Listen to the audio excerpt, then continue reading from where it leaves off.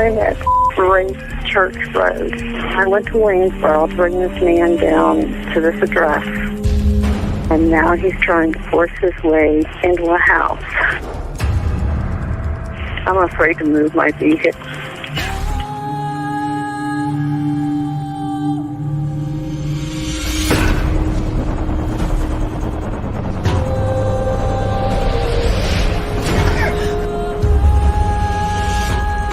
They're fighting in there. It's inside the house now? Yeah. You have your doors locked? It's open. I'm in a van. You need to make yourself safe, okay? Even if you've got to drive away from there to get away from him and close that and lock that door. Do that for me now, please. Okay, wait a minute. Ooh, me and Paige. Hello. And Tiara. Everyone's to the party. All right. We look like little miniatures up here, don't we? Yeah. Yeah. Anyways, Steph has said that she will come back in a bit. And so thanks everyone for joining us tonight on the live for Blaine in honor of Blaine. Thank you so much. And you guys, so anyway, so thank you guys so much. And throughout the night, like I said, we'll be hearing different stories, bringing awareness, and of course, asking, of course, for donations for the children and for the obituary for the memorial to help with the cost of expenses. So there'll be two ways that we'll be doing this tonight. One is through the bio link, which is the PayPal, and it's tagged in the top there, pinned to the top for PayPal. That's 100% for the children for Christmas to help out. Blaine, I know, would be so grateful. And same with Ashley. This is so devastating to us and to the family members.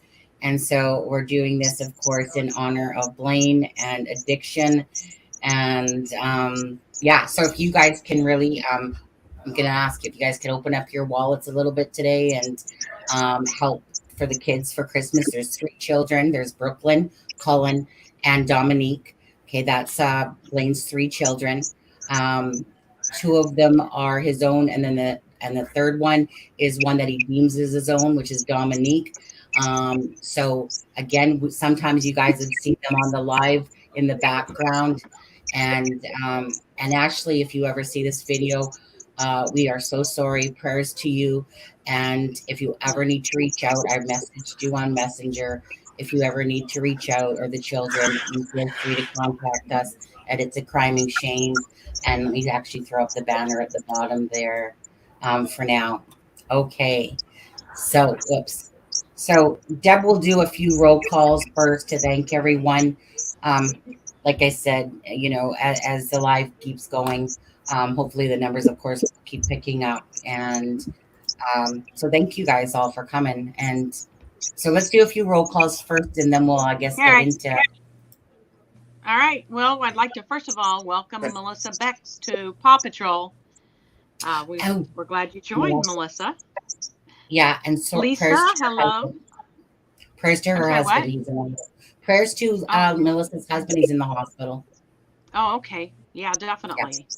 Hello, Lisa. Hey, Jill Mosher, Sharon Parker, CJK. Who else is in the house? Remy Stuff is in the house. Streamlabs is here. Grandma watches. Hey, Grandma. D. Ashley is here. Support with Steffa. Living Addicted with Paige. You see her up there. Ruth Elizabeth. Hey, Ruth. And Miss Dog Lover. And Sloopy and RN. Purdue RN in the house. Hey, girl. Hey, friends. I'm having lunch with Sloopy tomorrow. You just had to get that in there again, didn't you? I had to get that in there. Jenny's in the house. Adam. Hey, Sloop. How you doing? Hope you're feeling all good. Miss Dog Lover, I thought you had to work and couldn't make it. I thought you were going to be watching the replay. All right. So first, let's start with Tiara. Tiara, just to start with you, just to talk about yourself for a second, who you are, and basically why you're coming on tonight, in a sense, besides for me, of course. Okay, Well, yeah, I'm Tia. I guess everybody knows me as Tio Jade or Jalen. I'm, I guess, from the Judge and Jalen is where everybody knows me from. I'm pretty much I'm here right now. Like I'm supporting Sunny. I didn't know Blaine, but I've been in the situations where I've seen a lot of stuff like that, especially recently. Like I went through some things with having a really close call with somebody overdose, and so definitely feel where that is coming from. It's a sad situation. So yeah, I mean I'm an open book. So if anybody wants questions or whatever, I'm here to answer them. Absolutely. Paige, I just muted you for a sec because that chirping's coming from your end. So I'm just muting you for a sec. And let's see. And Jessica, remind yourself again. Or remind yourself again. Yes, Jessica, remind yourself again while you're here. Tell everybody about yourself again as well, please. I was on the episode with Blaine about addiction.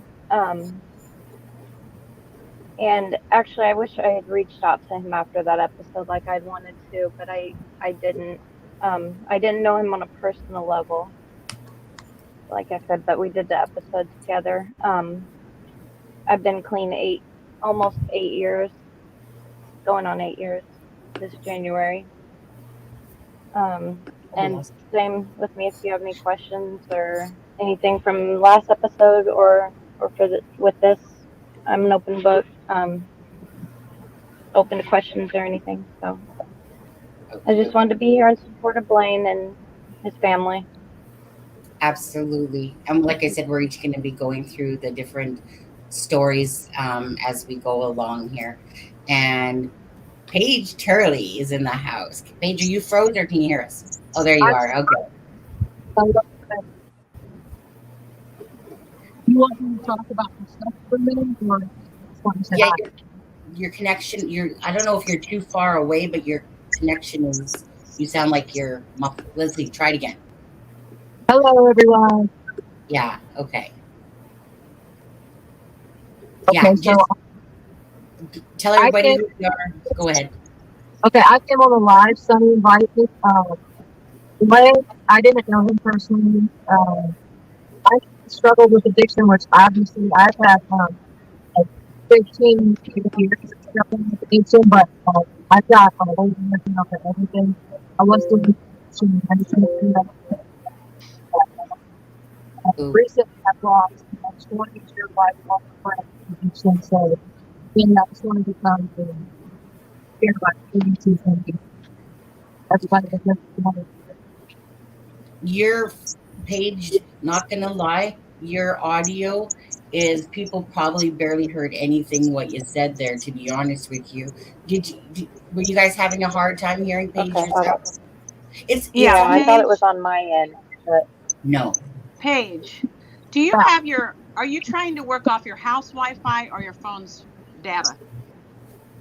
I'm on a tablet that's got Wi-Fi on it. Your house Wi-Fi?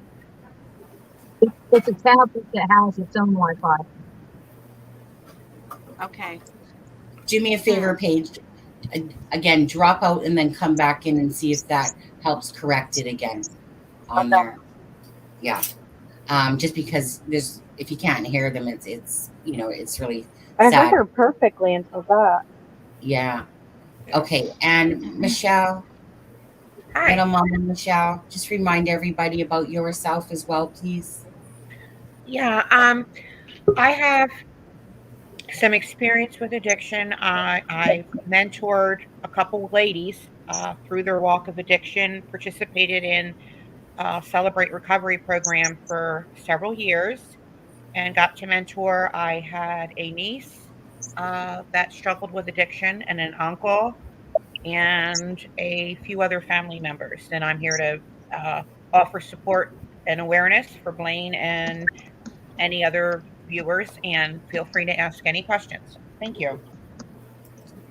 Absolutely. Okay. And then Deb and Adam, if you guys wanted to say something. Oh, let's see. Go Paige, ahead, Adam. Let's try Paige. Paige, can you talk for a second? Yeah. Can you Okay. hear me at all? I'm dropped off my house Wi-Fi and now I'm just on my tablet.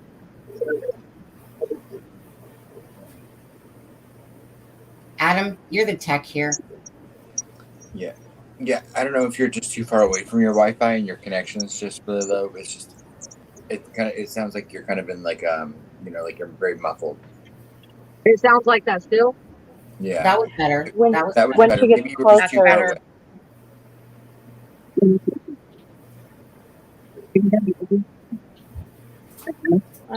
Are you covering your my hand might microphone be with on your it thumb now. now? Yeah.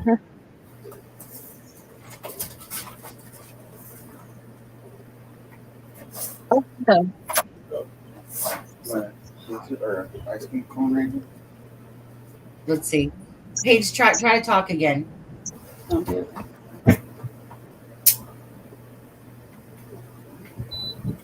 Yeah. We might need your wife's help. All right. Hold on. Okay. Okay, go ahead, Adam and Deb. We'll keep carrying on here. My name's Adam. Okay, Deb, your turn. I'm Deb. Why aren't you on camera, Mister? And What are you we're doing? partners with Sunny. Can you hear me better at all? Yeah, I think That's that's a little better. Let's try that again. Okay, so start talking again. Hey, Paige, how are you? Tell us about yourself. How are you? Let's see. I'll just wait for you to talk and see if it is clear. Well, I'm now myself clear. So do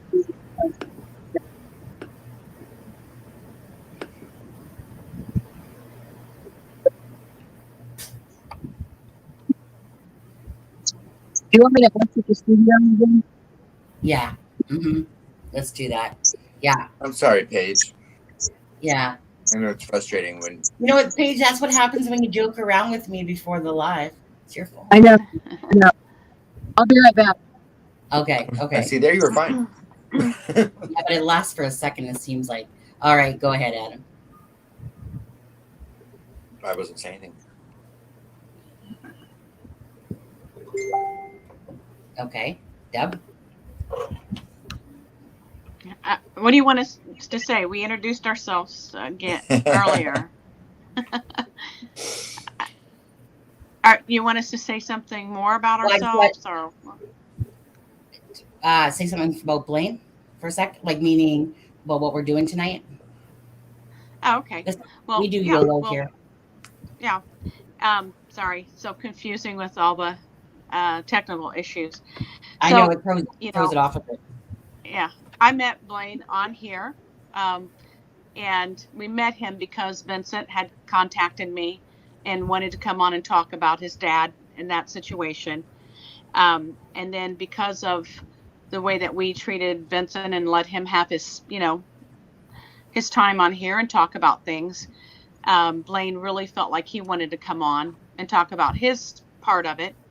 And so we were able to, let him do that. And I'll let Adam talk more about what happened that night. But that's how I met Blaine. And then watching his own channel grow and being a mod in his channel and, just getting to know him a little bit. He was just a big burly teddy bear. And our prayers, our hearts, our thoughts go out to his children and his family and to Ashley. Absolutely. Adam. Yeah. Yeah. I mean, like Deb said,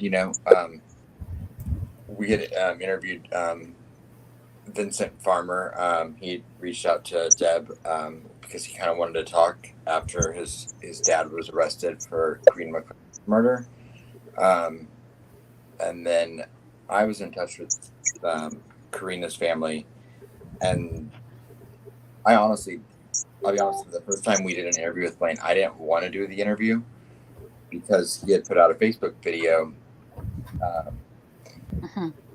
just defending his family, speaking on behalf of his family and claiming, the innocence of his uncle. And I really didn't want to touch that with a 10-foot pole. And but I felt like it was fair to give him the opportunity to say what he had to say and hear him out. And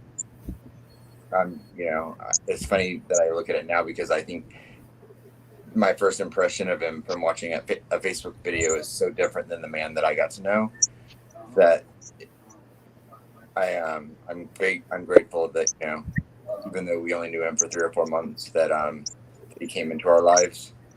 And I think everyone, I'm sure all the viewers and everyone can, attest to the fact that, his personality and his heart showed through the screen bigger than you could have ever imagined. So he was bigger in stature than he was in size. So yeah, that's true. So yeah, through Vincent Farmer, who reached out to us because he wanted to be heard. Then Blaine emailed me asking if he could have a voice because we were non-judgmental, and he watched how we treated Vincent Farmer. And I actually saw that video, but I didn't watch very much of it. And to be honest, I didn't even actually know it was the same person that made that video. That was Blaine Nelson. And then until Adam told me, and I'm like, oh, I remember it, but I actually really didn't watch that video. Didn't even care because it was like, oh yeah, you want a voice too? Absolutely. And he came on, and I don't know, just amazing. It was because that was the one, you guys, just correct me if I'm wrong, Deb and Adam, but that was the one with Jerry McClurkin. That was the live, right? Mm-hmm. Yeah. And it was a beautiful moment. That whole live was great. Blaine, we very much respect transparency, truth, and honesty, because the only person you're kidding is yourself when, if you're trying to make people buy something, in a sense. And because at the end of the day, it's like I said, it's someone kidding themselves. And Brain was just bowl full of truth. And that's what we loved about him. And that's exactly what we love about you guys as well, is that, and like, not everything has to be put out to the world, like the laundry, but, I love the directness of people that are what I call like the fighters, the ones that, want to have more of the voice, that don't mind being in the forefront and telling their truths. And Blaine certainly did that. He caught me off guard a few times. And honestly, I know, right? And, and then we got to know Andrew through Blaine from that live. And like I said, it's just, for us, it's been like, for me personally, I want to speak for myself, I don't like speaking for other people, but for me, it's been a blessing, and I miss Blaine beyond belief. I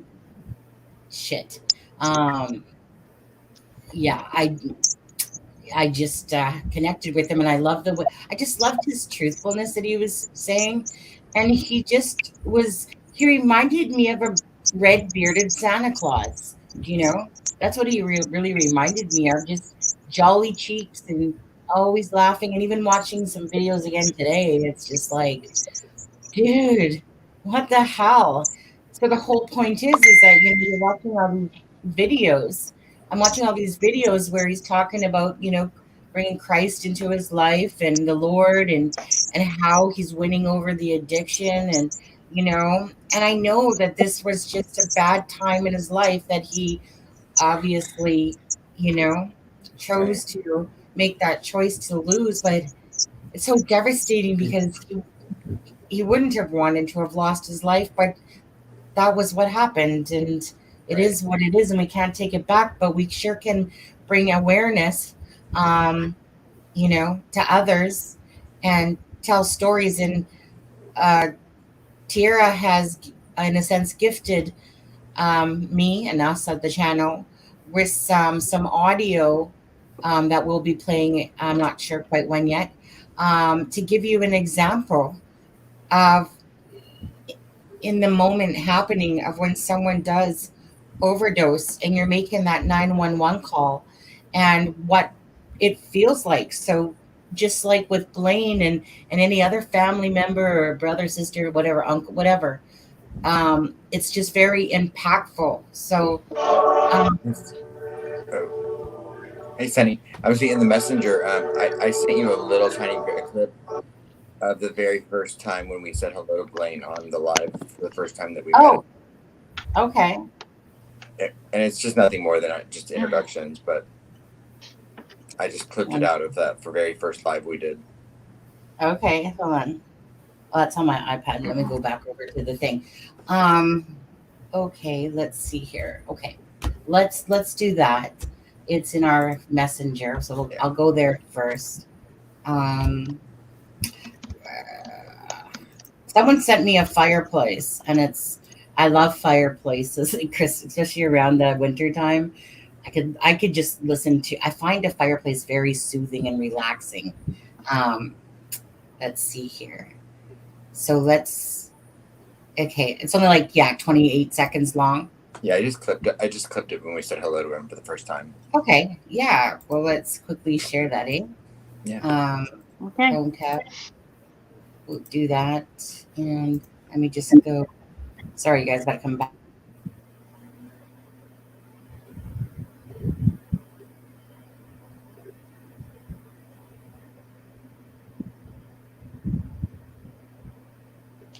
Absolutely. To everyone. Yeah, I'm Blaine Nelson. I'm the nephew of Flint Farmer. He was like my dad growing up. He was definitely a father figure to me, and Vincent were brothers. And we're very close. So this is kind of an impacted. Took a big impact. Right. So your mother is Flint's sister. Yeah. Yep. Introduce yourself. Absolutely. To everyone. Yeah, I'm Blaine Nelson. I'm the nephew of Flint Farmer. He was like my dad growing up. He was definitely a father figure to me, and Vincent were brothers. And we're very close. So this is kind of an impacted. Took a big impact. Right. So your mother is Flint's sister. Yeah. Yeah. All right. So go back here again. There we go. All righty. Yeah, I didn't realize it was playing a second time around. I'm like, go for it. Oh well. Yeah, it was just because then we went right into like saying hello to everyone in the chat. So I just don't want to play that whole thing. But Tiara, do you want me to start off with that that audio, or do you want me to hold on off a bit on it, or? I mean, it's whatever you would. If you want to play it, you can. Super annoying. My voice, I like get so mad at myself because I was like so not in control. So just a warning. Do you want me to give some background on it, or? Yeah, just 1 second, Paige. Just so you know, because there's a chirping coming from your sound, I'm just gonna put you on mute. So when you need to talk, just unmute it. But I'm just gonna mute it for the moment. Okay. All right. There we go.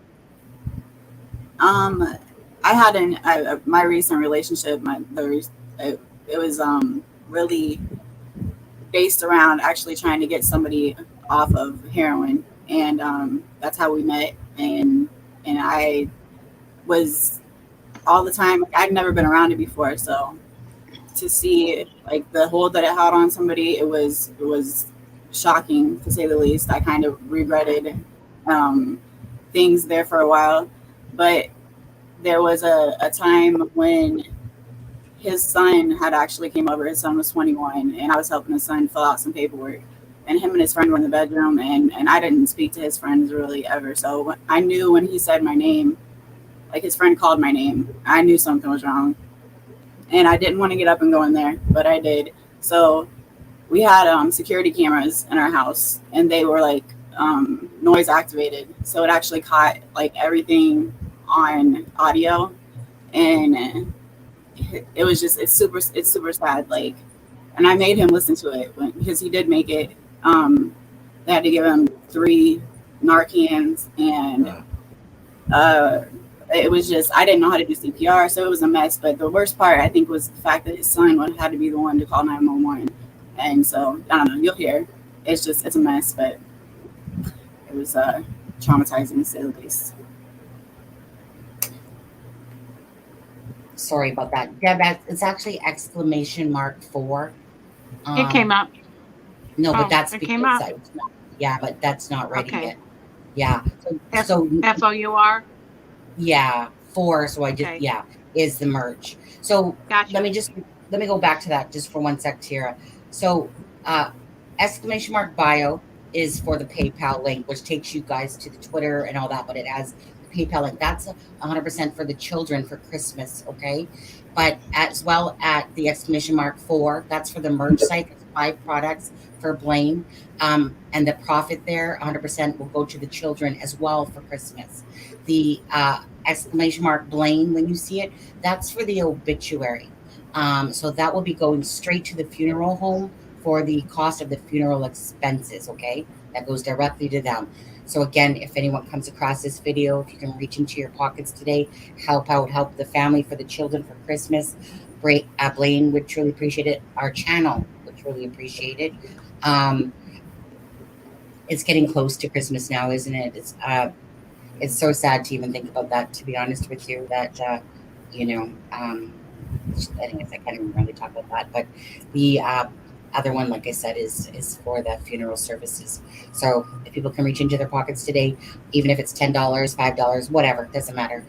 All of it would help. So we appreciate it, and we will thank you very much from our hearts to yours. So Tira, thank you for sharing that. I'm going to pull up now again. We'll turn off our microphones in a sec. It's, I think it's around 4 minutes long total, the 2 clips together. So I will just going to go ahead and play that, and we'll see you guys in just a moment. Okay. Should we give any trigger warning or if anything for anyone that might be watching? I don't know what. Sure, we can do that. Trigger warning. Okay. No. And so if anyone, so this is a 911 call at a time when Tara is having to deal with somebody that is OD'd. And so, yes, if anyone, I would think that no one would want to come in here if they can't handle it. But if you can't handle it, then just please come back in the live at a different point of the night. We're going to be going like for about 4 hours tonight on, different things as people leave and go and stuff like that.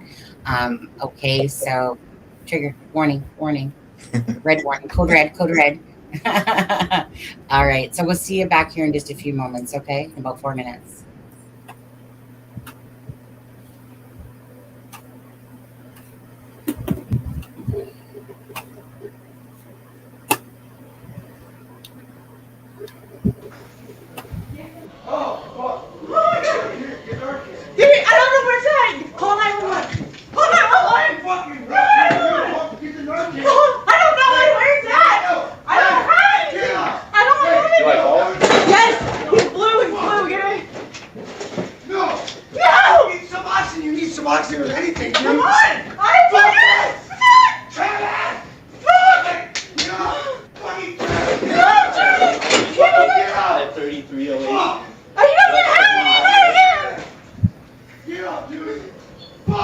West 79th Avenue.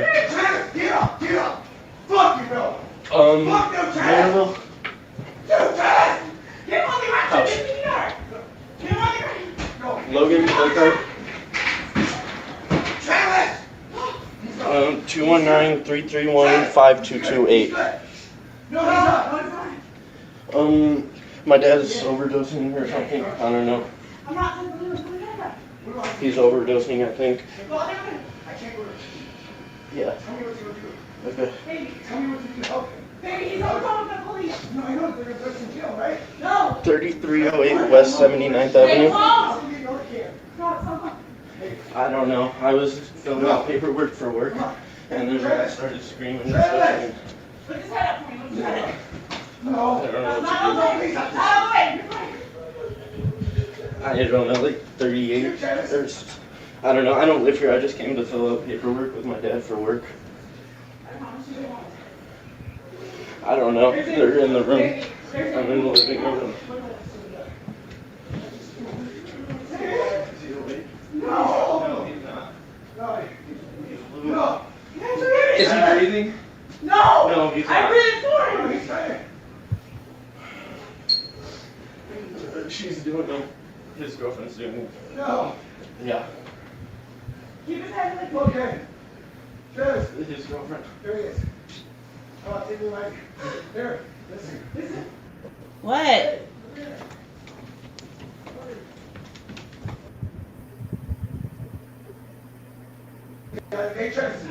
I think, I don't know, accidental. No, you just got here. Hey, Travis.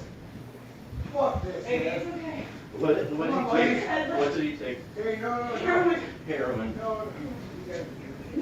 Yeah. I don't know how you No, they're on the way. No. No. I promise you won't. Okay, I'm not doing it. Yeah. Come on, baby.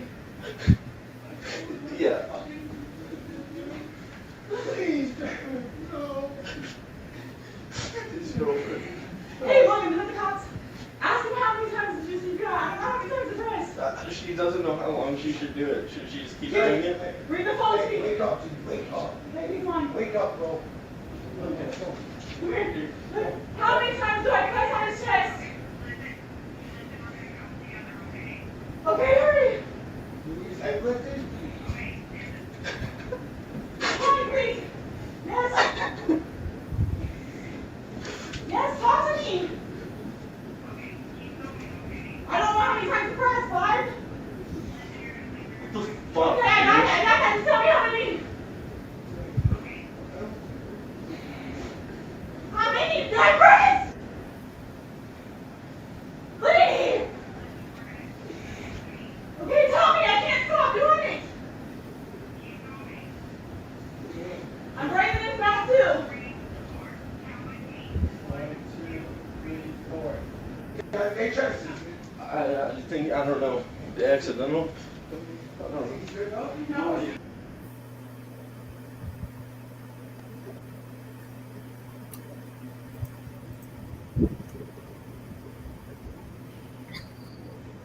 That was Oh, that rough, was, eh? yeah. Wow. That was heartbreaking. You know, when Tiara shared that with me the other day, and I thank you so much, Tiara, as I'm listening to it, you feel like you're right there yourself as it was happening.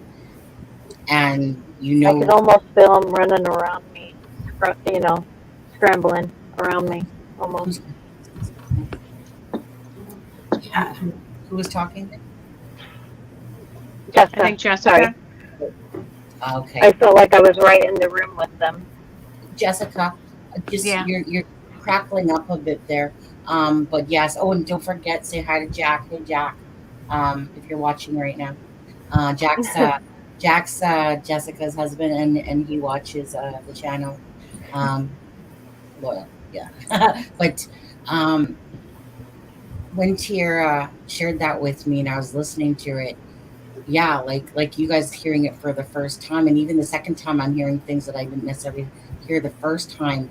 And right at the end there, the whole time, like Tiara's like saying, like, how many times do I press? And this is it the son that's sniffling? You can hear him crying. Yeah, his son, he held it together really well. I was really proud of. His name was Logan. He was so calm.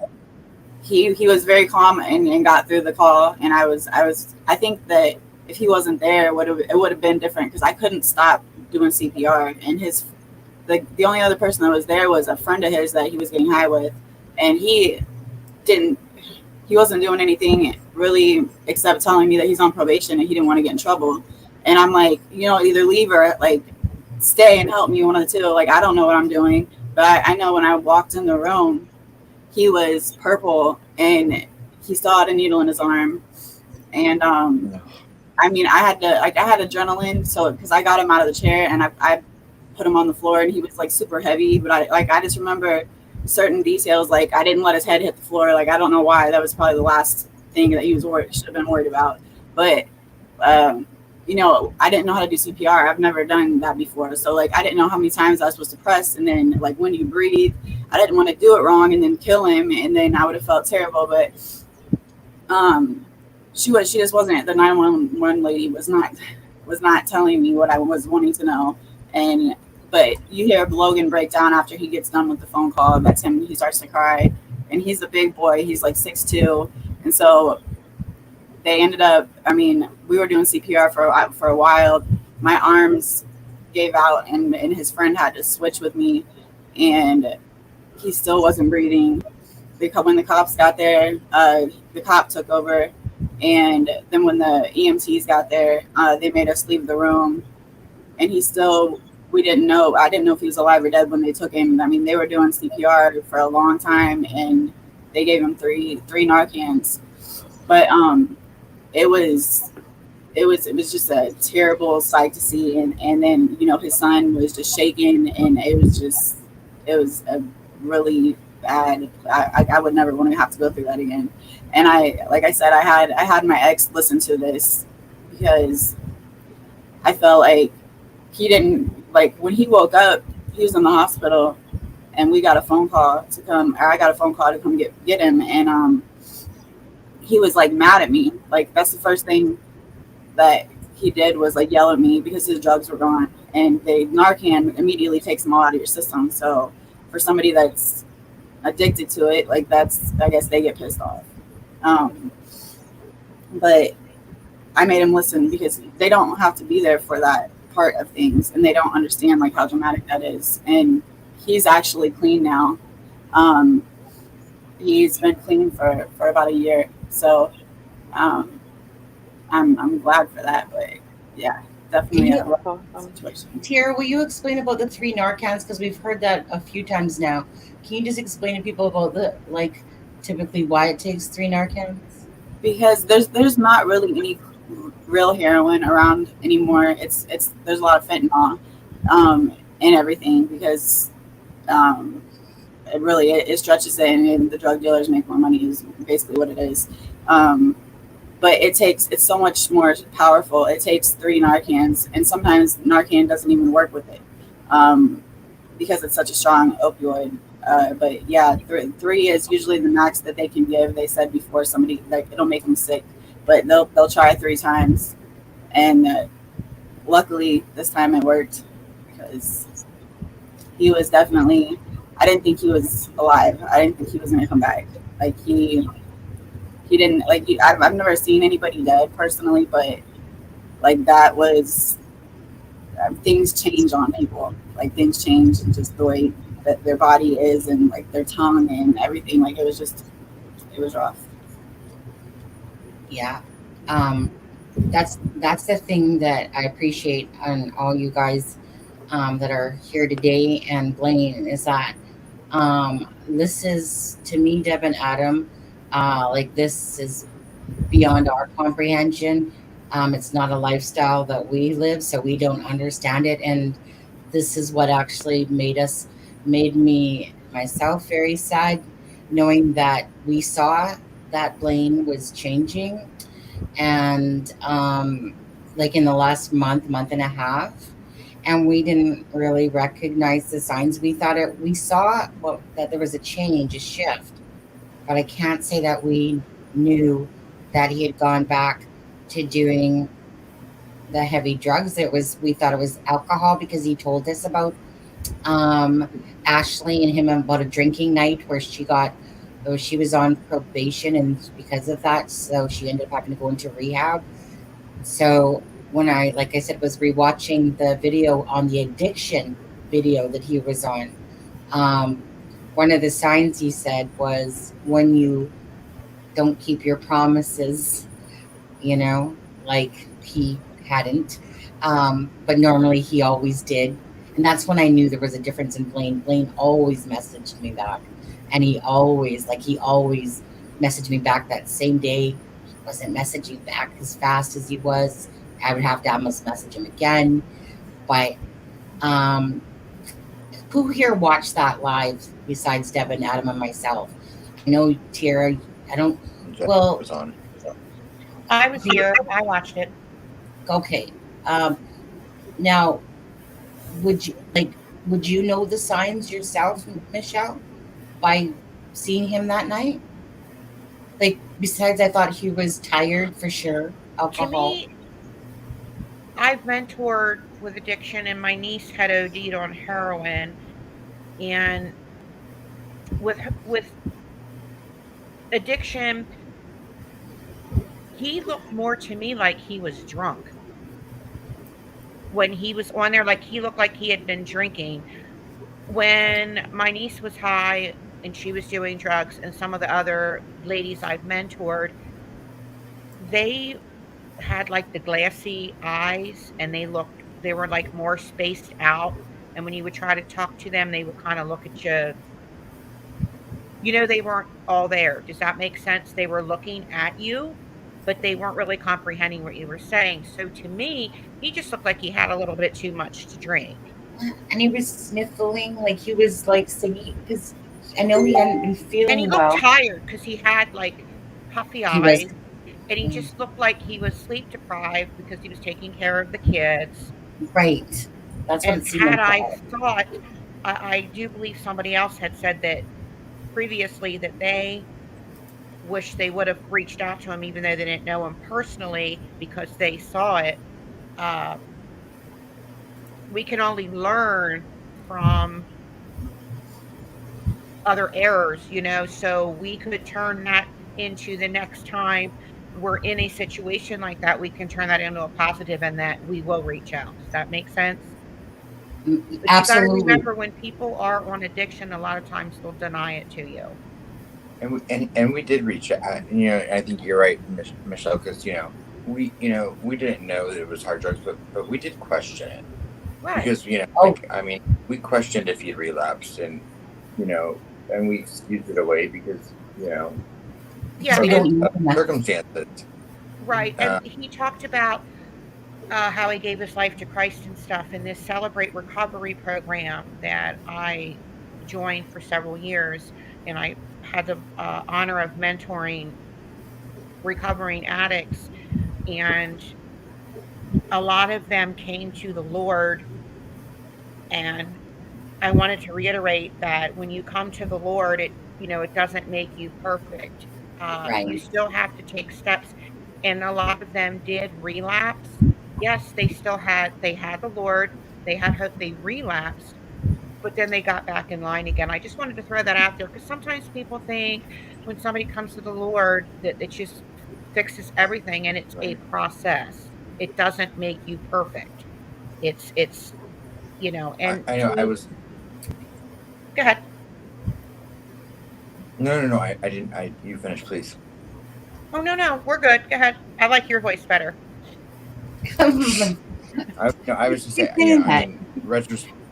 Hindsight is 2020, but I did look back through, my messenger, and I 6 times in the last 5 weeks, I said, "Hey, are you okay, buddy?" Mm-hmm. 6 different times I asked him, directly, "Are you okay?" Yeah, my niece told me directly, right, she's okay, she's fine. And the day before Thanksgiving, a few years ago, she overdosed. Had my brother not have found her, she would have died. And I wanted to share this with her journey. When she OD'd on heroin and they got her to the hospital, they had to use the Narcan and all. The doctor felt at her age and with what she was going through, instead of transporting her to a rehabilitation center where they make it comfortable coming off the drugs, putting you up on like an IV and things, he felt that releasing her cold turkey and make her go through that withdrawal for 2 weeks with a close eye with my brother, checking in with the doctor and all. She couldn't be left alone. And it was a rough 2 weeks. I was on the phone with her several occasions. And thankfully, that decision that the doctor made, she hasn't touched a drug since. She's been clean now for 4 years, and she just had a baby. So there's hope. I want to give people hope. Whether you're 1 day clean or 1 year or 6 months or 4 hours, it's a step. And you're taking a step in the right direction to make a difference in your life. Give yourself credit. And there's... Go ahead. There's a lot of people don't realize with the addiction right now that a lot of people that are addicted are there because of being sick at one point or another. I know for my ex, he had the dentist started his whole journey when he was very young, and they had put him on a high dose of opioids for pain, and that back then the doctors were being told that it wasn't addicting, like 1% of people would get addicted, and so there's a lot of people that are in the situation they're in right now, and it's not really their fault, and so they end up turning to heroin because that's the only thing that they can get.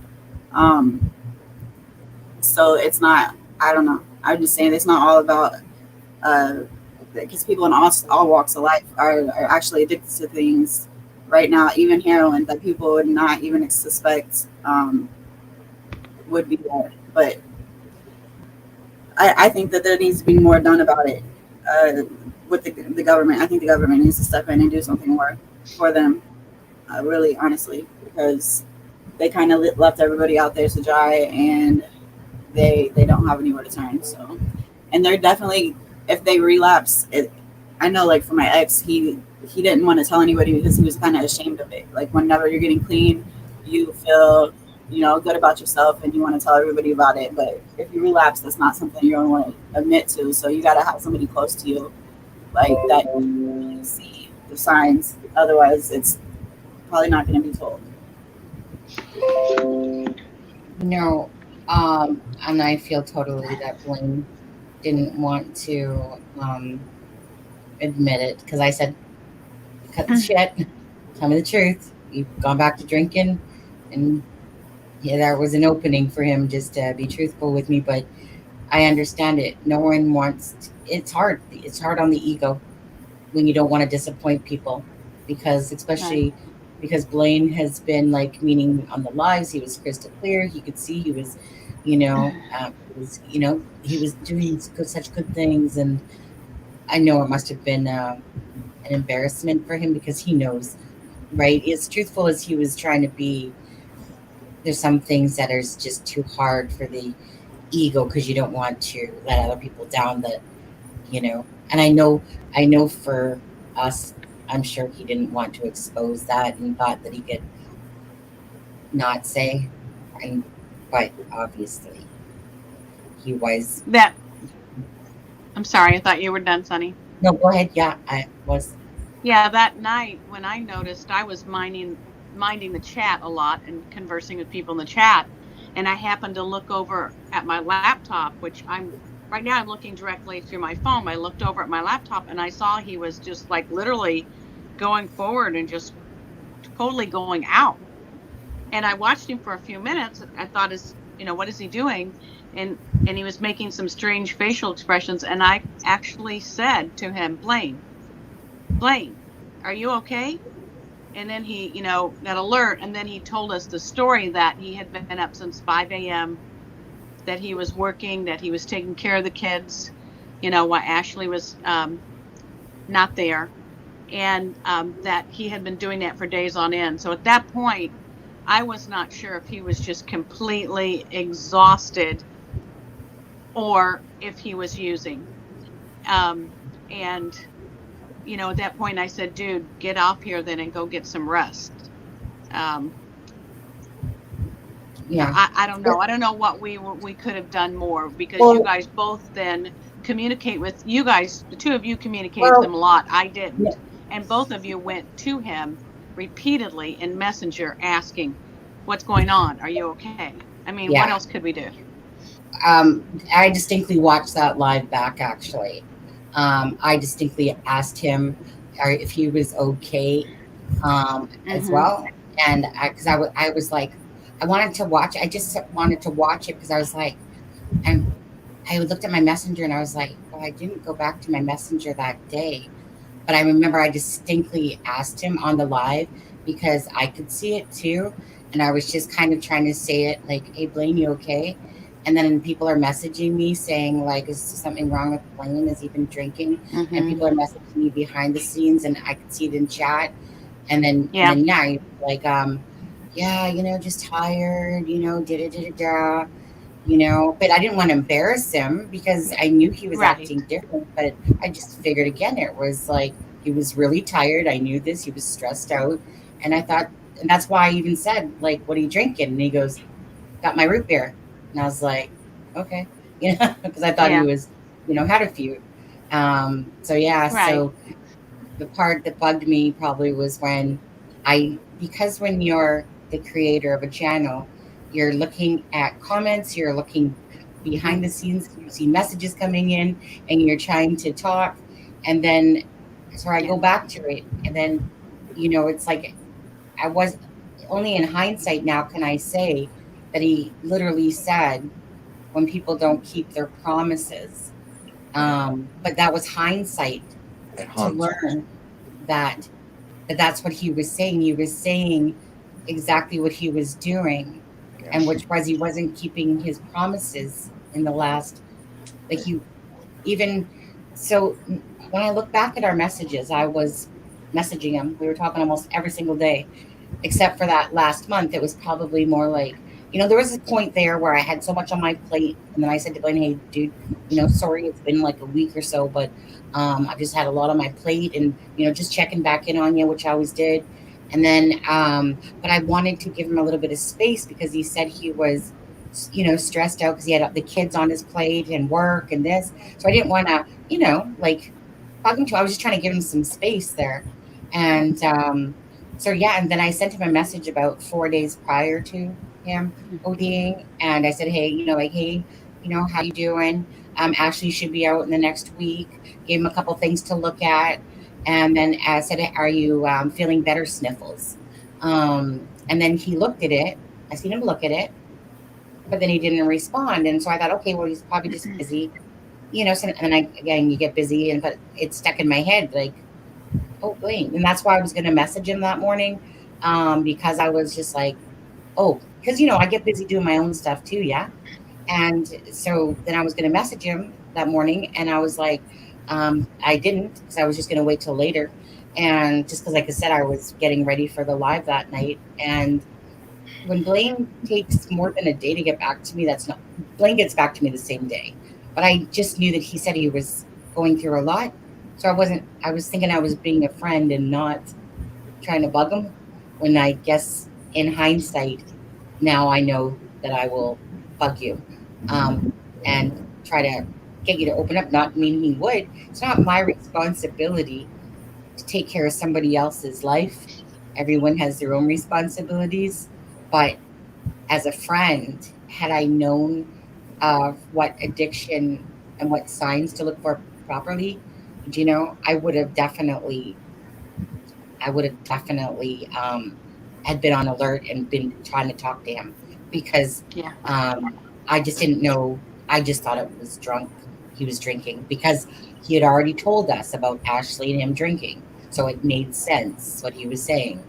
If there was nothing for me that didn't make sense, I don't do heroin or fentanyl or any other of those drugs. So I don't. But yes, and I do have a video. Go ahead. Yeah, I can honestly say that that's the first time I've ever seen anyone, like, I've seen people drunk, but that's the first time I've ever seen anyone in that position. So yeah, and sometimes what I've noticed, though, they've got, at least with my niece and some of my other former family members, when you ask, are you high again, or have you been using, they'll flat out blatantly tell you no, they're not. Other times they become really good at hiding it. They become, it's an everyday part of their life. And I really appreciated Tiara sharing how people get addicted, when they have medical conditions or they get sick. And that's true. People that have lupus or back problems, had surgery, they get addicted to these drugs, and then they can't live without them. It becomes a part of their life. And in the Celebrate Recovery program I was in, I'd say it was a split. We had half the ladies had issue because of a medical condition or something, medically speaking, and then the other half, it was traumatization in their life. They were doing it for self-medication. Some were had traumatic childhoods. Others were introduced to it in their childhood. That was their way of life. They didn't know any better. That's just the way it was. And other people, like, they were raped or molested or something traumatic happened, and that what started their addiction. So it was like a split in that recovery program. Thank you for letting me share. Paige or Jessica, what do you do? Either of you, I think that you would both probably have more insight on this than the rest of us as far as I thought I remember one of you saying that your addiction started from a medical thing, right? Was it you, Paige? Like from pills from a doctor? Mine did.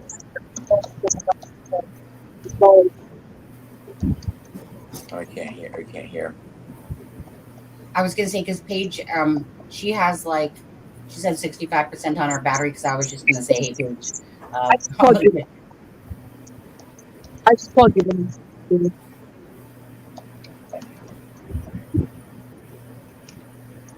What page?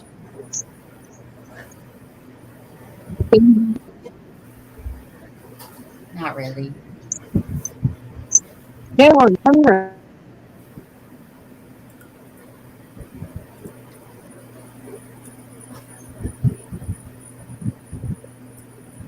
No.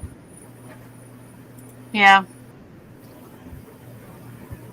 I was gonna say I wanted to move it over to her because she said that her battery was only 65% at the time, and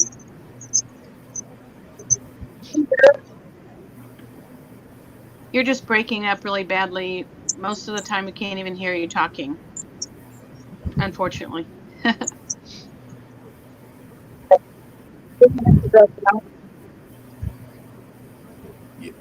sounds like you're underwater. Yeah. Hey, okay. Sorry.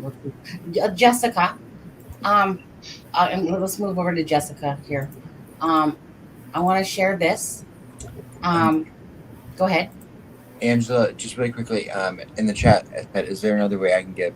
I don't mess with PayPal since, yeah, Angela, you can donate directly to the funeral home to help with funeral expenses. Or there's Stripe. Do PayPal. No, but there's Stripe. She can donate. Well, let's see. Let me see. What is she saying? Let me just see what Angela's saying. Is there another way I can give? I don't mess with PayPal since the 25 minutes. There is a Stripe on the bio link, or if you just want to donate directly to the funeral. Is it for the children, Angela, or is it for the funeral services?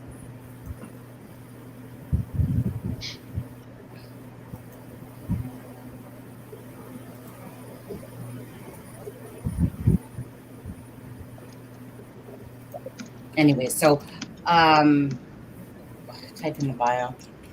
Yeah. Because Stripe, you can use whatever, but it's up to you. So it's up to you, or you can go buy a piece of merch. Ruth said, I drink too much because my life sucks. Yes, people are way off. I lost my only child, so life has been hell. I'm sorry, Ruth, that you lost your child. And alcohol is just as damaging of an addiction as drugs are. I mean, in my opinion, they actually probably ruin more lives. Okay, so let's just go back to something here. Okay, so as for Paige, I'm not really sure why it's doing that. Do you want to try to come on later, Paige? When maybe there's less people on, maybe that's creating the issue as well. Let me go. I just want to go back to. Sorry, Jessica. I want to go back to Angela. Angela, on the bio app, you can buy coffees, and you can buy as many coffees as you like. If you want to do it for the children, anything that's through, because that will go through Stripe. Okay, so if you go into the bio link, you can just purchase coffees, 1, 2, 3, 4, 5, and it goes through Stripe. You can do it that way. Because it's for the children, and that way it just goes through Stripe, which is Visa, whatever, MasterCard. Okay, so that would be a good option. There's lots of options there. There's the PayPal on there, like we said, but you don't like that, so you can buy the coffee where it says buy me a coffee. You can buy 1, 2, 3, 4, or there's on Stripe. I have a $5 and $10 donation, but it's really up to you if you're doing it for the children. Okay, so those are the options. for that. And as for, sorry, Adam, sorry, who was it that lost their child? Was it Ruth. Ruth. There you are.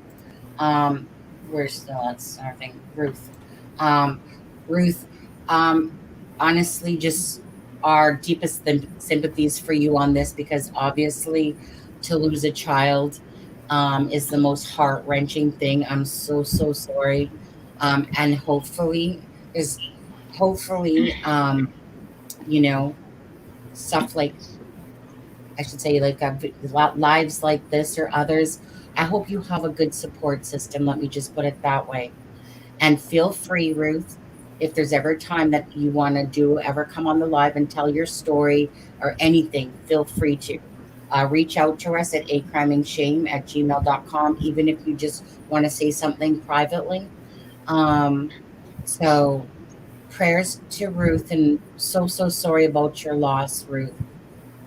Um, that's heart wrenching because I have one child and I could never imagine um, that feeling at all. And hence why I'm sitting here today in the true crime community.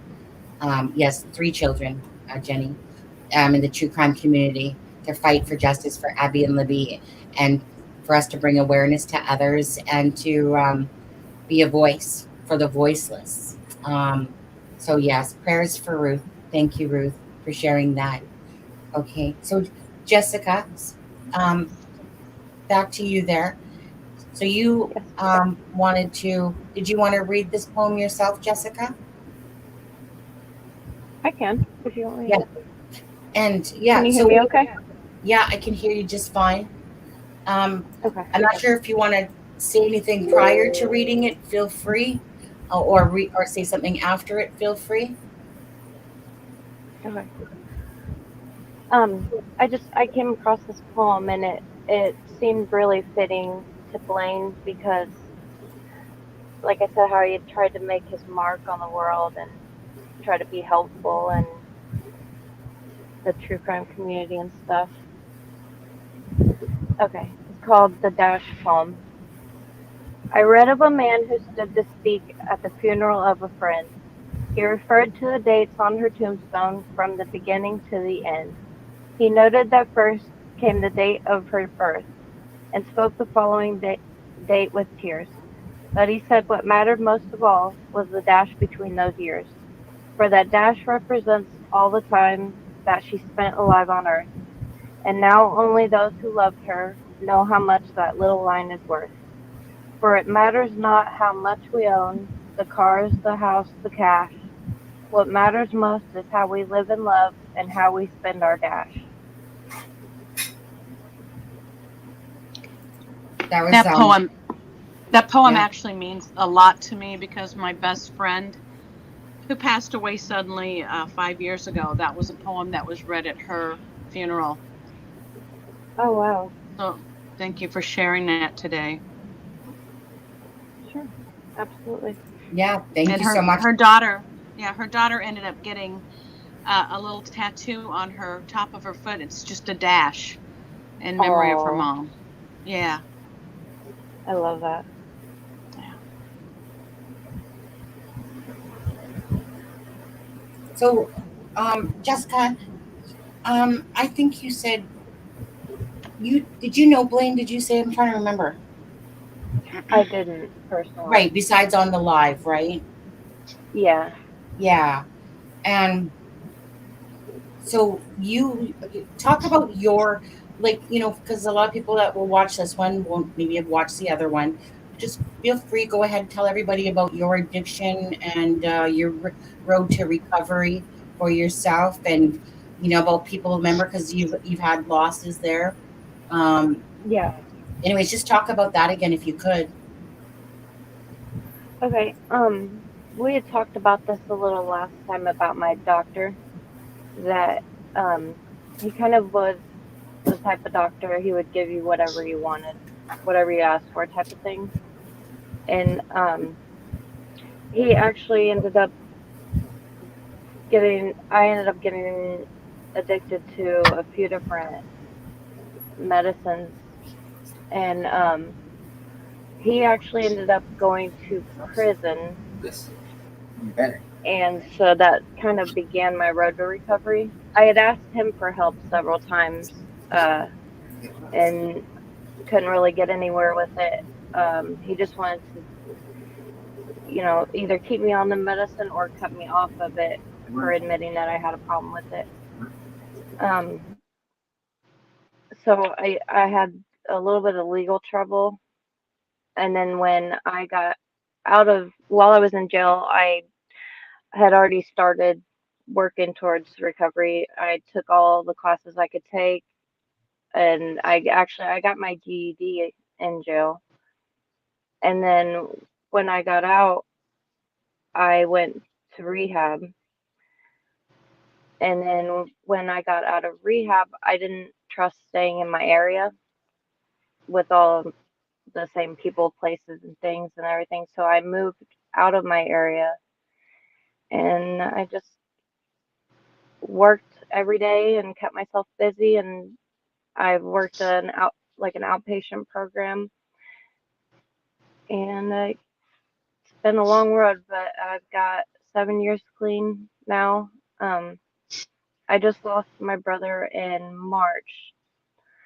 I don't want to say to addiction, but had it not been for his addictions, I believe he would have been able to fight off the COVID a lot better. I think he'd weakened his immune system and his body. Absolutely. It happened to my son's friend as well. He was addicted Right. to drugs, and he got COVID, and same thing happened. Right. Yeah. And my brother, when my brother passed away, my younger brother, he went into a rehab program, and we've been trying to keep him on the sober path. He's been working in an outpatient program now, and we're just trying to take it one day at a time with him. Try to get him where I'm at. Well, I was gonna say, when you have a moment as well, will you talk about the fact that after we did that live, you said that he was watching it, I believe. Yeah, he watched that episode with us, and he held on to every word of it. It seemed like.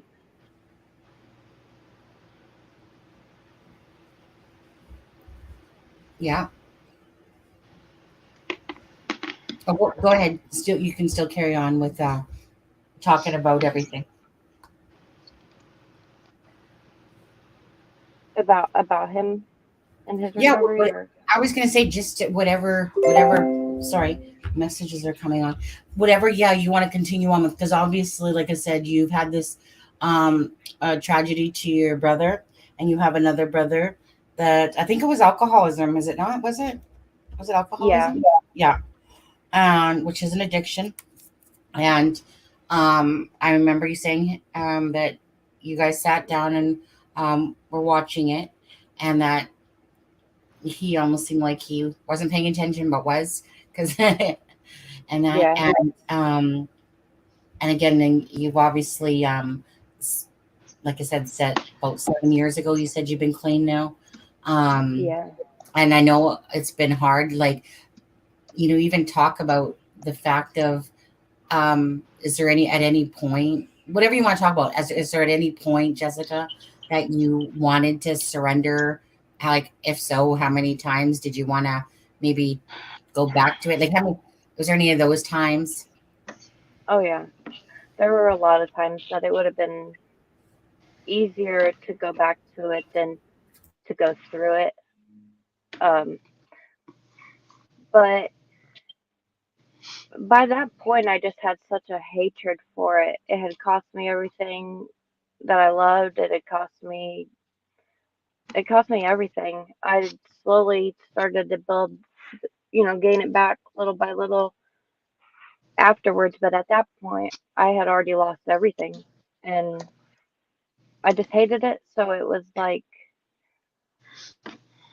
in my mind, going back it has never been an option. But there have been so many times that thought almost won. Well, it would be easier just, you know, to get high rather than to feel this sick, or, you know, to feel this restless, or to feel anything really. And I had tried to get clean several times before this last time, so I don't want to make it sound like it just, you know, I wanted to get clean and I got clean. It wasn't like that. Right, exactly.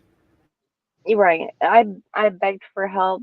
It seemed like from everybody, you know, from everybody that could give me any help. And I don't know, like I said, that with the doctor, it was too easy to continue getting it, you know what I mean? And then in my mind, because I had a prescription for it, I wasn't doing anything wrong. And then, you know, so I had to make that realization that even though I'm being prescribed this, I shouldn't be.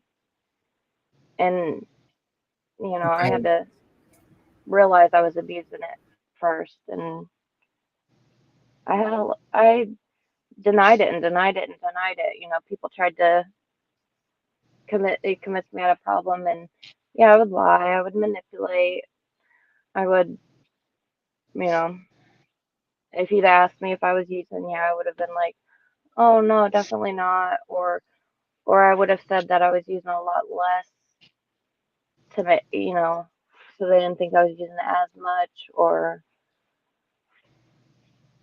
like I didn't have as bad of a problem.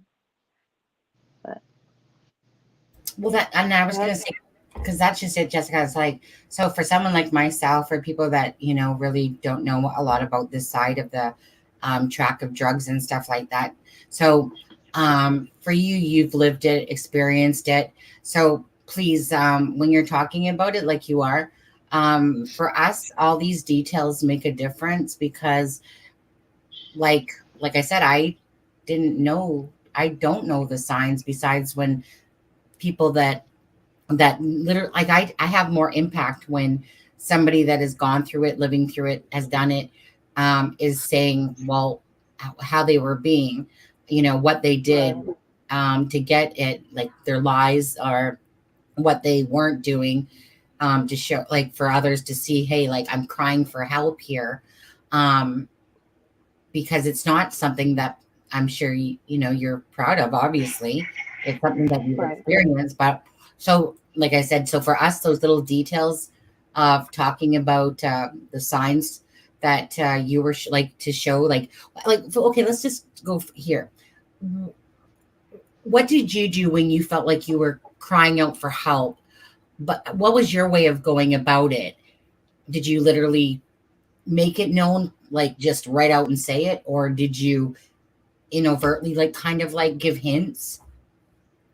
Yeah, actually, about a month or so before my doctor went to prison, I had went into him and told him I don't want this stuff, you know, I need help. I feel like I need to go to rehab or something. And he wanted to just cold turkey cut me off of all of them.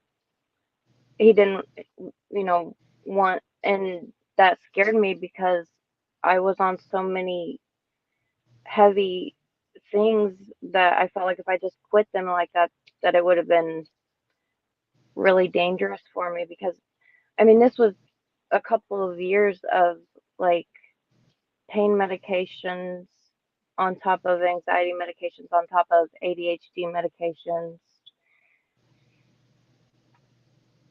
Like they were, you know, like Adderall and Xanax and oxycodone. What was the worst one for you, besides them all? But which is the one that gave you the, which is the one that you that gave you the most, I guess? I don't even know what. Yeah. I would say the oxycodone and the spice, or the K2 that we had talked about last time, which is like the gas station, like synthetic marijuana. Right. Okay. Is that what they call spice? Yeah, but I don't mean like the stuff that was in the gas stations. I mean like the stuff that they were making on the streets after they stopped selling the gas Yeah. station stuff.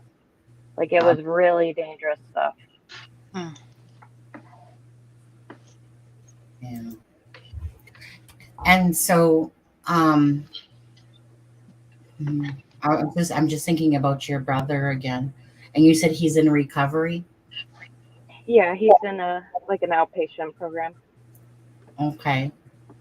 Um, Again, sorry for the loss of your other brother there. I know that we showed both of them on the last live, the one that had passed and the one that you don't want to lose, obviously, another family member. It's so sad. It's just really so sad because, it's not like someone goes, hey, I'm going to, you know, start doing Right. drugs quickly and I'm going to OD and, today and stuff like that. But it becomes such an addiction because obviously there's a lot of hurt and pain underneath of all. Usually why people are taking drugs or they get addicted. Like I said, if you're, you said you had that doctor and he's in prison, you said. I remember you sent me an article on that. That's just it's kind of like how I feel about Judge Fouts, like you're supposed to be an upstanding citizen of the and hold morals and do things that you would think are what is deemed as appropriate because that's the role that like just to be a general human Supposed being. to But be then when someone you're you can trust. right, thank you, that was the word I was looking for, really. To trust and then to sit there and, like I said, know that the only thing that he cared about was obviously money at the end of the day. Yeah, and I remember that day I was sitting in his office with my husband, and I remember after he told me, he said, "Well, if you're telling me you're abusing them, then I'm just not." He wanted to send me out of there without any of my prescriptions, and I remember like pretty much begging and pleading with him. I said, "Just pretend I didn't say anything. Just pretend I didn't say anything." I never said that, because Right. he wanted to just cut me off of everything so fast, and it scared me. And I just felt like I'd reached out to him asking for help, and he just kind of, I don't know. I felt like he just kind of left me hanging. Yeah. Now, just to ask you, has Jack had addiction issues? I can't remember if I asked you that last time. Yeah. And so, how long was his battle? His has been a lot longer. I want to say like 30 years. Say that again, Jessica. But his is, I want to say like 30 years with medications. Yeah. Different doctors. Wow. And then he's been clean now, going on 10 years. Nice. Tell him how we say congratulations, of course. Yeah, he texted me. He said to tell you guys hi. Yeah, okay. Hey, Jack. Hey. Jack's kind of like that hidden person that we haven't, like he watches the lives, but I don't think I've seen a picture of him, right? I'm not sure if think you have so. that or not. No, I don't. So it's like, yeah, he's like that invisible person. I don't know. I don't think what it's like, but I know that he, personally, I think Jack, what he said was, Cal then Deb and Adam were kind of like both 50-50 on that one. I think he said something like that, didn't you, Jack? I'm thinking so. Yeah. So yeah, what else did you want to add to there, Jessica? Because if not, we'll play a video clip here that I have. Is there anything else you wanted to add to that right now, or no? No, that's okay. If anybody have any questions or anything, or yeah, well, I was gonna say, if there is people that have questions out there for any of the guests that are on, feel free to ask. Again, this is personally beyond my knowledge, so I just like some of us here, me, Deb, and Adam, and that, and people that are in chat, you know, this is where we loved it when you guys come on, or when Blaine comes on, you know, when he came on, and I should say, and, you know, just talk about stuff like that, because the best place for it to ever come from is from people that have experienced this in their lives. I have my niece that has been addicted for, I'd say, about 17 years now. I don't even really know the full story. I just remember she was like about 15 years old, I think, when she started getting bullied by other girls, because I feel like it was a jealousy thing, because my niece is very pretty, and in high school, females especially can be the worst. You know what I mean? And so my niece didn't have the self-esteem. You know, like she didn't realize the beauty of herself, and so her self-esteem was very low. So I always tried to make her understand that, you know, nobody's anything more special than you, sweetheart. Like, everyone's the same. But it's easier said than done. You have to, you know, you have to go through your life experiences to make yourself stronger, or to succumb to it. Paige obviously succumbed to it, and she's been struggling, and she'll win the battle. I think she's won it, you know, quite a few times, and she's went back to using, and right now she's back to using. When the COVID hit here in Canada, the government was offering, I think it was $900 every 2 weeks, to basically pretty much anyone. And so her and, I'll say, boyfriend, she was a female, but now a guy. So whatever that terminology is. So he, same thing. You know, the world was kind of going through this panic, and Paige was getting picked on by some female at a job. So she was actually helping in recovery of helping others, because she had been through all these treatments centers. And so she was actually working to help others. And then the contract ended, and then they placed her in this other whatever position. And Paige would say, like, you know, Auntie, there's this girl there that just, you know, she just hates me or something.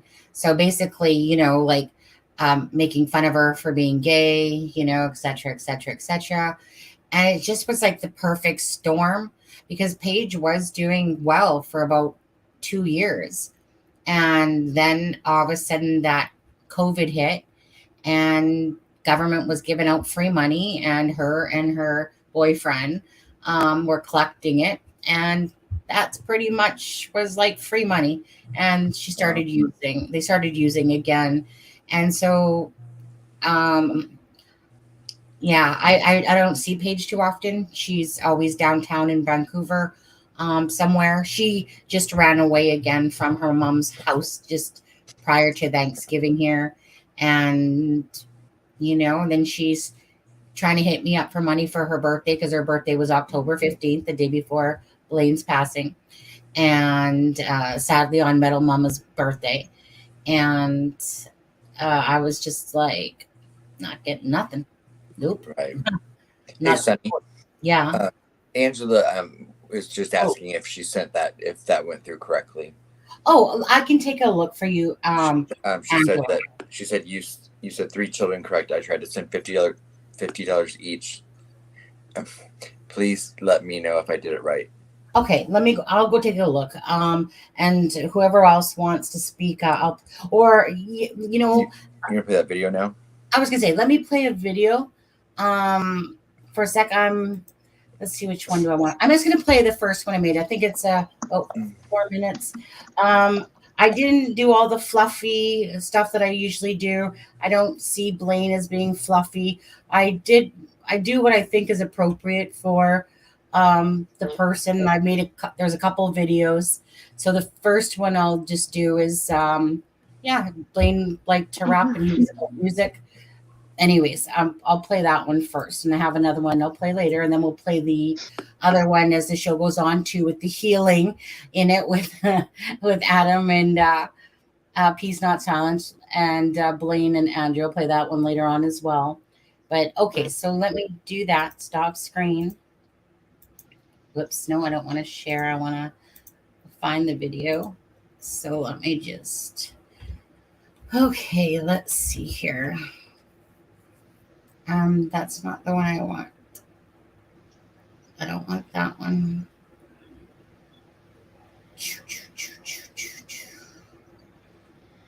Heck, I thought I had myself all organized, but apparently I don't. Okay, yeah, that's not that one. I want, oh my goodness. Sorry, guys. That's okay.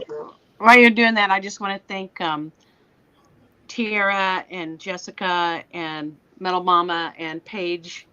Even though Paige isn't on right now, she was having technical problems, for coming on and for helping us out tonight. We really appreciate you ladies.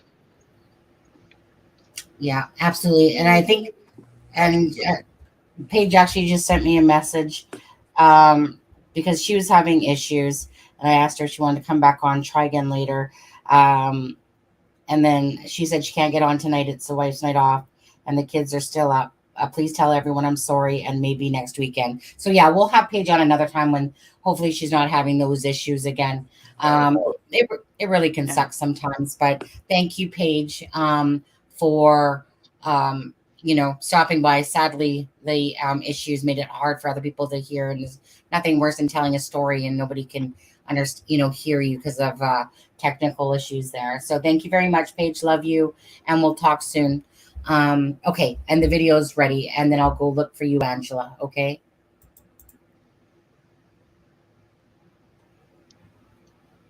Blaine, why did you have to go? You're gonna be late for the show. Please come back. This seems so out of whack. I missed you saying your name. I feel like this is all a game, but I know it's for real. The sadness I feel, and I can't believe you're gone. You're not alone tonight. Yeah. For anybody going through some things, I just want to let y'all know that this song's for you. You're not alone tonight. It's been a while, but I'm back. Are you kidding me? Have you ever had someone who loved you much, but when times got tough, they left you in a punch short? Thoughts of suicide down deep in your veins, twisted in your mind from all of your pain. You're not alone, you're not alone. Laying on that couch cause you're sick as hell, and you can't find that note, so you wanna go to jail. You're not alone tonight. Running from the past cause you're scared to face that truth. Then when you see the mirror, you know it ain't you. You're not alone, you're not alone. You're not alone tonight. The depth and the despair and the love in the air. I love you, Blaine. This seems so insane. You're not alone, you're not alone. I leave you a message and you don't reply. I can't believe this was our last goodbye. I never thought that I'd hear you were dead. I love you, my friend. I love you, Big Red. You're not alone, you're not alone. Black eyes, broken nose, peanut girls, all those homeless. You're not alone, you're not alone. There's dark places, overdoses, school shootings, cancer taking comatosis, all the kids being bullied, loved ones gone, manic, schizophrenic, all the ones feeling lost. You're not alone, you're not alone. You're not alone tonight. You're not alone tonight, Blaine. I have your 6. Adam has my 9. And Deb sings to the angels. We love you, Blaine. Rest in peace.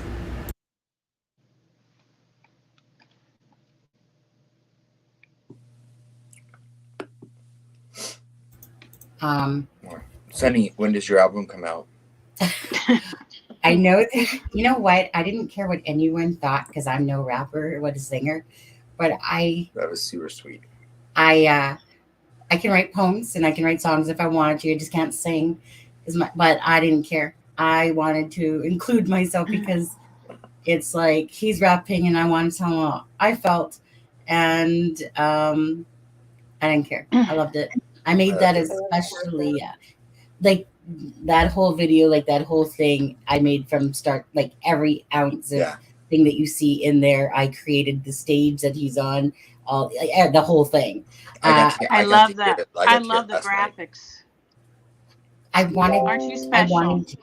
to make it for Blaine, because Blaine, you know, I picture the couple rap songs that he did, and it was like, you know, like that's him. That's him. We just wanted to, you know, that's so proud. Sonny, look, Lisa gave you a words of love. Never rap again. I love you, know Lisa. You know what? I want to hear you say though. Like the words were really good, and I loved the graphics you did. Those were spectacular. Right. Yeah. That's Canva, it was heartfelt. By the way. Yeah. I'm starting to love Canva. Sorry, Jessica. What? I love the beginning. Yeah. Oh, that was my voice then. See, Lisa? Yeah. I love that. So, Sonny, we're both paying for Canva subscriptions. We should figure that out. I know. I was literally, I'm starting to really like the Canva. I've been playing with it a lot lately, and I was like, ooh, look what I could. Oh, I didn't know I could do this. So, yeah. Thank you, Kelly. Thank you, Kelly. And Angela, I wanted to let you know that it perfectly went through to the Stripe. So thank you very much. So I'm not sure if did you do it through Coffee, because the Coffee app directly puts it through the Stripe. So thank you so much for that. Like in all fairness, thank you. I think it was, she donated 150 or sorry, $50 each it was for the children. And I want to say this. It's going to make a great Christmas. No, I don't even want to use that word. It's not going to make a great Christmas. It's going to be very heartwarming for us to know that that during a rough time in the children's life, that we want to show we care. That they're not alone. That they're not alone. Thank you. Right. They're not alone. Yeah. So it means a lot to us. It means a lot to me. It would mean a freaking ton to Blaine to know that this is how much he meant to us. That he wouldn't feel like he deserved it, but he did. So I want to say again, in memory of Blaine, and if anyone can reach in into their pockets for the children, the children, it's just heartbreaking. It's so heartbreaking when, doesn't matter, when somebody loses their parent, or even Tiara's story. And I'm not sure if Tiara's back yet or not, because she said just his brother. Oh no, exactly. When, especially if you're legitly even there as it's happened, like, thank God her friend Travis made it, but to literally have to be part of that as well, it doesn't matter. And any heartbreak in somebody's life affects me when people tell me those stories, because I just feel the sadness, and there's nothing nice about it. There's nothing going to be nice about these children now that have lost their dad. Like on October 5th, there's that video Blaine has where he's at the boxing place with his son. Yeah. And that's not going to happen again. Yeah. His son turned 12 years old, I think 8 or 9 days before he died. Yeah. Thank you. Oh, see, Lisa, True Crime Housewife stuff. Thank you very much. Thank you. I'll be putting out my next album in honor of Blaine soon. Yeah. Yeah. Thank you. That is hard. Absolutely. Sonny, if it's supposed to be a solemn evening, why did you choose to start the Adam Pout? Super funny and distracting. Why did you choose today to start the Adam Pout? Ooh, I'm not gonna say I get that one. Are you doing? Are you doing this? Are you doing the Adam Pout now, Am I doing Adam Pote? Is that what you're saying? Deb, is she copying my look? Trying to. Yep. Yeah. Why aren't you, Deb? Let's all do it. It is a sad day. That's the second time this weekend I've got called pouty. Lisa, she's trying to make me do this instead of this.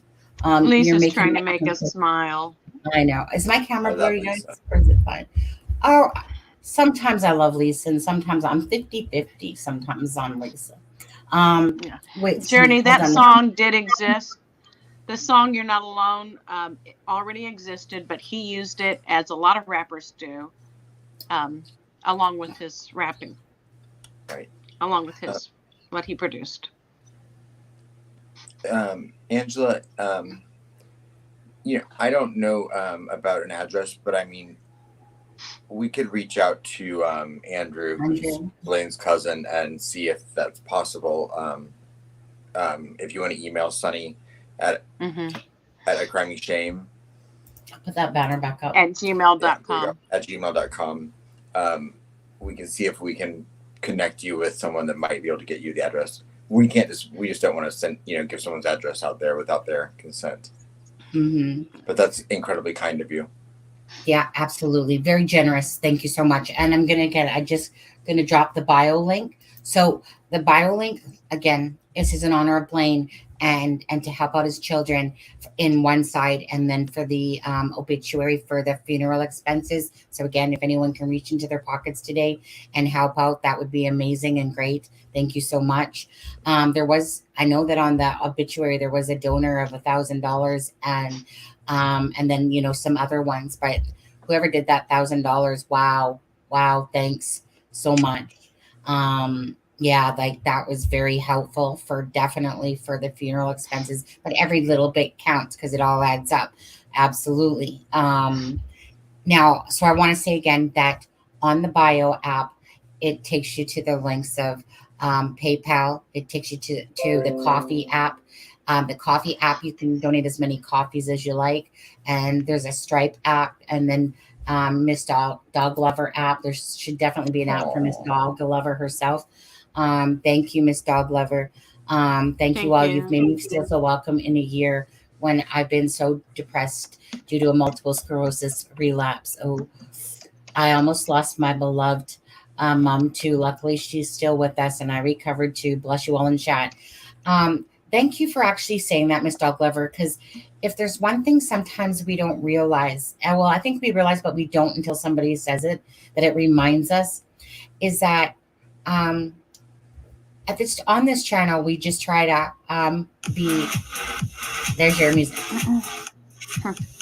Be kind, caring, generous with our love and respect to the people, first of all, that deserve the respect because they're very caring hearts in here. And that we can joke around in this channel as well and have fun with you guys. And I know a lot of people will say that they like coming in here, like Steve from True Crime Web, just because maybe it just unwinds them. They can come hang with us. I always myself want everything to feel like a family in real life and on the channel, that we are a family, and that if anyone needs to reach out, talk to us. There's 3 of us here. We all have very caring hearts. And again, we just want you to feel welcome and like you're just part of the family, because you are. We appreciate it, but sometimes it's like healing and therapy. So I get that, when you go to watch certain things or go maybe on certain channels, and it's just almost like, enjoyable, or it helps heal, So thank you, Miss Dog Lover, for saying that. And sometimes Deb and Sunny are the reason I need therapy. Well, just like family.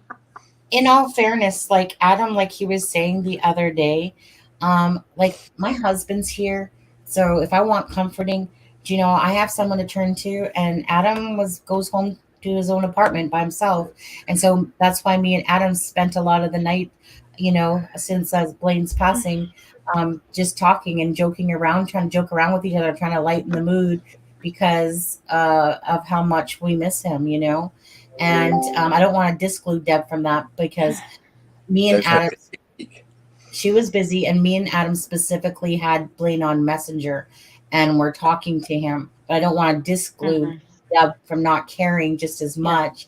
She said she had a really busy. Yeah, I'm sorry I couldn't be there more for you guys during that time. It's just been I know, an crazy. Unbelievable amount of stuff that I've had to do. 3 family members' birthdays this week or 2, and then between going to Cincinnati, and I mean we know you're there, Deb. Yeah. We know. Yeah. Although when she walks up, sometimes she's not there. Actually, she sometimes is like, "Leave me the hell alone. Don't bother me." But no.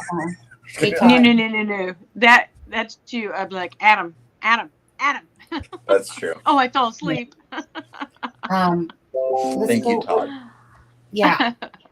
Thank you. So, Metal Mama, are you still there? Michelle? She probably fell asleep on us. I'm here. Oh, I thought perhaps that, you nodded off because, yeah. Okay, so, Michelle, on a serious note, do you think I should get into the rap business? Oh, heck yes. After that video, absolutely. And I'll tell you what, I will promote your music. Michelle, yes, we ma'am. promote honesty on this channel. I was going to say, if I can see Sonny in any industry, I think it would be more like the White Snake video. Like, yeah, absolutely. Sonny, I can teach you how to whip that hair around and headbang really good. I can whip this hair around. Yeah. Can you see Sonny in like the pour some more sugar on me video? Yeah, I could see her on that, or White Snake. Give me all your love tonight, Sonny. Right. That's what I said to my husband. But that would be a more cherry pie. Yeah. Yes, we would. I just thought see, I was testing Michelle, and I was like, okay, let's see if a truth bomb comes out here. Actually, I liked your rap video. I think it's great. To be honest with you. I thought the words were really good. Yeah. So Deb wasn't so keen on the sound, but the words were really good. You could always write music, Sonny, and pass it along and take the credit. I thought the lighting. There you go. Okay, because all my life, Adam, I've wanted to write songs, and I can write songs. I just can't sing them with the light. Same.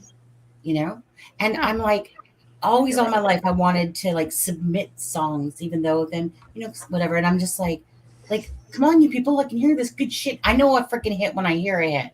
Okay. Like, meaning when someone comes out with a song, in a sense, and it just starts and you don't know if it's going to be a hit. I remember that because I remember my friend's brother, his brother is Theory of a Dead Man guitarist. And I remember when I first heard, what's that song called? Oh shoot. I think it was called Anonymous or something.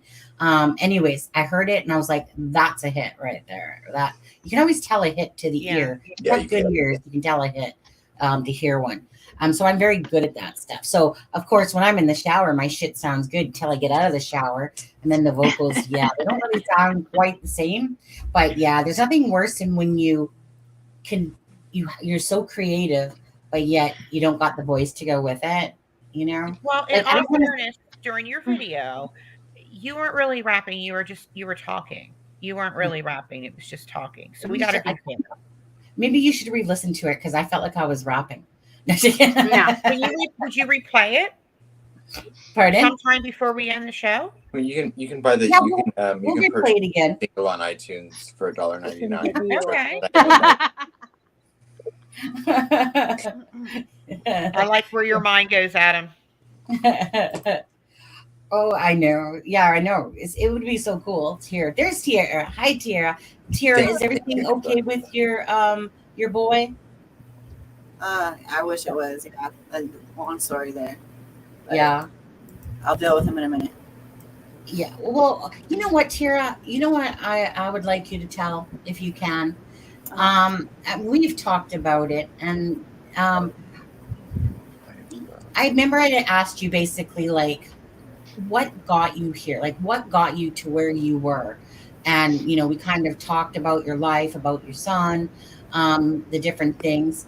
Would you be willing to share a little bit about, like, for instance, how you got into the drugs, being an escort, and where you're changing your life around, because we're going to need to be talking about your new thing that you're going to be doing as well. Yeah. But I don't know what you want to share or don't want to share. You don't have to share anything, but if you do.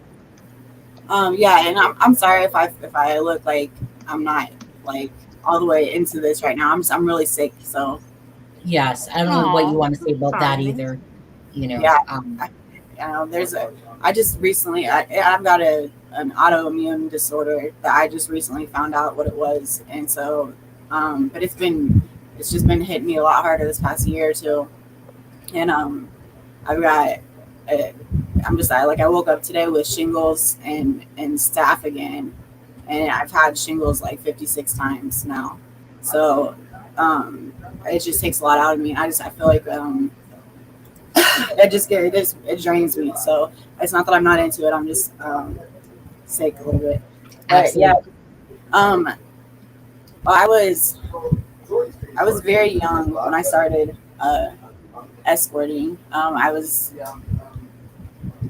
in a situation where I was 13, and my mom had put me in that situation. So fast forward some, and I ended up having my son at 17, and I had him until the relationship pretty much ended with the person I was with, and I felt like I was pretty much taking a nosedive. I started drinking a lot, and I didn't want my son to be around that, so I had my dad and my stepmother actually come get my son. He was 3, and I had started escorting like for myself, sort of, but sort of not. I kind of got sucked into with a pimp, and once you get into that lifestyle, you're just it's really hard to get out of it. I didn't realize that the pimp was a pimp really until it was too late, and there's a lot more to the story. I'm not going to go all the way into it, but let's just say that that ended up sending me to prison. Like that whole lifestyle sent me to prison. I did about 5 years, and when I got out, pretty much the whole thing I've ever known was the escort. But I had like a really good business sense I got that from my dad. So I wanted to take it to like the next level. And I know a lot of people look down on escorting or whatever, but I think there's definitely a difference in escorting and prostitution. Right. I judgment on it. I took it, and I wanted to make it something like that nobody else really had done, and I wanted to make it like a safe place, like where people would come to, and like I made everybody feel like they wouldn't have to look over their shoulder. Like there's a lot of times in that lifestyle where like people get robbed, and the guys are constantly on edge, and I made it to where like my reviews were everything to me, and that it was a safe, clean place for people to come. There was a lot of people that really loved their wives, and they were just really sick, and they they weren't able to do things, and in anybody's lifestyle, sex is a big thing. Like if you can't have it stress levels go up, like a lot of stuff goes crazy. But I tried to take it in a different direction. Now that's not to say I didn't get pulled back. I got taken by a few pimps, and in different situations I got out of them, but throughout that I saw girls get destroyed like really quickly. Everybody's different, but sometimes these girls would get taken to Chicago, and they'd come back completely different people, like just broken, and they just weren't able to deal with things. And I hate seeing that because I've been in the situation, and I'm luckily I'm like different to where like the things didn't affect me as much, but I'm really protective over over the females that get taken and don't want to be in those situations. And I mean, I've seen girls, young girls, in those situations. So I ended up, I wanted to help that. So I started a business years ago. I was going to try to help get these girls out called Safe to Stay. The first one I ran into that I knew was being held against her will. She was only 18, and I tried to get her away from the pimp, and to the point where I was in the car with the pimp and her, and it didn't work out right. And so that like broke my heart. And I was like, I can't be putting myself like that close to the whole situation. So I pretty much gave up on that for a while. But now that everything else has happened and I've had a chance to get more connected with the government side of things, I just came out with my nonprofit and got it licensed, and I'm going to be helping the government allocate funds to like where they need to go for human trafficking, and helping the people that are affected by it get back to where they need to go. And then also, I'm going to be doing a YouTube channel, and that's going to be Diary of a Mad Escort. So that's going to be like real escorting stories, and it's just going to be really raw. There's going to be a lot of things said that people are probably not going to want to hear, but it's interesting. It's funny. There's stories I could tell for days about crazy shit that happens, and people just would not believe it. But it'll be basically an open book story type of deal. And really, I decided to do that because my ex that just got murdered, his birthday is going to be tomorrow, actually. So today's a rough day, but he's always wanted me to do that. He always wanted me to go on here, and has pushed me for years to do that because he said people need to hear these stories. And so I'm definitely going to do that one. I was going to say, Tara, can I just stop you there for just 1 second? Just 1 second. So Andrew Bess is in the house. Andrew and Blaine, they were bunkmates, and they're each other's cousin. And so he's the one that's in the parody video. I think I forgot to send you that, or did I send you that? Anyways, so just so you know, you guys, so Andrew Bess is the one for the kids when the Christmas donations finish up, then that money will be going to Andrew and Phoenix, and they will be buying the kids some Christmas gifts with that, so that we know it's going in good hands. Okay. So Blaine would be very proud, and I know Andrew and Phoenix, are proud of us for caring about Blaine this way as well, and for watching the channel and knowing how much we love and care about Blaine and his kids and family. So we want to give a shout out. They're doing a lot right now. Like Phoenix is almost due, isn't she? Pregnant. Right. They're about to move and stuff like that. So they got a lot. On Tuesday, I believe, or Tuesday is the funeral, I think. Thursday, the 27th. Thursday. Yeah, which I just looked and it's up to $1,560. Oh, thank you guys. Yes, thank you for the funeral cost. They still have a long way to go, but so anyone that can donate to that would be greatly appreciated. Yes. To the people that have donated, thank you. So I'm gonna drop. Go ahead.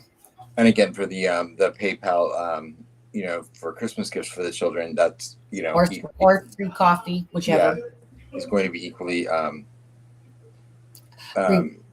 It'll be equally thankful. Oh, I can't even word speak. I'm sorry. No, it's okay. I get it. I stumble over mine too. It'll be greatly appreciated by by everyone. And every dime of it goes directly to the children and the family. Absolutely. And the merchandise on the merch site, which is !4, if you want to pull it up there, you guys selves. Anything with the Blaine's with Blaine's tribute on there, in a sense, goes for the kids as well. So again, I just hit. Oh no, I didn't do it right. I put a space there. So when we type in Blaine, that goes towards the memorial service, the funeral costs.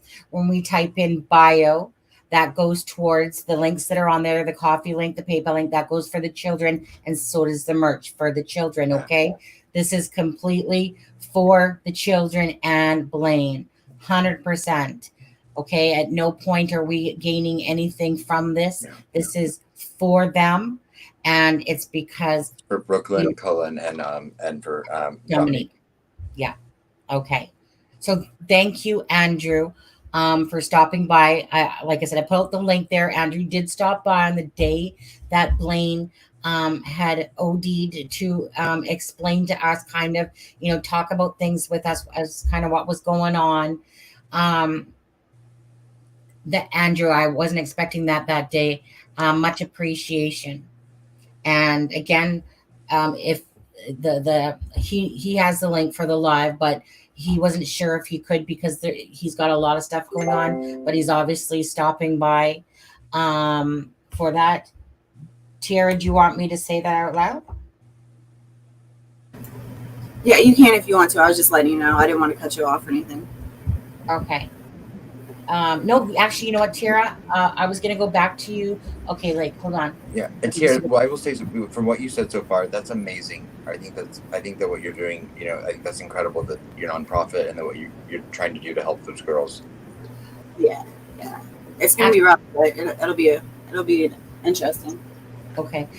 Andrew, we'll let Tiara finish up like with her what she's talking about. And yeah, Andrew, anytime you want to pop on within the next, say, half an hour, just to give a brief overview for people again, that would be great. And so that, bless Andrew, by the way, and of course give our love to Phoenix, and hopefully you can pop on here in just a little bit. Tiara, so Tiara just sent me a message because I want Tiara to go back because you were saying, first of all, you sent me a message and you were also talking about the impact that you have by your stories and stuff like that, and how you're going to be, like I said, starting up a YouTube channel as well. So very impactful, Tiara. I really, that we'll be there for you to promote you like we do with anyone that we care about, to, bring more awareness to everything. So you just sent me a text message, first of all, and okay. And what did you say? Yeah, I was letting you know, for everybody that does donate to the kids tonight, I'll match them $10 per donation. So if you donate 100, it's still $10, okay? Yeah. If you want me to donate more, I guess you should break it up into smaller. Yeah. So thank you, Tiara. So Tiara is saying that for anyone that donates $10, she'll match that. But of course, if you donate like 500, $1, it doesn't matter. Even if it's $1, I'll match. I'll match. I'll just put $10 on every donation. So on there. So thank you so much. So thank you so much. So let me just reiterate. When we type ! Blaine, that's for the obituary. Sorry, that's for the funeral costs. Okay, please open up your pocketbooks if you're able to. This means a lot to the family, to the kids, of course, to Ashley, to us, to Andrew, to Phoenix, and to the True Crime. So thank you guys so much. And as well, when we type in bio, that's for the coffee. You can donate as many coffees as you like. You can go to PayPal, do it that way. If we can just ask you guys to, like I said, help out, and it's funeral costs are ridiculous. But it would be great if we could, in the honor of Blaine here, and the channel and the people that follow us, just to, like I said, if you guys can help out in any which way you could. And if you can't, at least, you can go leave a message on the obituary site, or you can simply give us a thumbs up and share the video to bring awareness for the addictions. And we appreciate you guys and your stories. So go ahead, Tiara. You were talking about, obviously, about sharing, or telling stories, and where were you finished off there? Yeah, I mean, I think I was pretty much wrapping it up. I was just trying to keep it short. There's a lot to it. There's a whole lot to it, but just being in the lifestyle that I wouldn't change anything about anything that I've ever done, from prison to the situations I've been in. Like when I was younger, I used to put myself in situations sometimes just because I was bored. Like I was just reckless. So, I've grown a lot over the years, and I look back at some of the things and stories that I have, and I just can't. I would never think that was me now.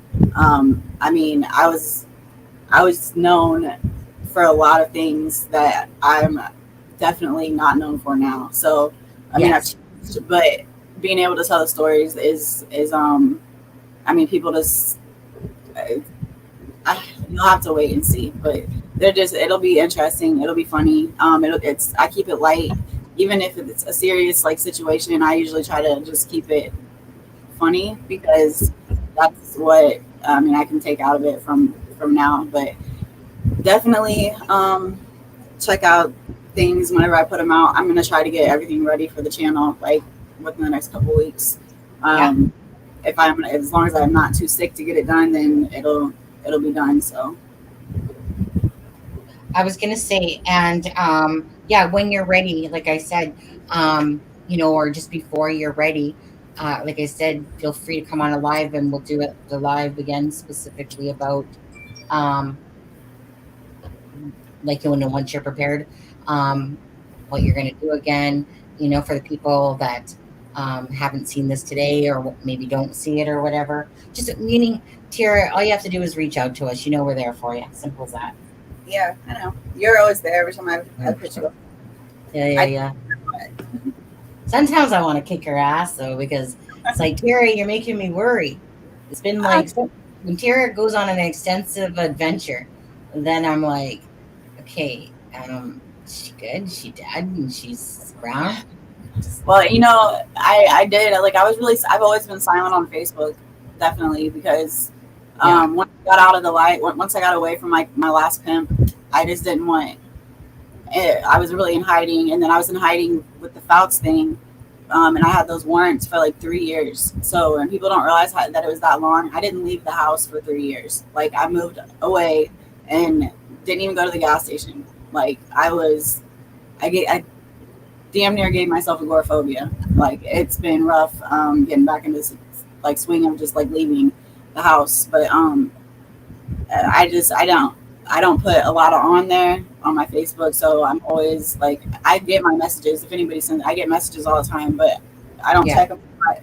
And I only put stuff on there for the Fouts thing to like get my point across. So I don't put my business out there every day, but I am an open book, so that'll be interesting.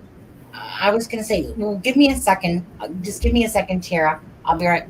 Just be 1 second. My husband's just heading off to his work, to the cinema, to watch his Game of Thrones.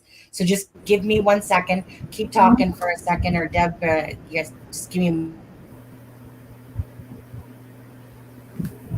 And Jenny, hold on, Jenny's trying to control the show from the chat over there. Yeah, come over. I know Laura Dune on that ticket just comes smacking in the ass on that one. Andrew will be on in just a little bit, and we will play the tribute of the parody in a little bit as well. Okay. Okay. How old was Blaine? Go ahead. Does anybody know how I think he was 32. 32. Yeah, that's really young. That's really young. Yeah, it is. That's rough. Yeah. It sucks. Definitely. Actually, before I do that, I'm going to play another quick tribute video that's about 4 minutes long. I'm just going to do that while it goes. I've already seen it myself. But yeah, so let me do that quickly. And we'll put okay, see you in a minute again.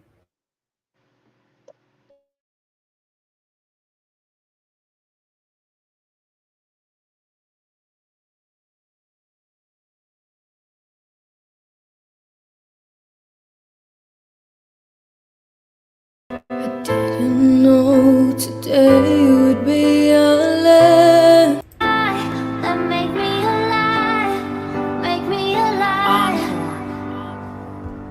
God, I said goodbye too many times as a victim of the streets, a product of no belief, especially when that cancer took my dad and I didn't understand, but you helped me to see. So if I said goodbye today and tried to walk away, I wouldn't be speaking with the truth for tongue. Or that I'd have to say goodbye to you so fast.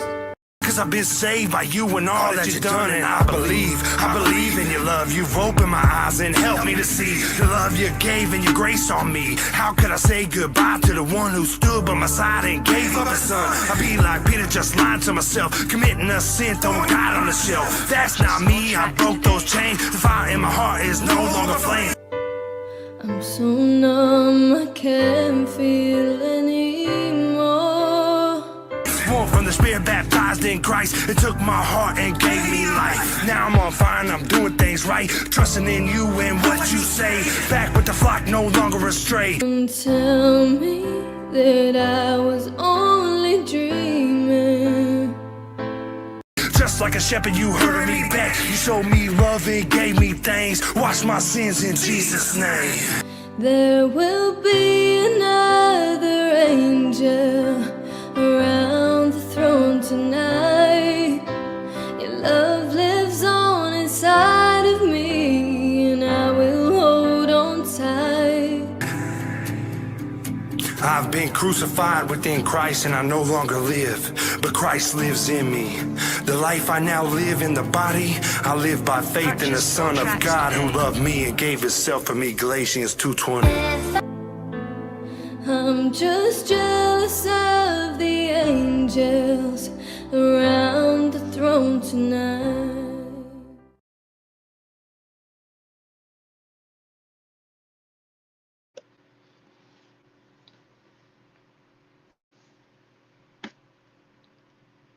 I really like that. I really like that a lot. She does such good videos. I love them. I'm curious if Andrew was in the house still. Did he see that?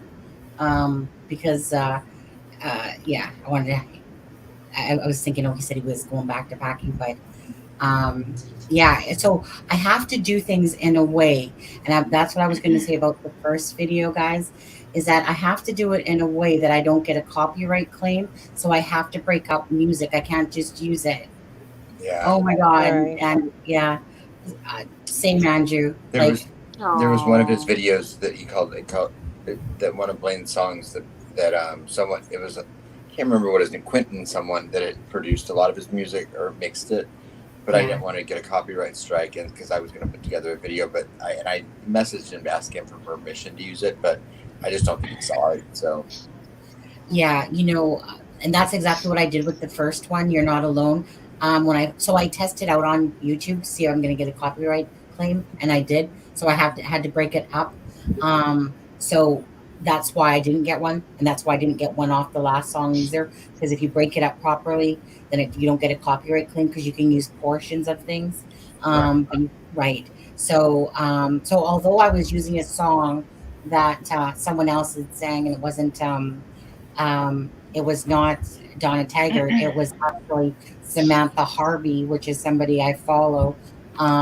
Again, it will get a copyright claim. So if I break it down, and Samantha Harvey, if no one's heard of her, just an amazing voice.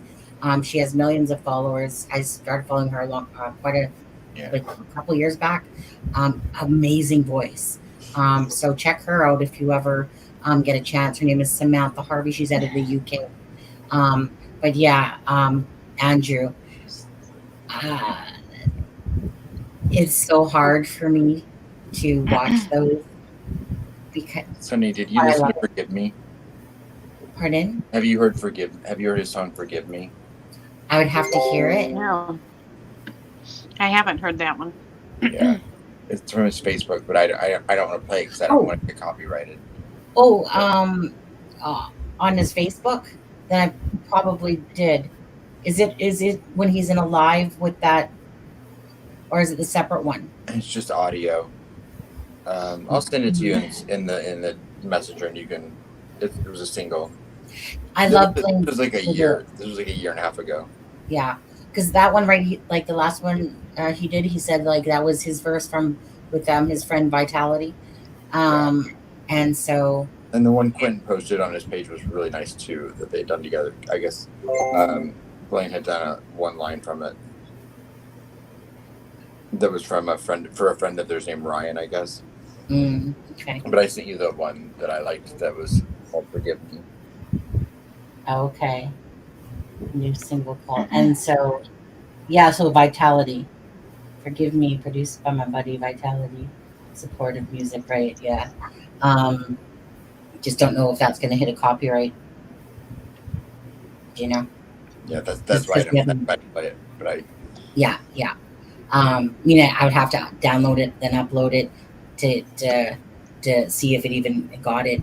So maybe at some point I can check that out during the live or something like that. It's just that it's not as fast. It's not an easy little process. yeah, no, I understand. I think he's the only one on it though. But it just depends if Yeah, it's exactly. I know. Bottom line is that yeah, what happens is if it doesn't get a copyright strike. Copyright strike is different. Copyright claim. A lot of people have copyright claims and they just don't get monetized for the video. But sometimes if you're playing something during the live and it's got a copyright claim, your live can get shut down. Like it happened to me in the middle of it sometimes. Yeah, it happened to me and I didn't realize. And then people are like counting down and I'm like, what for? And then they're saying, oh, poof, I'm off the live. And I was like, oh, I didn't know this. Because it wasn't like we were playing it from, I think, YouTube. It was playing it off of the iPad. But anyways, so you know what?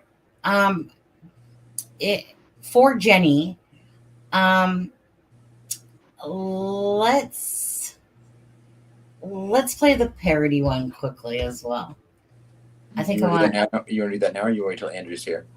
No, I think Andrew's kind of chilling here. Andrew, tell me if you're still watching right now, or maybe he's even like listening. He said he was going to be free in like 30 minutes or so. You know what? I'm going to wait for Andrew to be on. I just want to hear that giggle. Yeah, I'm going to wait for Andrew to be on before I play that, actually. So I'm going to have to hop off in about 30 minutes, so Andrew can hop on. I was going to say, whenever he... It's Deb's husband's birthday, just so everyone knows. So Deb, Yeah. Ooh. She's probably got to put on something a little sexy. Oh boy! Here we go.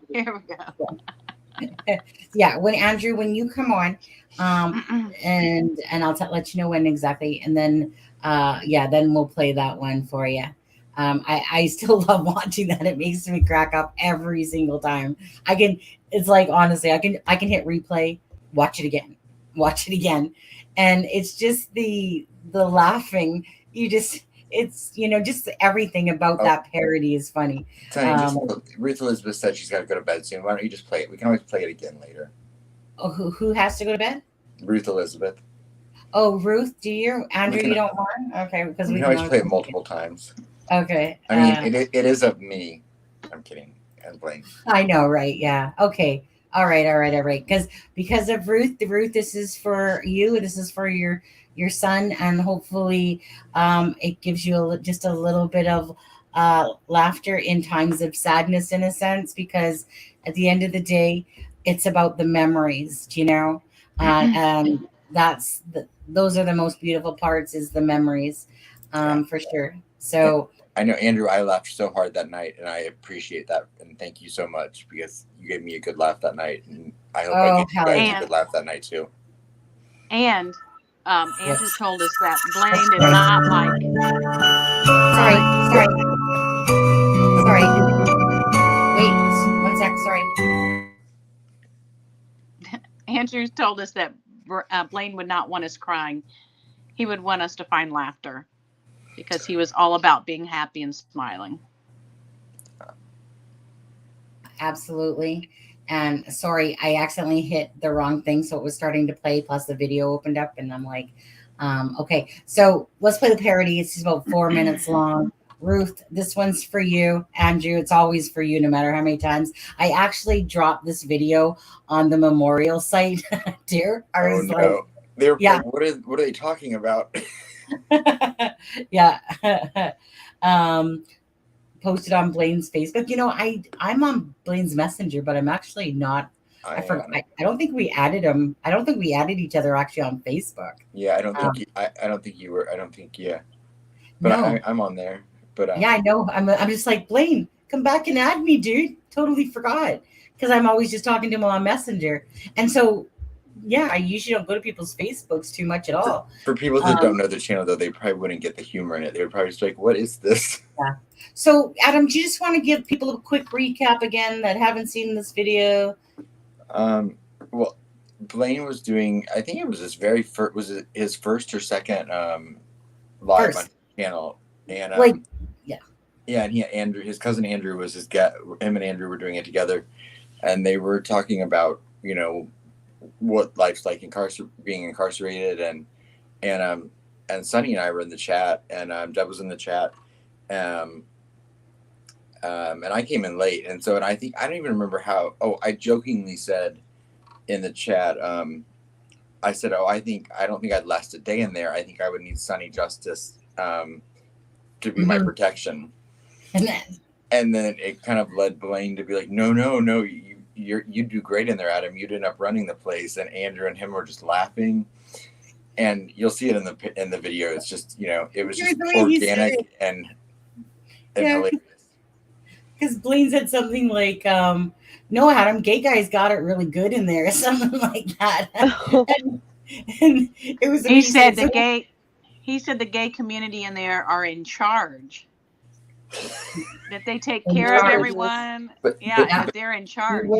All I heard was you'd end up running the place, Adam. Yeah. Right.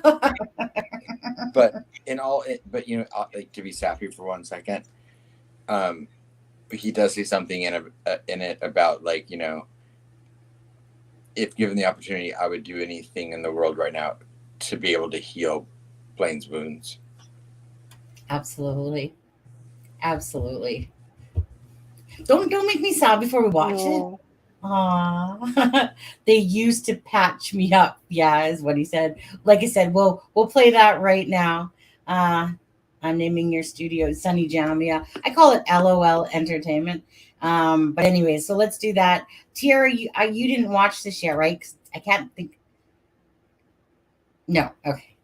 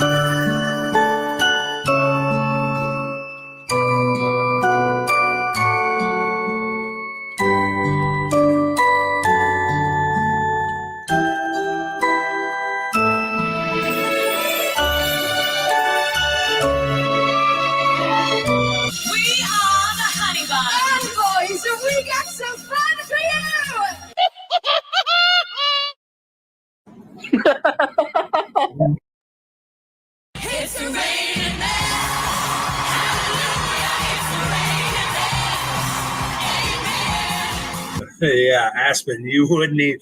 I think you would do all right, Aspen. Your group of guys don't get messed with in prison. I don't even know who you are, actually, Adam.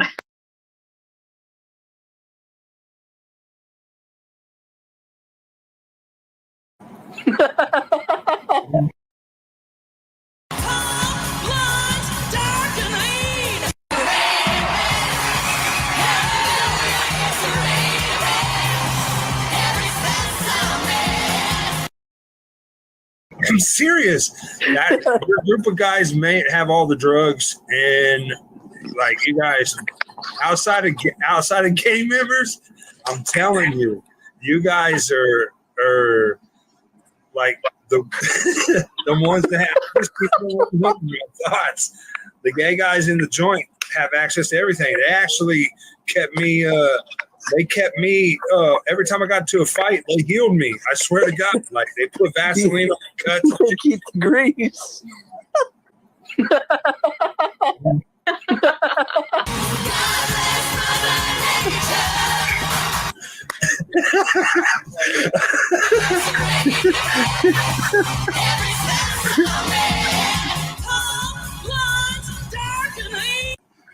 Oh.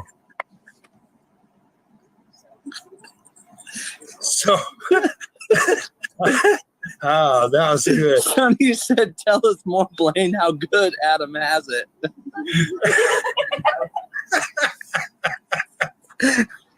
Oh, shit. Let's just say he would be well fed.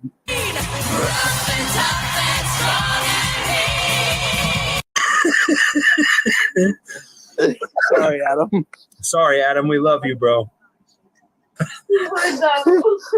Oh, shit. Oh, that was definitely worth it. They're passed around. They're passed around. I mean, real talk. That's like Adam.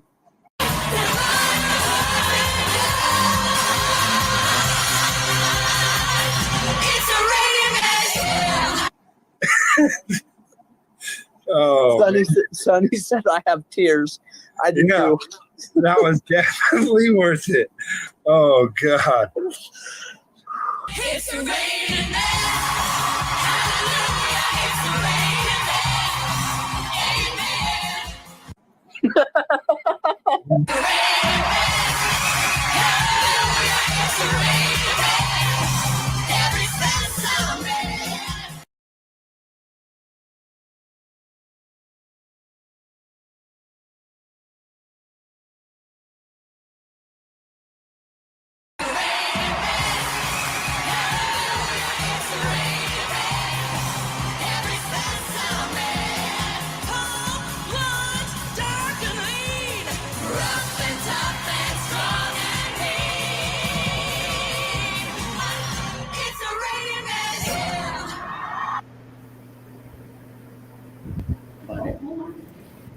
Okay. Right, so we're going to let you make an obvious proof as to why you. There you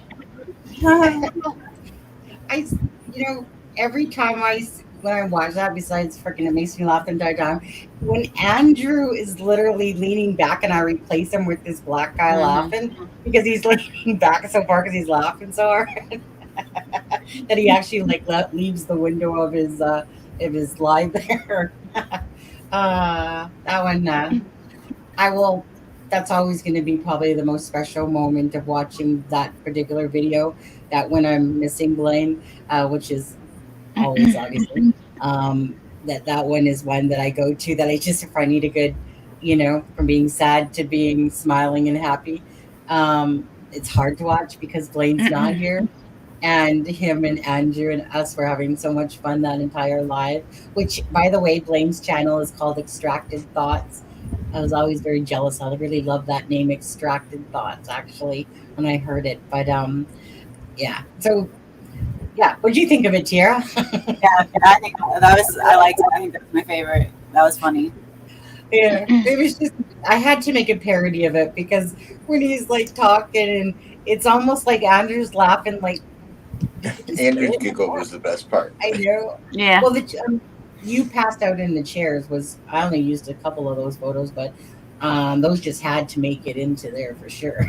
Were those real? Yeah. That was from a birthday. That's better.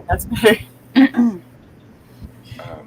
that was one of the things that I loved the most about Blaine is that, I've said that before, but, I don't think you could. Blaine and I lived very, very, very different lives. And, we come from two completely different places in life. And the fact that, we, Sonny and Deb, I know, feel the same way, that, that we just instantly kind of, formed this bond and this connection.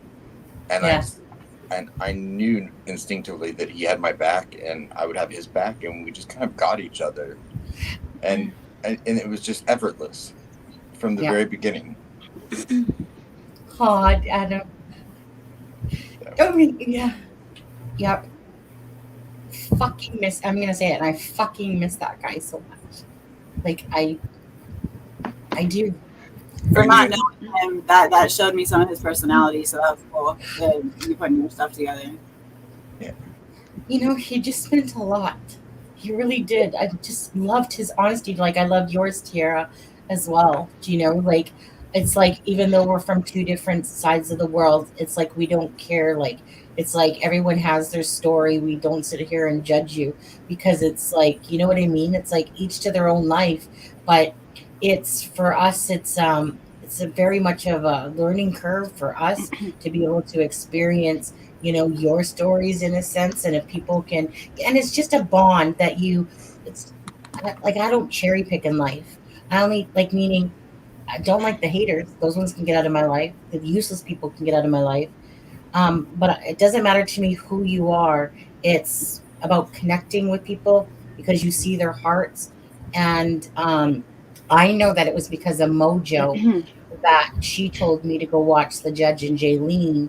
And then I remembered you had left a few comments, like you had actually watched the videos, because I remember you left some comments on the videos afterwards, and pretty much ever since then, you know, we've talked on and off. Like I said, you go through times where it's like, are you alive? Are you okay? Because everyone would be worried about you and say like, hey, where's, like, is Tiara okay? And I'm like, well, I mean, last time I talked to her, she was fine, but I'll let them know. Usually, if I've talked to you recently or if it's been a little while, you know.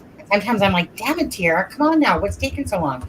Because there was a spurt not too long ago where it was like quite a long time because you were going to talk to me the one day, and then all of a sudden I was like, well, obviously she didn't want to, perhaps because you're supposed to call me back like within a couple of minutes. But I was like, okay, well, obviously it was really important. She'd be calling me, but I just kind of let you do you, but always hoping that you're always okay.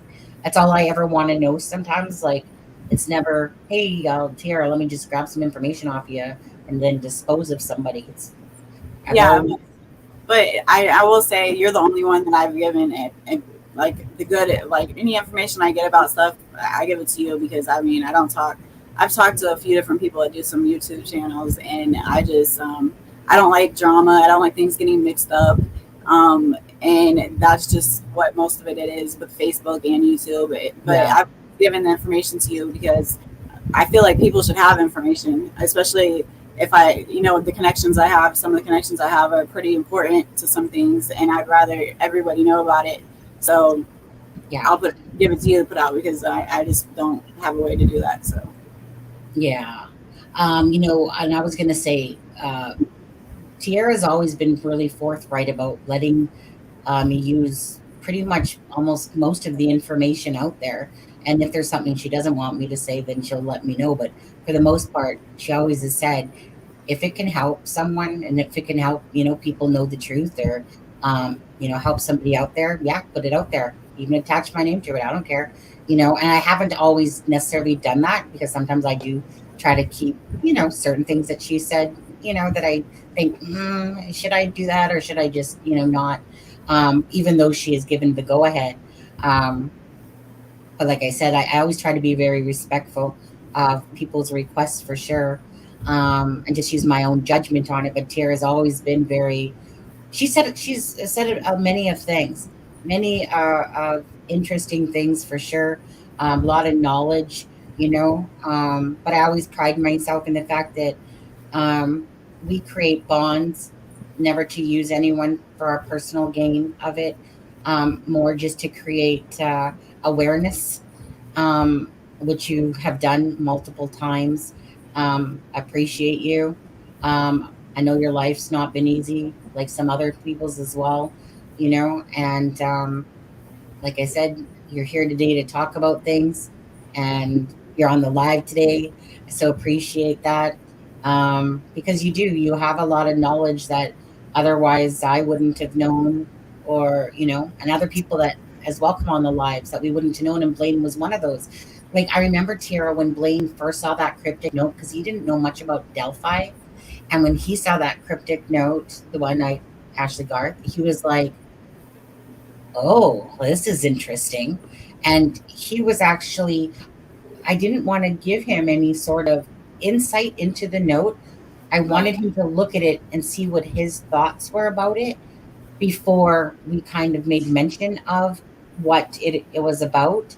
And, because he was talking, like, I don't know nothing about gang signs besides what I read. And so he brought a whole different angle into it. He did. Yeah. He made me sit back and go, oh, right. Well, because the thing on that cryptic note here was that at the crime scene, there's a bunny rabbit. And the Kokomo crew, in a sense, has like stars, the 5-point star. He was talking about the crescent moon and the star. He was talking about, well, there's a few different things. There's the crown, but there was just different things like the crescent moon, for instance. I can't remember who asked it, but it was like, oh, does the crescent moon have anything to do with the gang or something like that? I can't remember if he offered it up first or said something about it. Or Crescent Moon is part of a gang, and that was my ex-husband's actually. Which gang is it again? I always forget. Okay, well, what was it? A crescent moon with stars? Yeah, with a star. Yeah. Okay, that's that's Vice Lord. Yeah, thank you. Vice Lords. Thank you.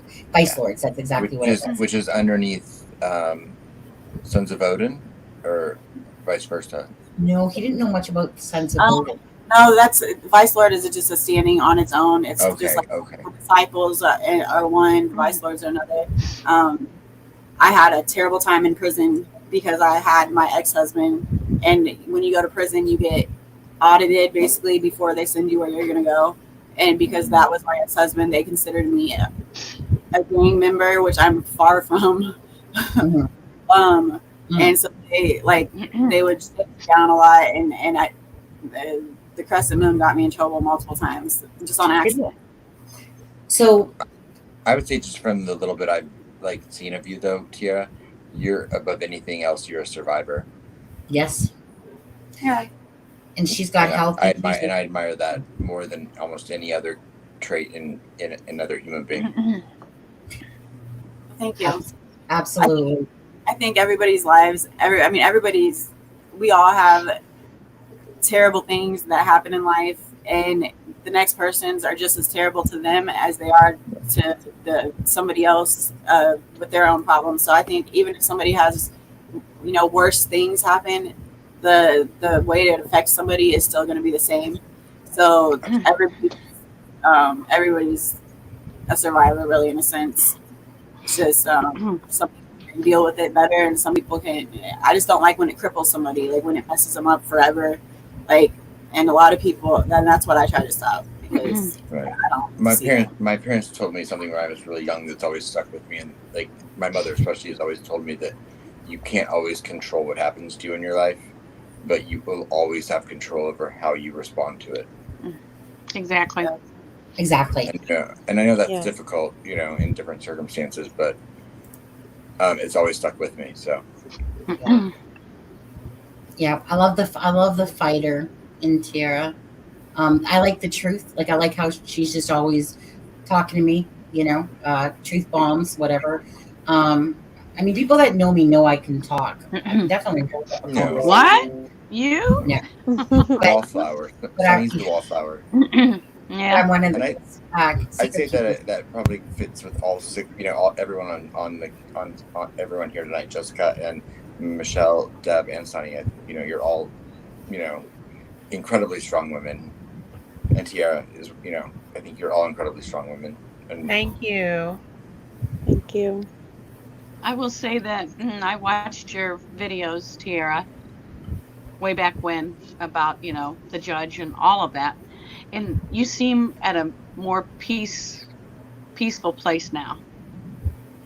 You seem at peace. I am. I would say, I knew about, I had been dealing with that stuff for 4 years before I put it out. So even though it was like big news at that time, so a lot of people, to me, I was sick of hiding, and I was sick of, it was older to me. It was like, when can I move on? And I'm never going to just leave it alone. I'm still very much active with the FBI on catching the sex ring. And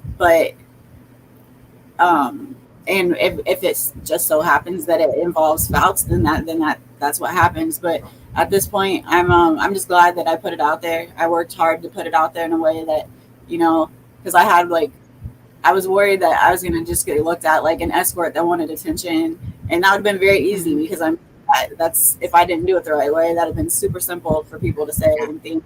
So I'm more at peace with it a little bit, I guess you could say.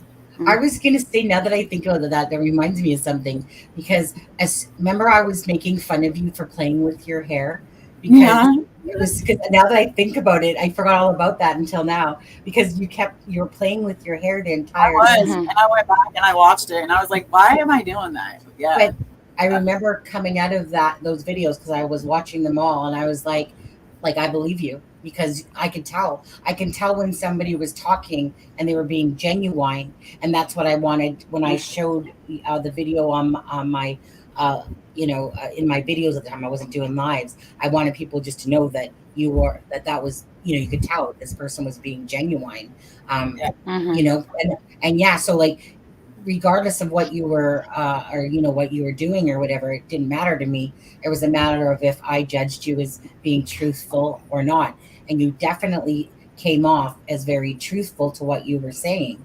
And anyone that, like I said, watches that can tell that you're just being honest and you're just putting it out there. And if they want to judge you for that, they can go right ahead. But you know what? I wasn't. Besides, I was watching you play with your hair all night, and I was like, "Ooh." I guess I think you were just like you're. But that's like nervous. I wasn't nervous. I was.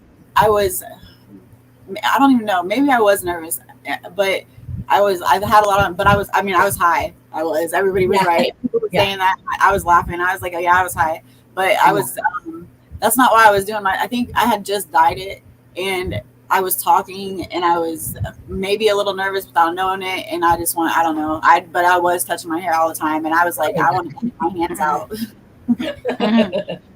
But yeah, that, like I said, that as soon as I personally watched that, I was like, I instantly felt the connection from Fouts to Delphi. I don't know in what way.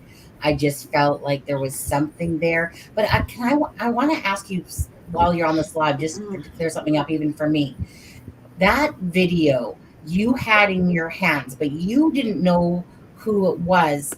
You didn't know the person's name, because remember from the conversation, and you thought it was like Ragland or Razland or something. Well, and so, go ahead. Which one are you talking about? The messages from the sex club? Well, the thing is that, remember that you said something about your lawyer.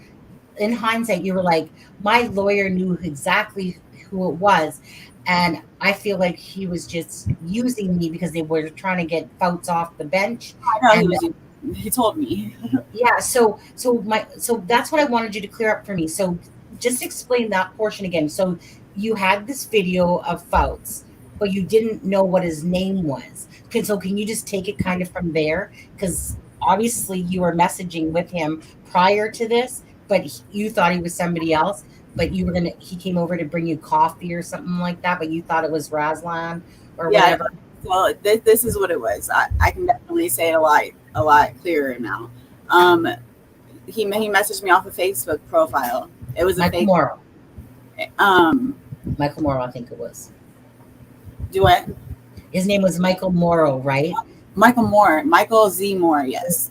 Okay, so I knew it was a fake profile because, I mean, there was no profile to be seen on it. So, and he told me it was a fake profile. He just said he was very important and he was too important to risk knowing who he was. And I normally just ignore people like that, but I was honestly bored that morning, and I was like, let's see who this is. So he came over and that happened. And before he got there, I had called my lawyer. My lawyer was actually my drinking buddy. I called my father as well, and they both told me to put a camera up because this wasn't for sex. He wasn't coming over for sex. He was coming over to explain to me why he was so important. And I had just got robbed a couple weeks before that, a couple times. So like, just to make sure that it was no shady shit, I did that. And so when he left, I sent the video straight to my lawyer, and he said, and they're both, the guy, when he came over, Fouts, whenever he came over, he told me he was an attorney, but he wouldn't tell me his name and he wouldn't tell me what kind of attorney. So I'm thinking, Lafayette, you're both attorneys. My attorney's got to know who this guy is. And he told me that he thinks it was Ramsland. And so that's a whole different attorney. And now Ramsland's very dirty as well. but that has nothing to do with this. But I went into the guy's office and I was like, do you guys know who this is? Like, I felt retarded, you know, because my lawyer sent me off on a goose chase on purpose. And so it was a long time before, I mean, literally 2 years later, my lawyer, out of the blue, I mean, by this time, just, you got to think, we still go out drinking every weekend together, and we're pretty, like, we talk to each other. He sends me an email or a text message saying, hey, I think I found your guy. And I'm like, that was out of left field. And he sent me his picture and his name, and it was him. And I was like, wow, what do I do with this information now? You know? And then I was like, hold on, like, you didn't just all of a sudden just think of this, you know what I mean? Like, you didn't just all of a sudden find this, you know. So I called him, and I was like, Tom, because Tom O'Brien was my lawyer, and I was like, why did you just not send this to me? And he was like, Tierra, I'm gonna be honest with you. He said, we put this guy in office because we thought he was going to be a great judge because he was a good defense attorney. But he said he lost his roots. He's not doing what he's supposed to do. And he's sending everybody to jail. And we want him out. And I was like, so you knew, because I sent you this video. So you know that I have something on this man. And you guys want him out. And now you want me to do your dirty work. So you're going to try to piss me off with it and and you think I'm just going to go do it. And so I didn't do that. I was like, you're not going to use me as a pawn. And that pissed me off. Absolutely. And so I kind of turned it on him. And when I immediately, actually, I called to the courthouse and left Fouts a message. And he called me right back. And I acted like, I didn't know. He did. I said I was somebody else.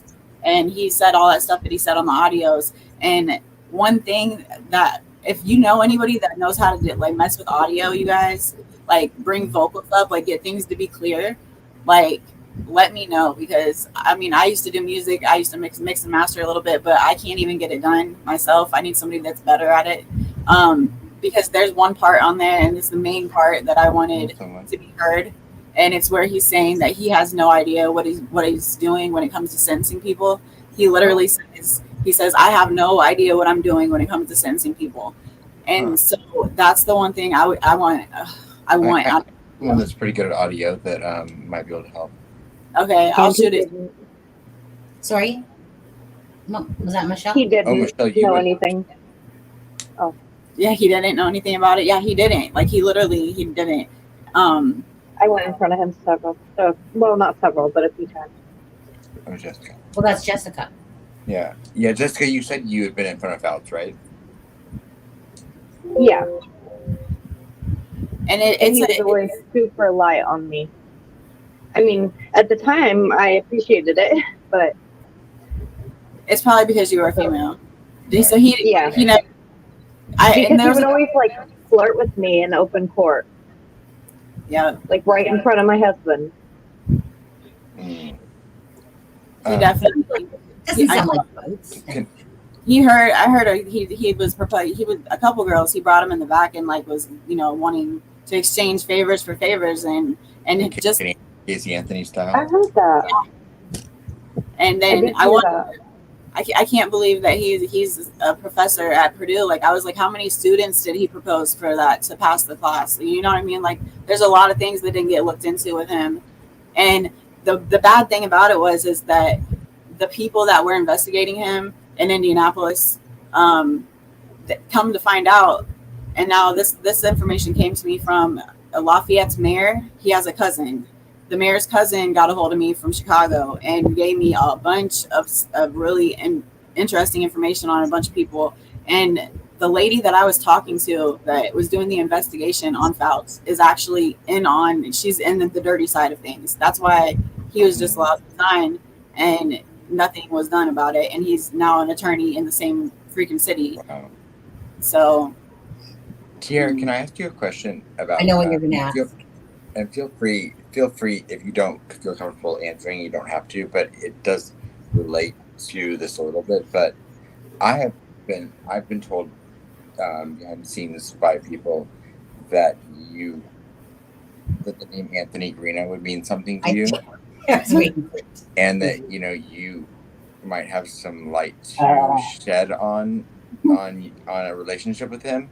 I mean, and it comes to mind because Fouts is his lawyer now. Yeah. And you know what? Okay, so yeah, I know Anthony. The very first time I met him was pathetic. He had hit me up, and this was years ago. Like, he hit me up from two different things at once. One was on my escorting phone, so like I didn't know I was talking to the same person, like on both things. Like, he wanted to set an appointment up for that, and then the other one, he was trying to say he was this big YouTube person, and he wanted to interview me about the stuff that's going on, and I just kind of like looked at it and didn't even acknowledge it until I needed some drugs that I couldn't find anywhere. And so I asked him if he would help me out. He came over, and he just came and didn't do what he was supposed to do, and pissed me off. And I made him leave my hotel room with my boyfriend that pissed me off at the same time, and neither one of them had a car. Anthony Greeno's phone died. It was raining outside, and so they both slept together, cuddled up on the steps of this hotel, like kept on knocking on the door and like asking me to let him in, and I was just like, no, leave me the fuck alone. So that was my first and only run-in with him ever. I never shared this with them yet. But so Yeah. thank you. I had heard the story, but it was from a third source, so I didn't know if it was true. Now, was there anything after that where he reached out to you? Yeah, I was gonna say the next time I heard from him, because back then, I mean, like, I looked at his stuff and I met him and I was just like, he's a joke. He reached out to me right before he went to jail, and he asked me to talk to me and do a show with him, and I didn't say anything until I went and looked at some of his content, because I wanted to make sure that he was not still the same person he was.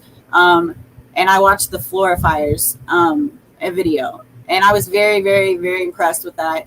I think he put it together very well. I think that a lot of those, like, right, the way that he did that, it was really nice. So I was like, maybe he's grown up some over the years, and so I did the whole thing. We did the video together. We were going to air it, and I was going to be there for questions, because he was going to put my story out in a more put together way. Because when I did it off multiple channels, and I didn't know what I was doing, and it was confusing.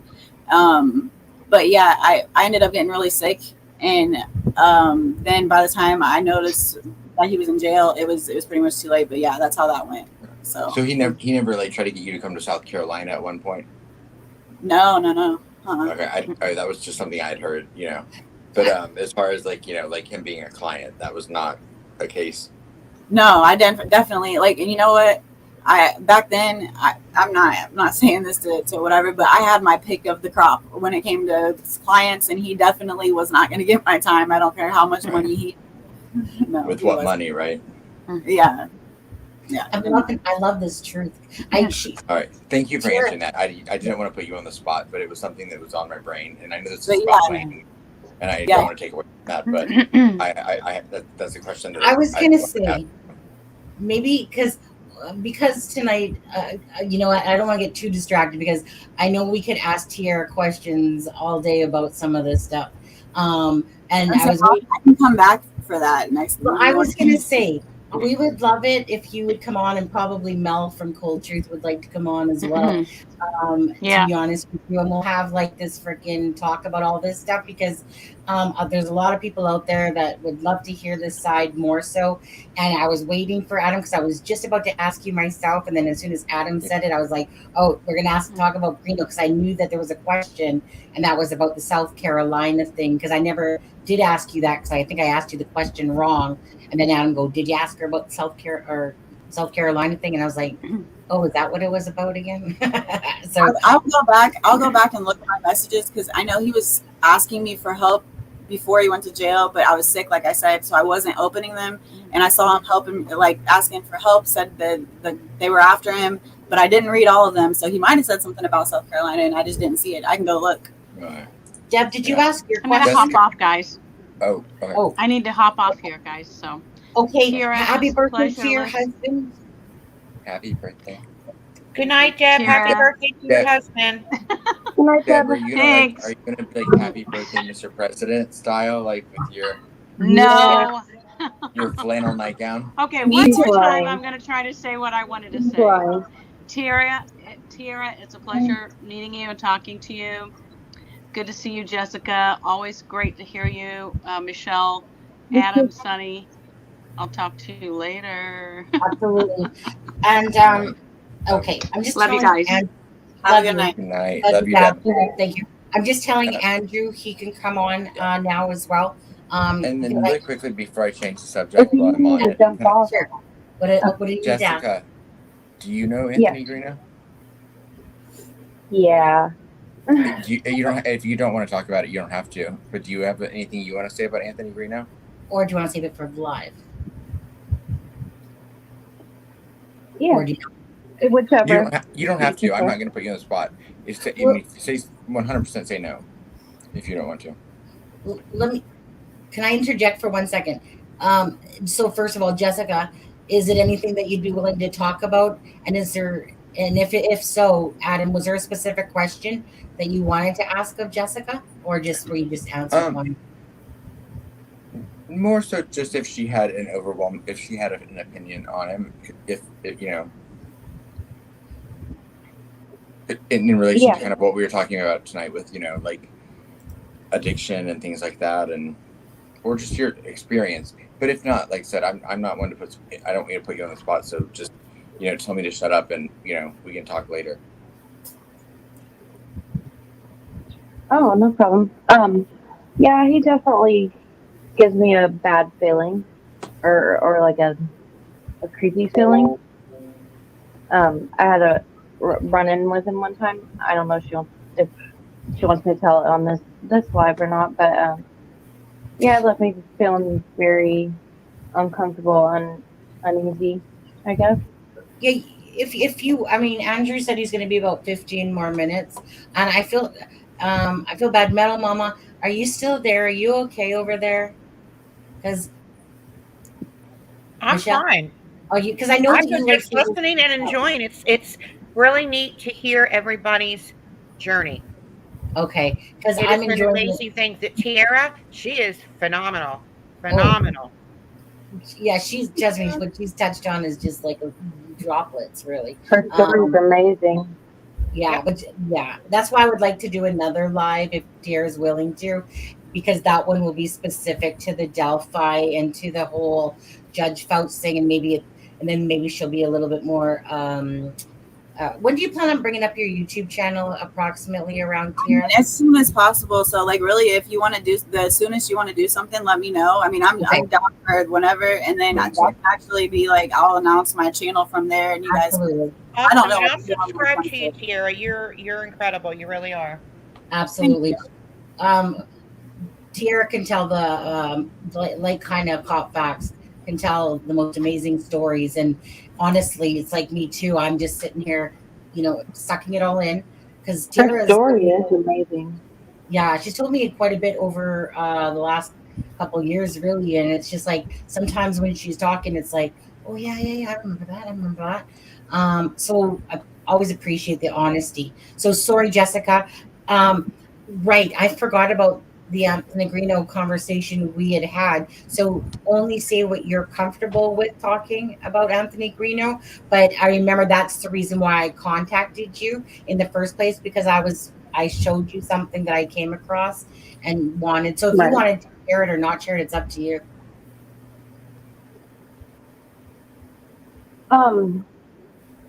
So he was actually a friend of my brother's, and he kept like seeing me in passing and asking about me, and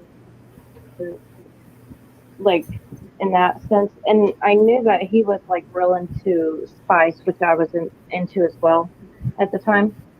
And I don't even remember how it went, but he had invited me over to hang out and smoke with him.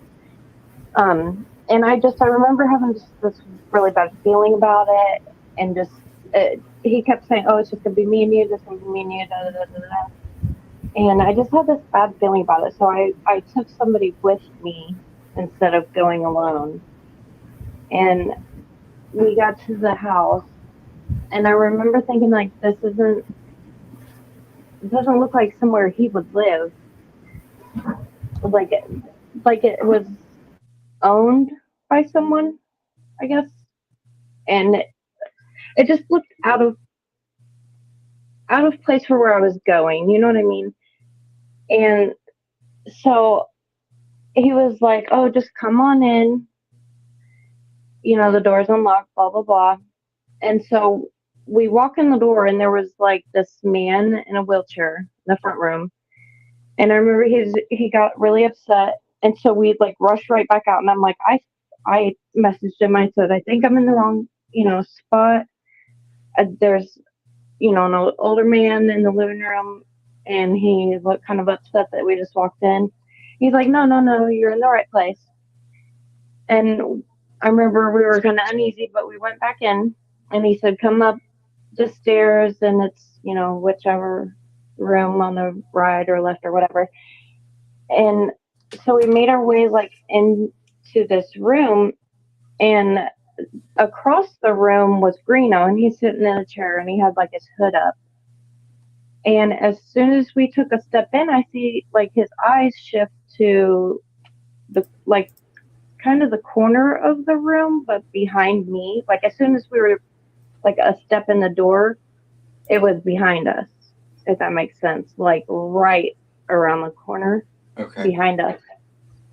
And so I shifted my, I looked there, and there's somebody sitting behind us with their hood up. And they kept looking back and forth at each other, and they just both looked like really upset. And I don't know if it was because I had taken somebody with me, and because he kept saying, "I thought it was just gonna be me and you. I thought it was just gonna be me and you." And I'm like, "Yeah, I thought it was just gonna be me and you." So you didn't tell him you were bringing anybody with you then? No, it was a last minute decision because I just didn't feel right about it. If something didn't feel right. Good for you for following your gut, though. Who was the guy in the front room? Did you figure that out? The older guy? Yeah. Or you mean the one in the room with Greeno? No, the one in the wheelchair. I don't know. He said that it was the kid that was in the room with him, dad or uncle, maybe. Okay. I think.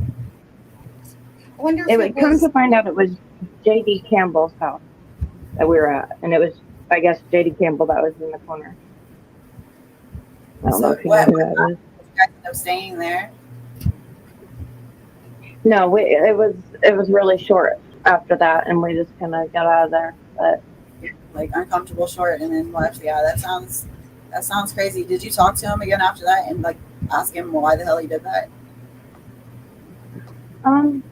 I think he tried to strike up conversations a few times after that, but I just kind of distance yourself. Right. Tried to get shorter and shorter, or less and less, and because he gave me a really uneasy feeling. Very. I've heard a lot of people say feeling. That. And I always felt like the bounty hunter thing was like a front, like a cover. Wow. Yeah, he used that. He used that for sure, because that's how he tried to come at me the first time. Once on my escorting thing, and once from saying he was this big bounty hunter. And I mean, to a lot of people, I mean, I guess it might work. He used that with me too, the bounty hunter thing. But I mean, yeah. So I've heard a lot. You're not the first person I've heard say that he makes them feel like that, and it wasn't like that with me. I think because he was very intimidated by me. But to know that other side of him, yeah, that's a good thing to know. Right. Thank you for sharing that, Jessica. Yeah.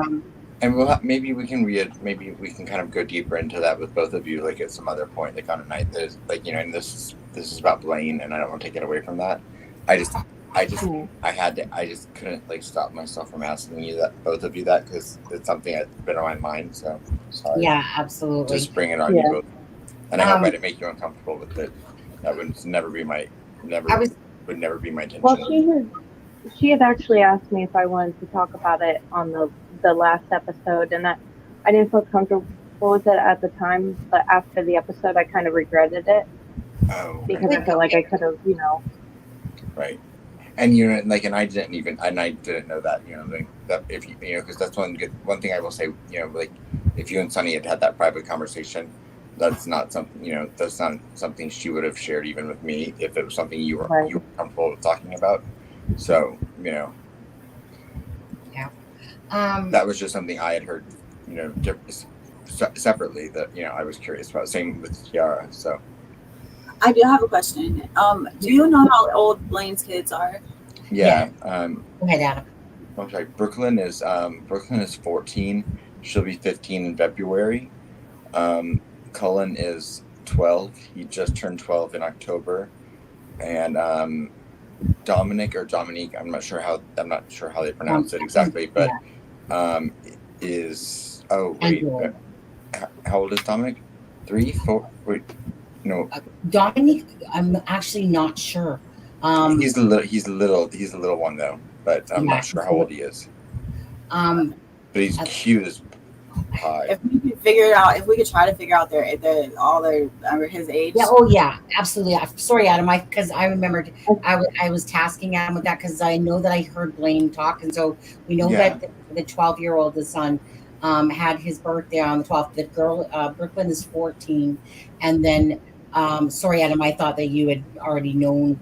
Dominic. I thought that I knew how old Dominic was, or Dominique, but I don't know. So, actually, hold on a second. Go ahead. Whoever say something there. Oh, Andrew will know when he comes on.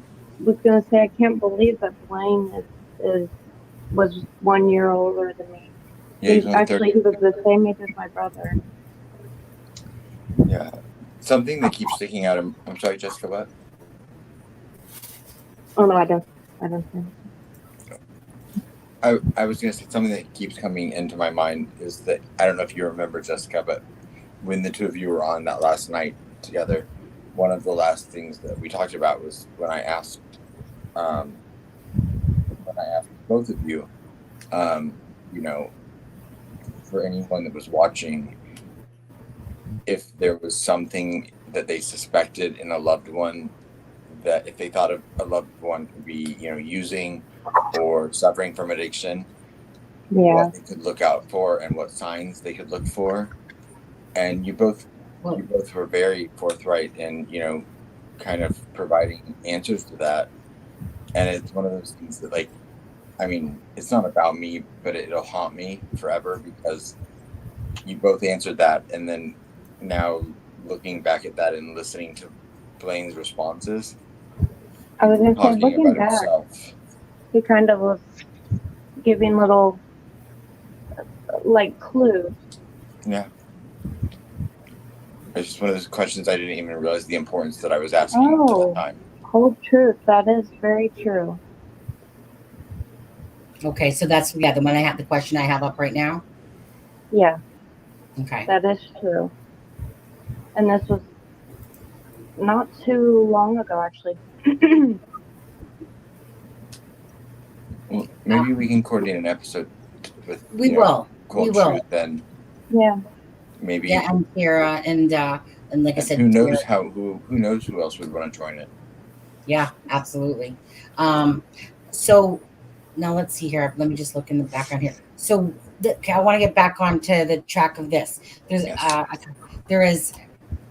This is Ashley and the 3 children. This is, I think, in 2021. Okay, so he's like 6 or 7. Yeah, he's going to be in that area, 5 or 6, I think it looks like. So this is the 3 children that you'll be helping out to have a good Christmas this year. Blaine's not here. That income is now gone. Ashley she probably might be released from rehab. Still not sure on that. Right before all the holidays. Oh, yes. So does she have custody of the children? We don't know. We don't know what the Blaine had them, but I don't know. Yes. I think they're with a family member now. I believe they're with. I don't know. But was Blaine married? No. Okay. Yeah, Ashley was someone he had had his two children with, and they had split up, throughout his troubles, and then they came back together after I think his last stint in prison. And this is just me speculating, but I think his last stint in prison is what really kind of put it home to him that that this was his chance to actually change his life, or he never was going to. And he talked about a letter his daughter wrote, who at the time was only like 11 or 12, and how that was the moment. And it just so happened to be the anniversary of the day Karina McClurkin died, which I thought was interesting. Yeah. But it was October 11th, correct me if I'm wrong, Sonny. October 11th, 2018 is the day that he decided he had to change his life. Yes. And that's the day he swore to stop using. And he started to rebuild his life after that. And he was committed to that more than anything in the world. And just takes one slip up. Yeah.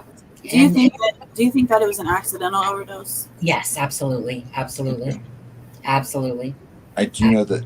Yeah. He was showing everything with me, talking with me. He was showing everything with the YouTube channel, Tiara. He was so happy. He was like, he literally was reaching out to people to bring them on the lives, his own self, to stories that he wanted to cover. He was super excited about doing his music again.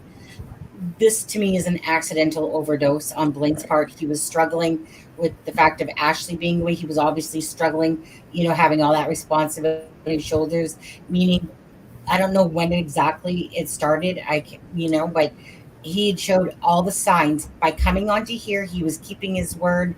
So I'm gonna answer to the best of my ability, which is absolutely yes, that this was an accidental overdose. I don't believe that I've heard anyone. speculation.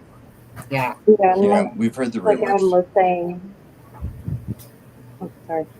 And I just asked because I know it could go one way or another. It doesn't change the end fact at all. But I know that for Ashley as well, she's gonna probably need some support. I don't know the situation thing for them, but I'll look into some things because I've got some avenues for girls and that can help with a lot of things. So if she needs help, we can. I'll be more than happy to. And I know I've reached out to her as well. I don't know if she's actually out or not yet, but I mean, her struggle was already uphill from what she's been going through this last month, and so then to have this on top of it, I know what that can do to someone. Yeah. But yeah, I think, but I know that we don't give up on people, so we won't stop we won't stop making sure that, if she responds, we won't stop making sure that there is actually the help that or whatever she needs. Yeah, exactly. And that's why, like I said, I added her. I didn't realize Adam had already added her or tried to add her to Messenger, but she hasn't added you yet, right? Because she was probably she's not looked at my messages yet, and she's not been active on social media. Because I know that Andrew said she had another week and a half, so I'm just not quite sure of the date that she was getting out. She found out about Blaine. It was a day or two after that she was told. And I think someone, I can't remember who it was, said that, she probably was in the best place that she could be in to find that out at, because she was unable to, probably self-destruct in that moment. Now, what happens when she's released? All we can do is pray and hope and give her support. Right. And I wonder if we can figure out what her life situation is, or like how much support she has from family or whatever, because if she has some place to live, like all that stuff, because like I said, you guys find that out and you guys let me know. I have resources that could help her with all of it. Andrew would probably have more of those answers. I mean, I know that while Blaine was incarcerated, she was doing it on her own during that period. So Lord, Blaine did get a 14-year-old daughter named Brooklyn. Yeah. But we won't let that slip through the cracks. And Andrew will be, a resource that we will have and a friend that we'll have as well to help us connect. Well, Andrew, so I want to go back to this because the children that are there that's Ashley and the 3 kids. That's exactly who you're helping out for Christmas time is the kids. 100% of your donations go directly to those kids. The money will be given to Andrew and Phoenix, right? Because again, you're not going to hand over somebody with addiction issues money. So Ashley's struggling right now. In a sense, this money's going to Andrew and Phoenix, and they will be. He said that it would be an honor to buy them some Christmas gifts with the money. So in saying that, when we hit bio, you can go through the PayPal, and I see that there's a couple of donations in there. You can go through the coffee and donate as many coffees as you want. And that goes through Stripe, which you can use your MasterCard, Visa, whatever. Okay.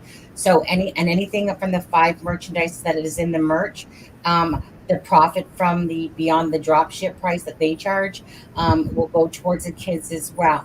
So that's who you're donating to when you're donating is these 3 beautiful children right here that lost their father.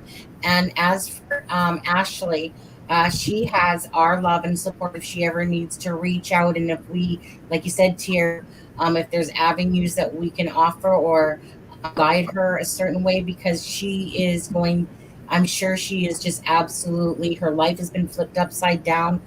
This happened, Blaine OD'd while she was in rehab. I am so yeah, that's a combination. That's a deadly combination right there when it comes to somebody like to have to get out to. So that's what I'm worried about.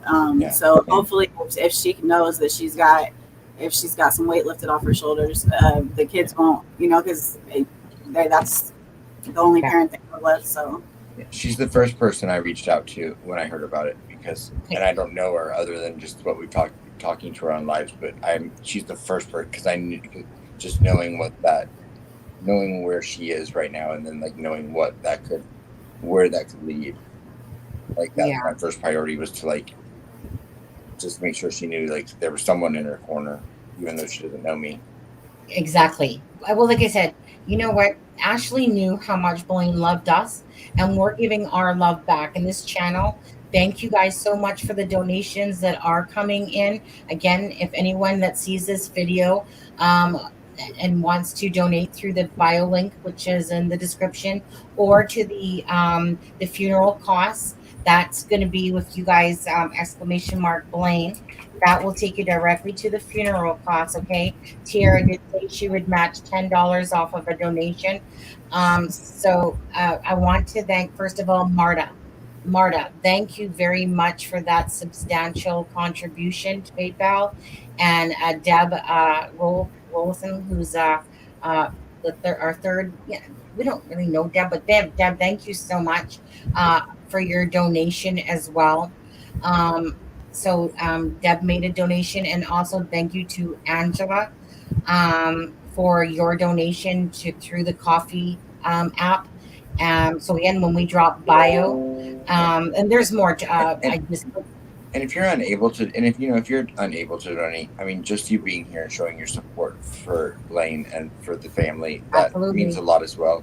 And the PayPal thing, I mean, even though we're trying to do it for this evening, I mean, if you're able to, in a week or 2 weeks or whatever, if you were to put in there, that you want something to go to the children of Blaine, we can still get it to Andrew. Oh, absolutely. Yeah, it doesn't have to be just tonight. Right. Like super stickers and stuff like that. If you're donating to the channel and stuff like that, do your super stickers, or however you want to do anything is up to you. But as for the PayPal, for the children, unless someone specifically says different, that will go towards the children, and the merch that's sold from the merchandise site for the Blaine line that I created with the notebook and the 2 mugs and the t-shirt. And then as for the Blaine, for the, like I said, the when you type in !Blaine, that goes towards the funeral costs that are going there. And Adam, has that increased at all since you last talked? It's still at 15. It's still at it's still only at 1,560. Okay. But But you're right, because. But I can say that every one of those donations has come from the channel, and I think it's beautiful. A lot. It's beautiful. And the thing is too is you know, at the end of the day, just the fact that people are even, here. Is there people in the background there? Is that? I can't see them. I think there's an Andrew back there. Hold on, let me just remove. Let me remove this one too. I think I see Andrew now. Oh, there he is, the man of the hour. Hey guys. Hey, how are you? Good. Sorry it took so long. I had to run across town. No problem. No, you're fine. Let me just bring you up here this way so we can see you better. What do you have to run out at this time of night for, Andrew? I had to go get something. I like where he was focusing there. Did you notice that? I was like,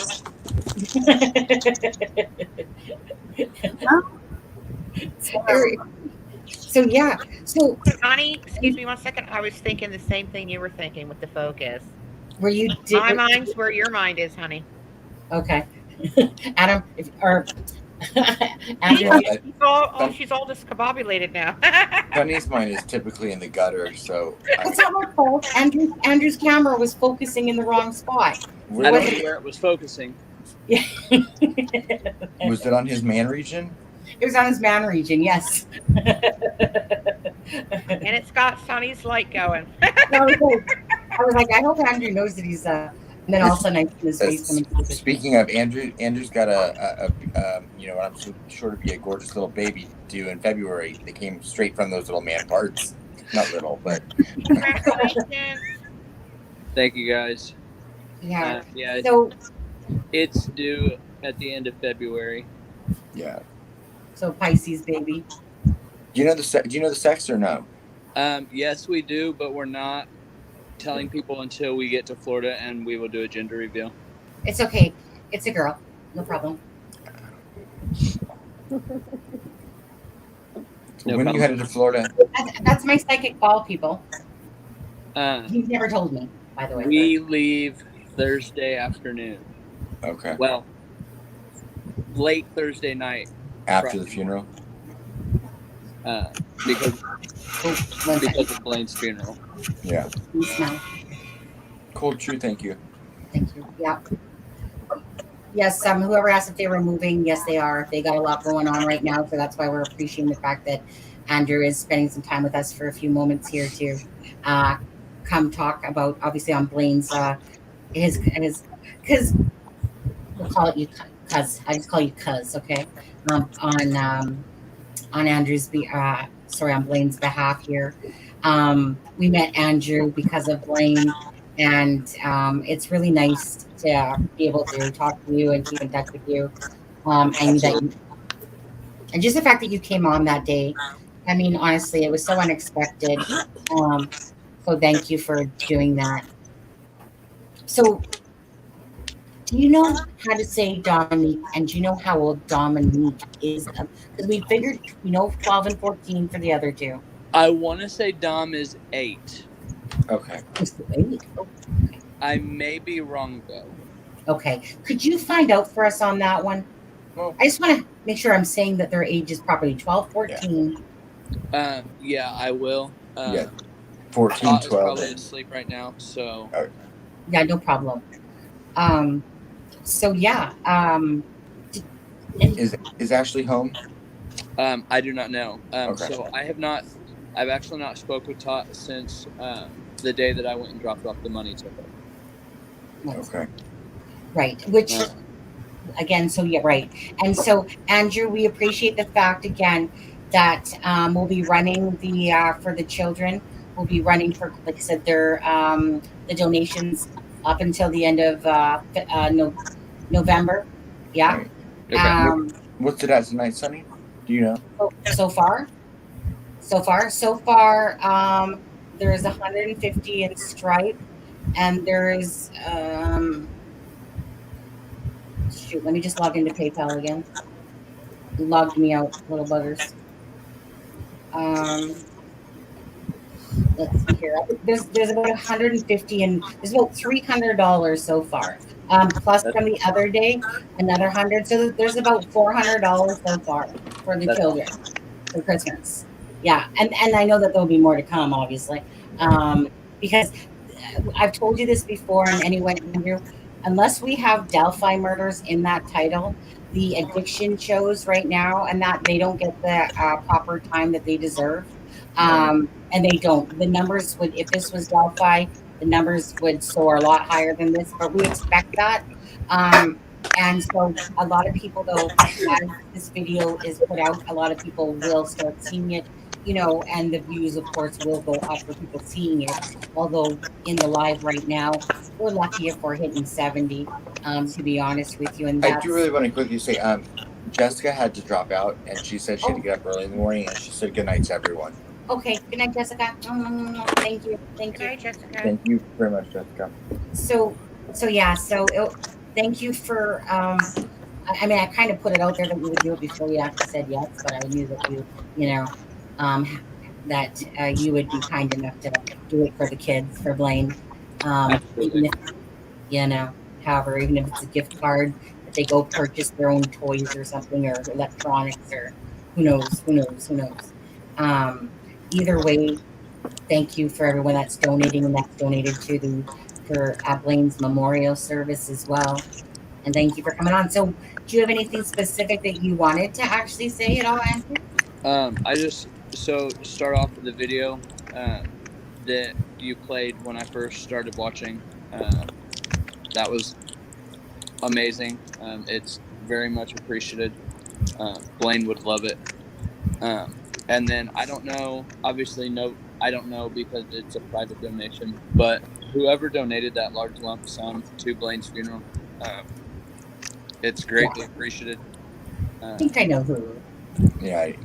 Well, you can thank them from me personally. So for those of you who don't know, Blaine and I, we were cousins by marriage.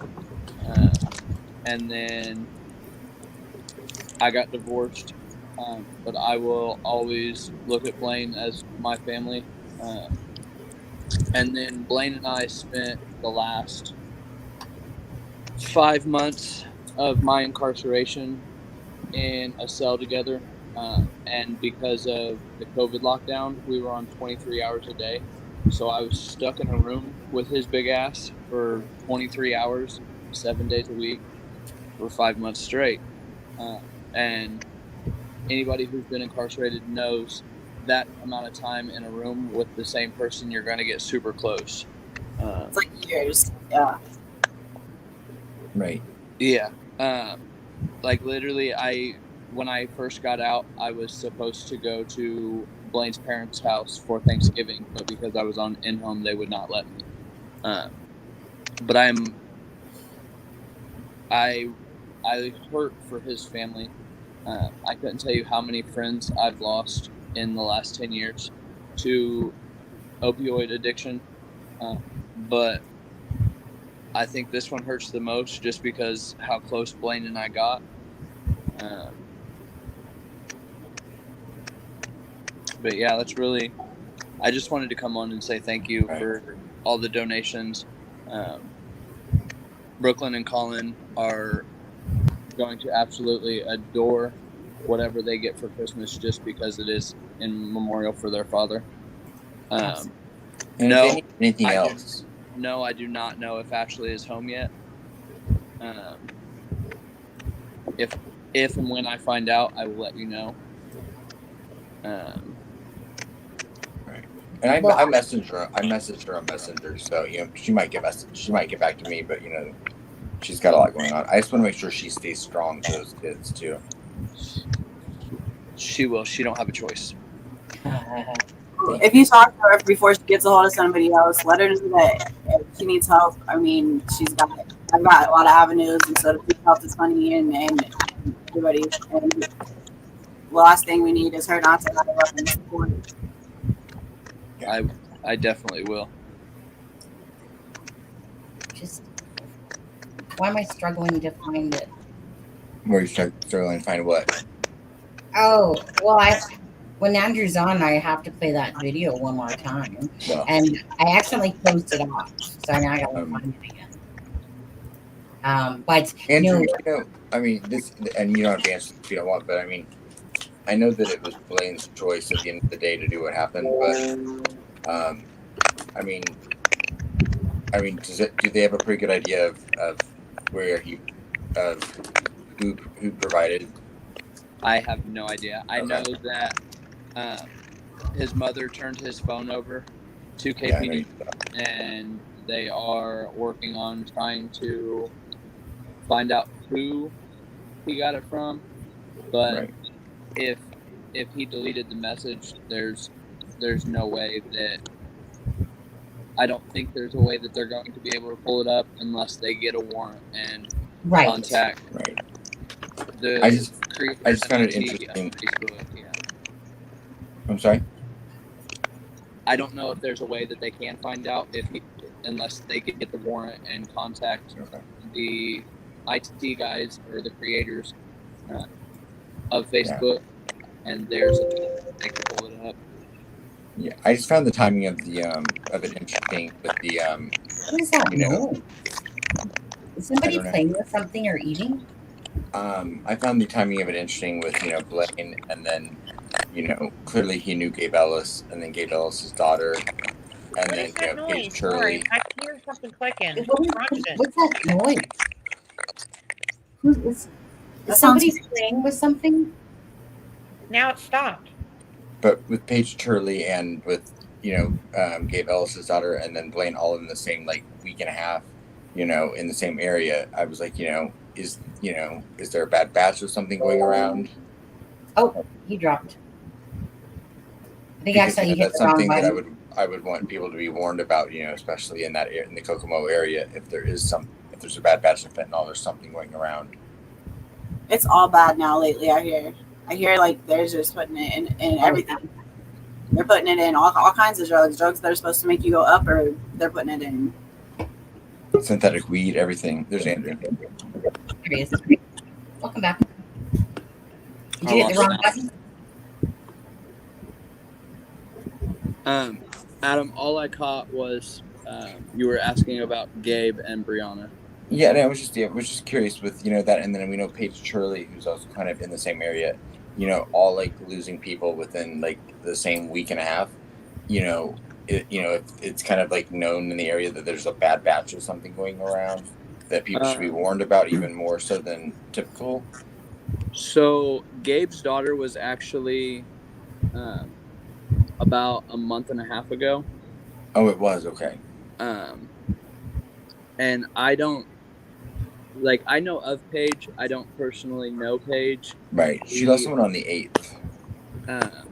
I have no idea who that was. Oh shoot, Jessica was gonna bring up some names. I mean, I was just curious. I was with the proximity of where everyone lived, I was like, is it that common, or is it just, or is there something going on that's, So, I honestly couldn't tell you. So, I'm coming up on 17 months clean. So I've Congratulations. Completely removed myself from those people, that environment. You needed to. So I really couldn't tell you.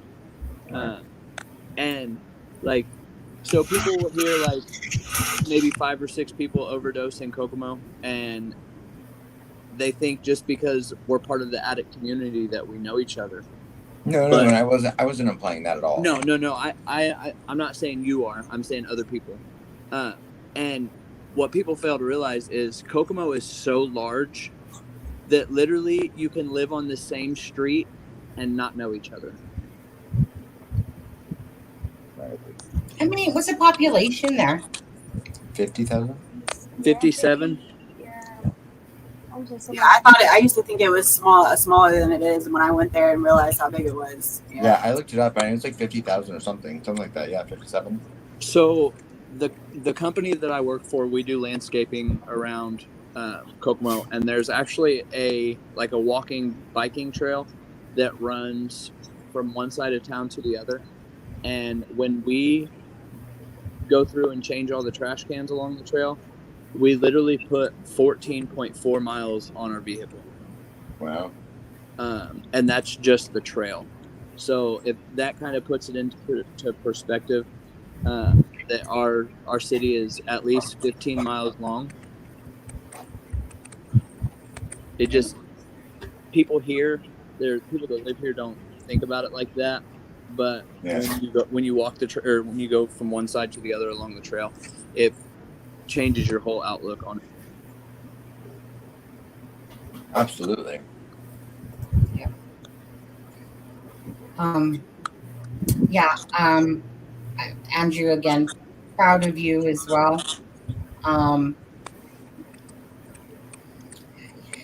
Stay clean.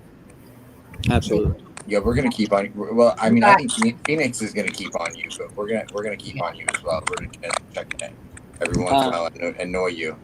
My mom made a comment the other day about I don't want to use the same words because I don't want somebody to report it.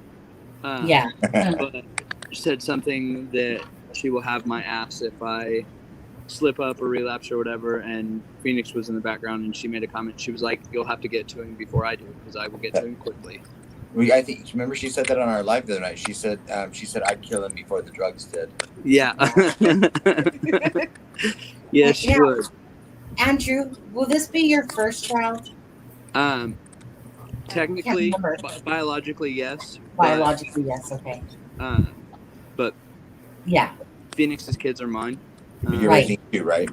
Yeah. Well, she has three. Yeah. But no one will tell me differently. They are my children. Correct. That's what a real dad is. And exactly, and because it's so heartbreaking now that Blaine is not there to raise his children. As we were talking about before, I'm not sure if you heard, but like he was just at October 5th, he was, just taking his kid to the boxing ring, basically, to practice with them, and it's like they literally so. I would have to look at our messages to see, but I want to say it was like a week and a half, maybe 2 weeks before Colin's birthday. We were video chatting, and I was talking to Colin because Blaine was driving, and they were on their way to a couple cities over to go look at a house that they were about to move into. Yeah. Okay, I want to make sure that we're saying this right. It's Colin, right? C-U-L. Yeah, Colin. Yeah, because it comes off like Colin, but I know that you typed it Cullen, so I want you to be clear on that. Okay. It's like off the movie Twilight. Yeah. That's who he was named after. Oh, okay. I like that movie, actually. Remember that movie? Those kids are gorgeous, by the way. They're beautiful little kids. I mean, Brooklyn is. So, that day I took the money over there to Phoenix Road with me, and I had said something to Phoenix about how young Brooklyn was, and it's astonishing at how big and like how tall she is for her age. Like I literally had to look up to look at her. Really? Wow. I mean, I'll never forget when Blaine when he talked about that letter that she wrote. That when he was in jail. Yeah, and he credits that with resetting the entire direction of his life. So, I mean, I hope that people like you and that Ashley never let her forget that impact that she had on her dad. Yeah. Regardless of what the outcome was. It's funny you say that. So like Howard County, up until recently, they had tablets, and they were like iPads, but they had a phone on them, and you could talk on the phone in your cell. And so every night before bed, Blaine would call him, and there would be times that like Colin wouldn't be listening to his grandma or something, and Blaine would be getting on Colin's ass, and myself and our other bunkie would be in the background like yelling at Colin with Blaine, like. Do they still allow people to do that? They actually do not have tablets no more. They're called chirps, and they're okay, yeah, iPod touches that you can text on. Right, but before he could legitimately call. Yeah, you could. On the tablets, you could watch movies. You could call. You could receive pictures. You couldn't send pictures, but you could. Like people could email you pictures and stuff like that. Is it because it was getting abused? Is that why they took it away? No, they weren't making enough money off of them. Oh, sad for them, right? Right. It's all about those third companies, those third parties and the money, Sonny. Yeah. So pathetic. So pathetic. That's what chirp is. It's all about the money. Everything's always about the money. Since a chirp. No, yeah, no, but it's just everything, even drugs, the curing. If it doesn't cost a lot and to make, they're not going to make it. Why would they? Why would they? Like the pharmacies and stuff like that. It's a joke. It's like everything's just about money. The world just revolves with such greed around it. Pisses me off to no end, honestly. I hope that when I do die, I'm going to come down and shit on all on all those people. I swear to God, because this world. It's just about money. It used to be a day when families got to stay home on Sundays because stores were closed. You got to enjoy proper time. Now it's like the most greediest infestation, and it's just getting worse, to be honest. Well, you're talking to Andrew. He's about to have a baby, and at least that's cheap. Yeah. Yeah. Right. I know, right? I'm sorry. I'm just playing. No, absolutely. Andrew, I'm going to quickly play that video again. I don't care how many times I play it. I'm going to play. I know you probably already seen it when I played it already. But do you mind if I play it one more time while you're on the live? Go for it. I'm going to have to deal with that video the rest of my life. Yeah. hey, me too. Now that you say that quickly, so has anyone like has a lot of people that seen it? I don't know if a lot of people have seen it. All of my coworkers have seen it. Is it because you showed it though to them? Yeah. Yeah. Okay. Well, you know what? A beautiful memory with Blaine. With us, whatever. Right. But it's a beautiful memory because it's so funny. Honestly, again, I can watch that thing over and over because every time I watch it, the laughing, your laugh especially, is just so contagious because you're just dying laughing. And I don't get it because that's real. Like, I've never heard that laugh come out of me before. Well, that's I have that effect. And so earlier when you played it, it was the first time I noticed it.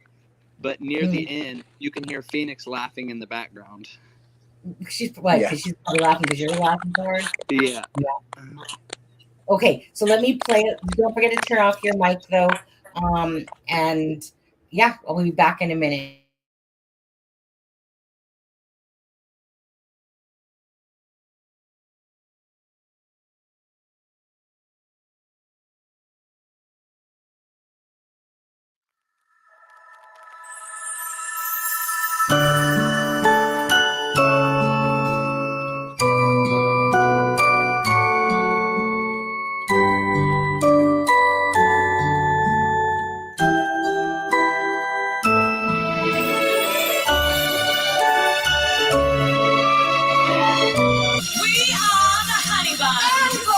We got some fun for you!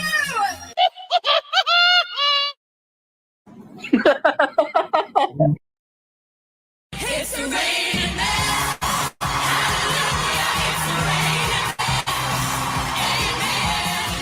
Yeah, Aspen, you wouldn't need. I think you would do all right, Aspen. Your group of guys don't get messed with in prison. I don't even know who you are, actually, Adam.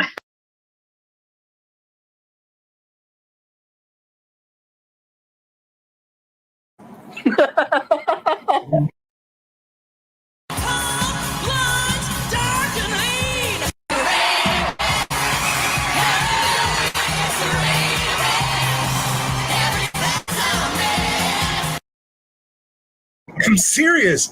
Your group of guys may have all the drugs, and like you guys, outside of gang members, I'm telling you, you guys are like the the ones that have thoughts. The gay guys in the joint have access to everything. They actually kept me.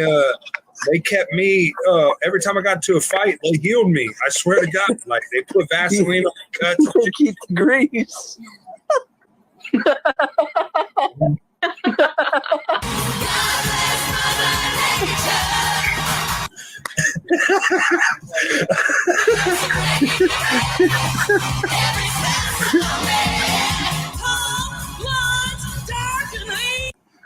Oh. So, oh, that was good. Sonny said, tell us more, Blaine, how good Adam has it.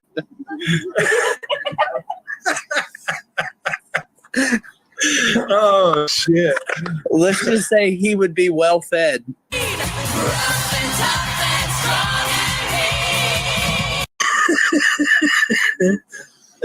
Sorry, Adam. Sorry, Adam. We love you, bro.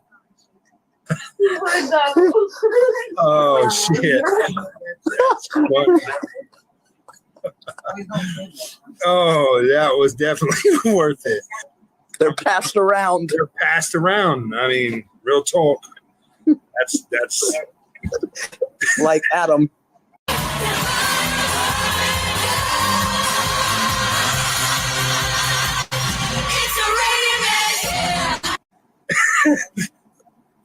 Oh, Sonny said, I have tears. Yeah, that was definitely worth it. Oh, God. It's the raining man. Hallelujah, it's the raining man. Amen. The raining man. Hallelujah, it's the raining man. Every sense of a man.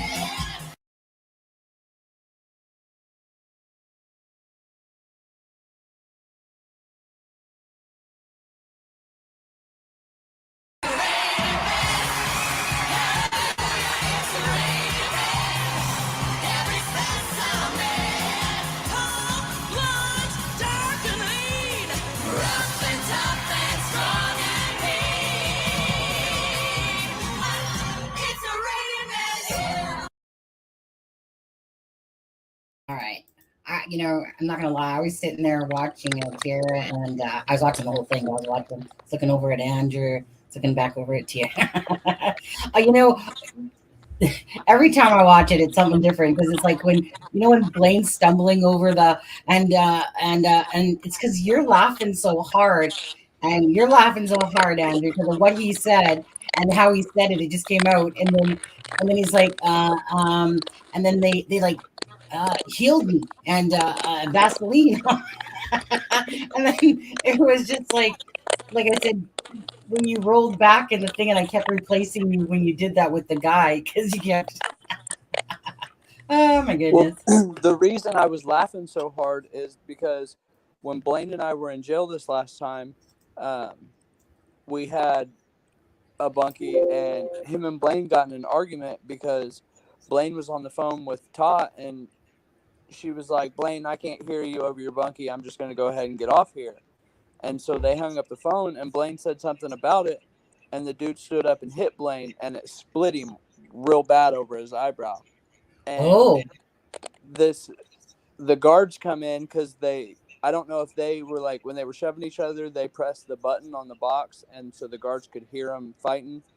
And so when they come in, we have this little guard that works at the jail that he's gay, and the first thing he said when he come walking in is he's like, where's the grease so I can pack his cut?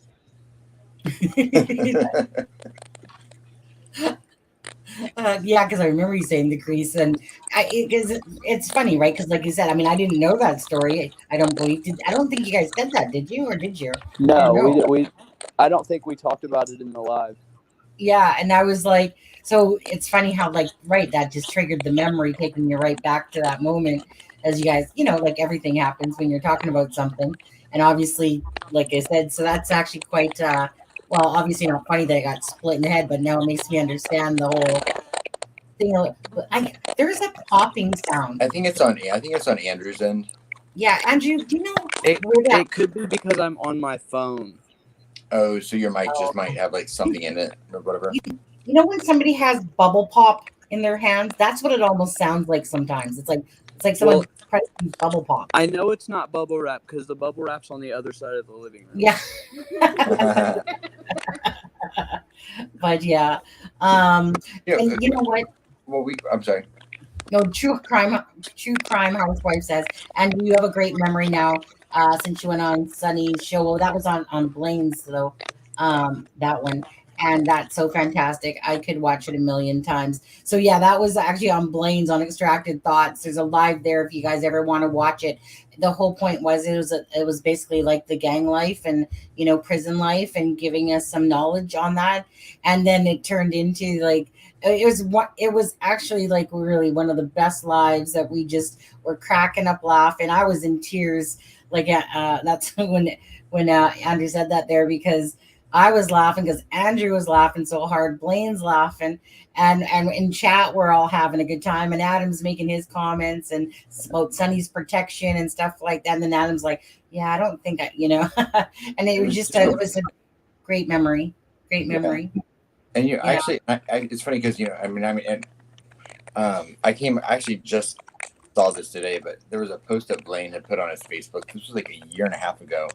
But like someone like Blaine, like someone like me, like someone that grows up like gay, whatever, blah blah blah, could look at someone like Blaine who's been in a gang and like an addict and like lives in rural Indiana, and you could instinctively just assume they're gonna have an opinion or a feeling about you just because of a preconceived notion because of like my sexuality.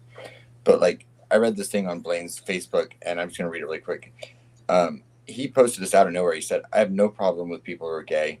I have many gay friends. The world's starting to force upon us, and who our children are growing. What I have a problem with is that the United States is turning into Sodom and Gomorrah, and that if you don't see it that way, you have to ask God to give you the eyes to see.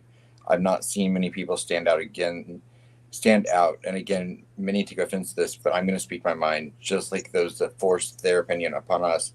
My aunt is gay, and that she never forced anything on us, and I respect her for that. But when children who are already having a hard time in life for being accepted for who they are and are confused, why should we make it twice as hard? It's not okay to keep God in the Pledge of Allegiance, which this nation was founded under God, but it's still okay to tell our children that they can hate people for being sexually confused. We need to let them develop and then decide to still love them, whether they are gay, bisexual, etc., and not force it down their throats that they're wrong." Mm-hmm. And I just thought that was really, he did that out of just for, because he stood up for people that he cared about. Yeah. That's a real man. Oh, I moved around for a second there, but yeah. No. Yeah. I'm honestly, it's been a pleasure getting to know you a little bit, Andrew, through Blaine. Absolutely. I'm glad that Blaine asked me to come on that night. I was looking forward to many more, to be honest with you. I messaged Blaine that night and I said, "Andrew's the star. You need to have him on every show." Yeah. And sorry about the popping, guys. Sometimes it picks up. You have to hear this if you never watched live back. It literally sounds like. So like I keep muting my mic just to see if it'll stop. And yeah. I don't know what it is. Yeah, it's something that's obviously hitting the speaker. That's I don't know. Because remember it did that on the live last time, to be honest with you, and then it would clear up, and then it literally could be something that's like literally like stuck inside your mic, so that every time you talk it crackles because it's interacting. Yeah. When you put your phone in your pocket, like your mic can get like. Yeah. Whenever I start talking, it quits. Yeah. True. Have you noticed that? Like right now, it's not doing it, but anytime Sonny talks, it starts. Yeah. It starts doing it. Let's test it. Let's see. We'll blame Sonny. Maybe it's Blaine talking through it, and that's wrong. Because they do communicate through it. That's weird you say that, because the other day Phoenix and I were watching a video on her phone of, I don't remember who it was, but they were like a paranormal expert, and they were talking about the Abby and Libby thing. Okay. Oh. And they were asking like who they were asking who it was that killed Abby and Libby, and it kept coming back and like A spirit box. Yeah, it was the spirit box. Yeah, I remember this. Yeah. I get into that type of stuff. Is that when they were down at the creek, Phoenix? No, it wasn't. They were indoors doing it, and Okay. they like make it real dark and light candles and have their crystals all around and Yeah. they have their box thing, you know, that they play it through, and some lights in there, some dim lights, got some ambiance going on. Yeah. You know, Andrew, I was saying this the other day. Thank you, Phoenix. Andrew, I was saying this the other day, like, I'm almost afraid to talk. I'll just pretend it's blind, whether if it is or not anyway. But so I have a pendulum, and the reason I got a pendulum, I was this one day, you know, like I've always used my intuition and my abilities that way. So call it what people want to. So okay, I always said I always use the word intuition. Do I feel like it's more? Absolutely. I know it is. I just call it strong intuition. It's my way of labeling it because I don't like to label things. But anyways, so that night, I literally got a pendulum because I saw people having pendulums, and I've never ever tried to see where how good I can do or how much I can talk to the other side, which I know I can. I just don't know my limits. Let me put it that way. Because ever since I was younger, you're told you don't play with that stuff because, you know, you don't play with the Ouija board. You don't, you know, say 13. You don't, you know. Phoenix said she ain't with no Ouija board. Right. So I always kind of. How else are you going to conjure up an evil spirit? Pardon? How else are you going to conjure up an evil spirit? Yeah, right. So. Okay, bubble. I was just waiting for the bubble stuff to stop. So then, yeah. So, anyways, I see people using a pendulum, and I'm like, I have to see it to believe it. God, that bubbling comes in when I'm talking. All right, I'm gonna work with it. Hey, maybe you should go out and come back in. Let me up. Yeah, I was about to say, let me hop out and come back in and see if it. Okay, I was gonna try. Oh, it happened. Yeah. Maybe you know what it is? It's definitely some sort of spirit. Doesn't matter what it is. Tara, can you just send all the other people in Indiana your internet connection because it's working fine? Yeah, you're just. You're muted. She's talking. I'm way up next to Chicago. Yeah, I muted it to make sure it wasn't me earlier. I forgot. Oh, are you up? Oh, so you're up by more like Gary and like that area, or? Yeah. One sec. Yeah. Valpo and Valparaiso. I'm in Knox right now, but I'm in Valparaiso a lot. Well, it's probably been a long time since you've like been able to give out your location to people publicly. Yeah, it was. At this point, I'm not even scared. I'm not scared anymore. Some people think that, like, they tell me I need to be a little bit more scared because that's when you let your guard down. But I'm just at this point, I'm over it. I'm just like, I'm not. I've got so many other things to be scared of right now that is probably more in a threat. So. While we're on that tier, is there anything that anyone can do for you, like, you know, support wise, like as far as like, you know, like your autoimmune thing? Is there any like assistance or help like anyone can do, you know, in any way? No, I appreciate it. The sad that there's the thing that like they don't know much about it. So there's 300 people, you know, and there's the life expectancy is like 22.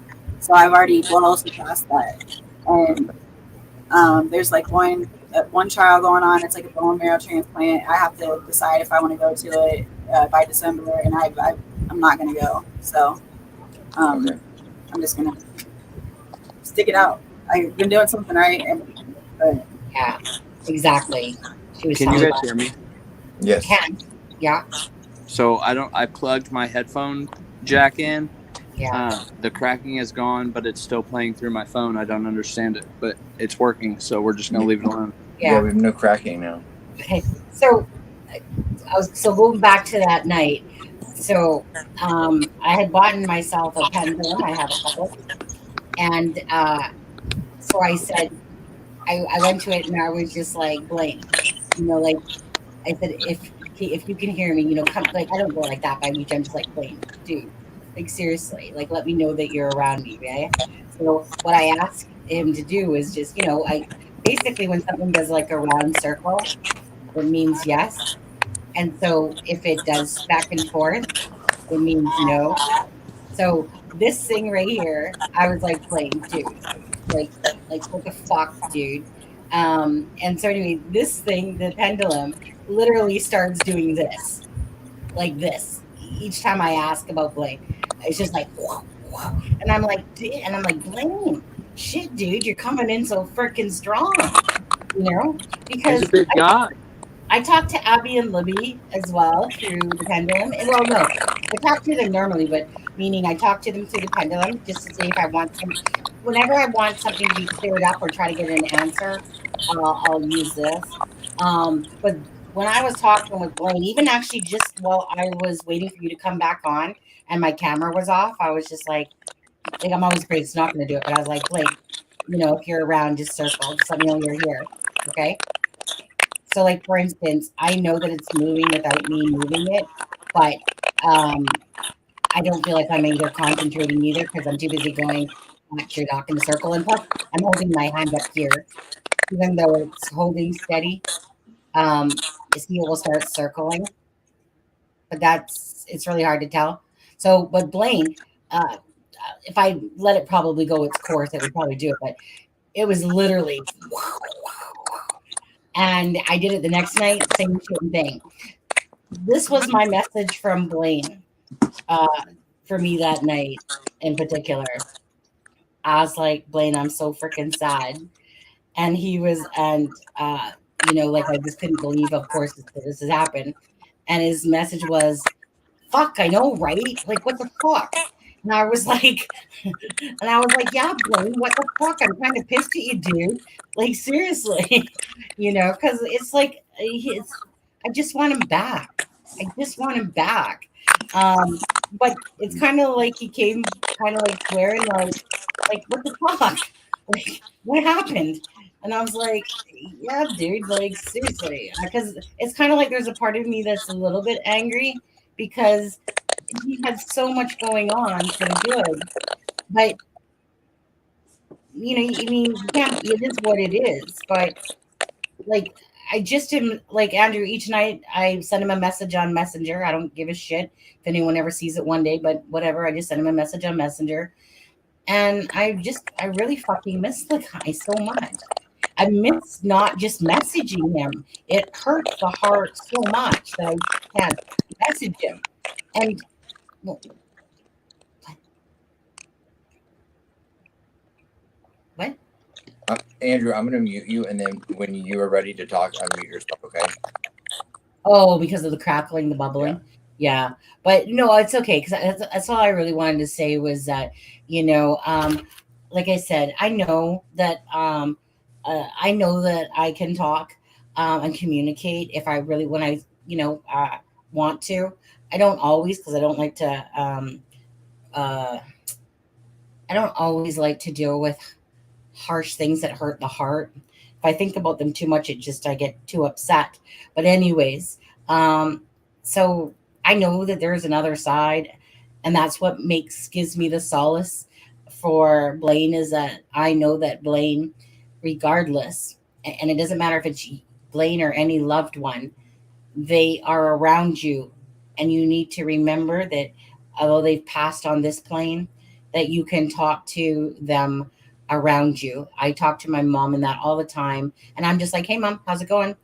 When I used to smoke, I'd be like, hey mom, I'm sending you some smoke signals, how you doing? Hey grandma, how are you? I mean, all you have to do is just keep talking to them to tell them that you know what I mean. Like, they're not here on this side, and it sucks. It really freaking sucks. But I know that there's the other side. Not because I'm a whack job, but because I've experienced it, and I don't put myself out there to bullshit people or tell them something that's wrong. But people sometimes have to experience things for themselves. So for me, it's like this is my way, and talking to Blaine is through a different way of communicating now. And honestly, actually, Andrew, this has never actually happened before, and I don't know if it was coincidence or not, but I woke up that night, the morning of, so obviously it'd be the next day, meaning the 17th, and my iPad was glitching a way I've never had it ever glitch ever. And it would boot up and then it would shut down, boot up, shut down. It was like it was teasing me. And I'm just like, I'm getting so frustrated because all I want to do is go watch one of Blaine's videos or whatever. And I'm sitting there going, I'm getting really frustrated. And I'm just like, I'm finally like, my husband's sleeping, poor thing. And I'm like, husband, what the fuck is going on with my iPad? It's never done this before. And he's like, well, and he's like, wait, what happened to sleep? And I'm just like, my fucking iPad. It's not letting me, like, it won't even let me shut it down. It just keeps whatever. It's never, ever, ever done that before. And so I gave it to husband, and husband finally got it to come on. Like, it finally got to a point where it could come on. And I'm like, how did you do that? But it's never happened to me ever. And I was just like, Blaine, are you messing with my electronic, you little shit? Because it's never ever happened to me before. So maybe call it coincidence, or there he went. Damn it. But anyway, it was just one of those things that I know that they always say about electronics and different things. I believe that people can come through me because I'm I don't want to classify myself as a medium, okay? Like, not like I sit there and stay and go, let me see some objects and talk to me, stuff like that. It's not like that. It's just, hey, how's it going? Whatever comes through. But I know when people are like very, I want to use the word spiritual in a sense, meaning I don't like to judge people, and I like to think of myself as very open-minded. And that's why I'm a source as an outlet, because I am open. Meaning I'd never say, if people want to say that there's, poor Andrew again. If people want to say that there's like aliens with 5 heads walking around, maybe there is. I don't know. Who knows? Maybe there is. I don't care. So I'm a very open source. Jenny said, that's just Alex hacking your iPad. Alex, let me just message Alex right now and ask him if he's hacking my iPad. But anyways, so I know that gift is out there, and that's why I'm very a hard critic on when I do see tarot card readers or mediums. I will judge you. I will watch exactly what you're saying in that, and I will. And the thing is that there's a lot of crap ones out there, and then there's a lot of wannabes. Definitely a lot of wannabes. There we go. Well, and it's not hard to Google things. Let's all be honest. Correct. I know what gifts I was given, and to that I say thank you, because I learned this gift a long time ago. I just don't really go on about it. Can anybody hear me? Yes, absolutely. Yeah. You kept dropping there for a sec. I read tarot cards. I've read my entire life, so. Yeah. Oh, really? You actually read your own, eh? I mean, no, I do it for other people. Like, I've read, because my mom was Wiccan growing up. Oh, and yeah. so, Yes, that's right. Yes. So yeah, I've been reading them my entire life. That's why I brought that up to you the other day. I was going to say, Tiara, I have tarot cards that I had purchased. I haven't either still yet for the box to be opened, to be honest with you. Because it's not something you just learn.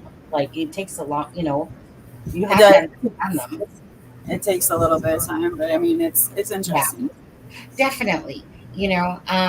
It's kind of one of those things, like, I've been read 2 times in my entire life by amazing people. One of them depressed the hell right out of me, and the other one didn't want to introduce negativity, which I respected. The other one told me someone was going to die in my life within 5 years. You don't tell people that shit. I don't want to know that shit. You should ask them before you even say that shit. Because Adam, did you ever have a reading? Adam, did you ever have a reading? I've had a few tarot. I've never had one. I have, yeah. I've been told some really. I mean, I look at it. I look at it the same. I mean, I don't take anything in life that serious, so I look at it with about as much, with I look at it, it's interesting, but I'm not gonna go wager my life savings on something someone told me. I've had I've had two really interesting palm readings, and I've had 4 really, really incredible tarot card readings. Nice. One that I walked away from furious because I didn't like a thing that they told me, but every single thing that they said came to fruition. Yeah, I'm just too scared. I find it intimidating. Yeah, you have to be careful with it, I think, a little bit, but let's just think about it, Andrew. Right, but Andrew. I don't put the weight into it that like I'm gonna change my life because someone told me that. Can we say goodbye to Andrew quickly? Just because he did lose connection. I was just about to tell him that, you know what, he's got to get going. So he says, I lost my sound, and it's probably good because the phone is dead. I love you guys, but I got to help Phoenix get things packed right. Aww. Thanks for having me. No, thank you for spending time. So I was literally just going to say that, you know what, dude, you've done more than enough tonight. Thank you so much. Yeah, and again, it's just kind of a little marathon thing. You'll be playing in the background. Go, all right, thanks so much. Right, and we'll talk to you soon, buddy. Yeah. Yeah, thank you, Andrew. Thank you for you and your wife taking care of the kids for Christmas. I really appreciate it. Thank you. One more time, you guys, too. Not one more time, but the bio link I'm going to drop is for the kids for Christmas. So you can either do it through PayPal, right, Tiara, or you can do it through the coffee. Tiara, you must know about the coffee app, do you? I have no idea. No. It's called the coffee app, and it's called Buy Me a Coffee. And you can buy somebody 1 cup, 2 cups, 3 cups of coffee. Is it for YouTube? Nope. Oh, no, it's just for whatever? For whatever. You can use it through your Twitter, through whatever. It's called Buy Me a Coffee. So it's a cute little program. Adam introduced it to me, and I'm not sure where he got it from, if it was from Mel or not, but I'd seen it around on a few things, but Mel's the one that made it kind of stick out to me because we had an inside joke that you can change it to anything you want. It doesn't have to be just coffee. It can be buy me a beer. It can be buy me a banana. Buy me a anything. What is it called? It's called Buy Me a Coffee. Buy Me a Coffee. Oh, it is called Buy Me a Coffee, but you can change it.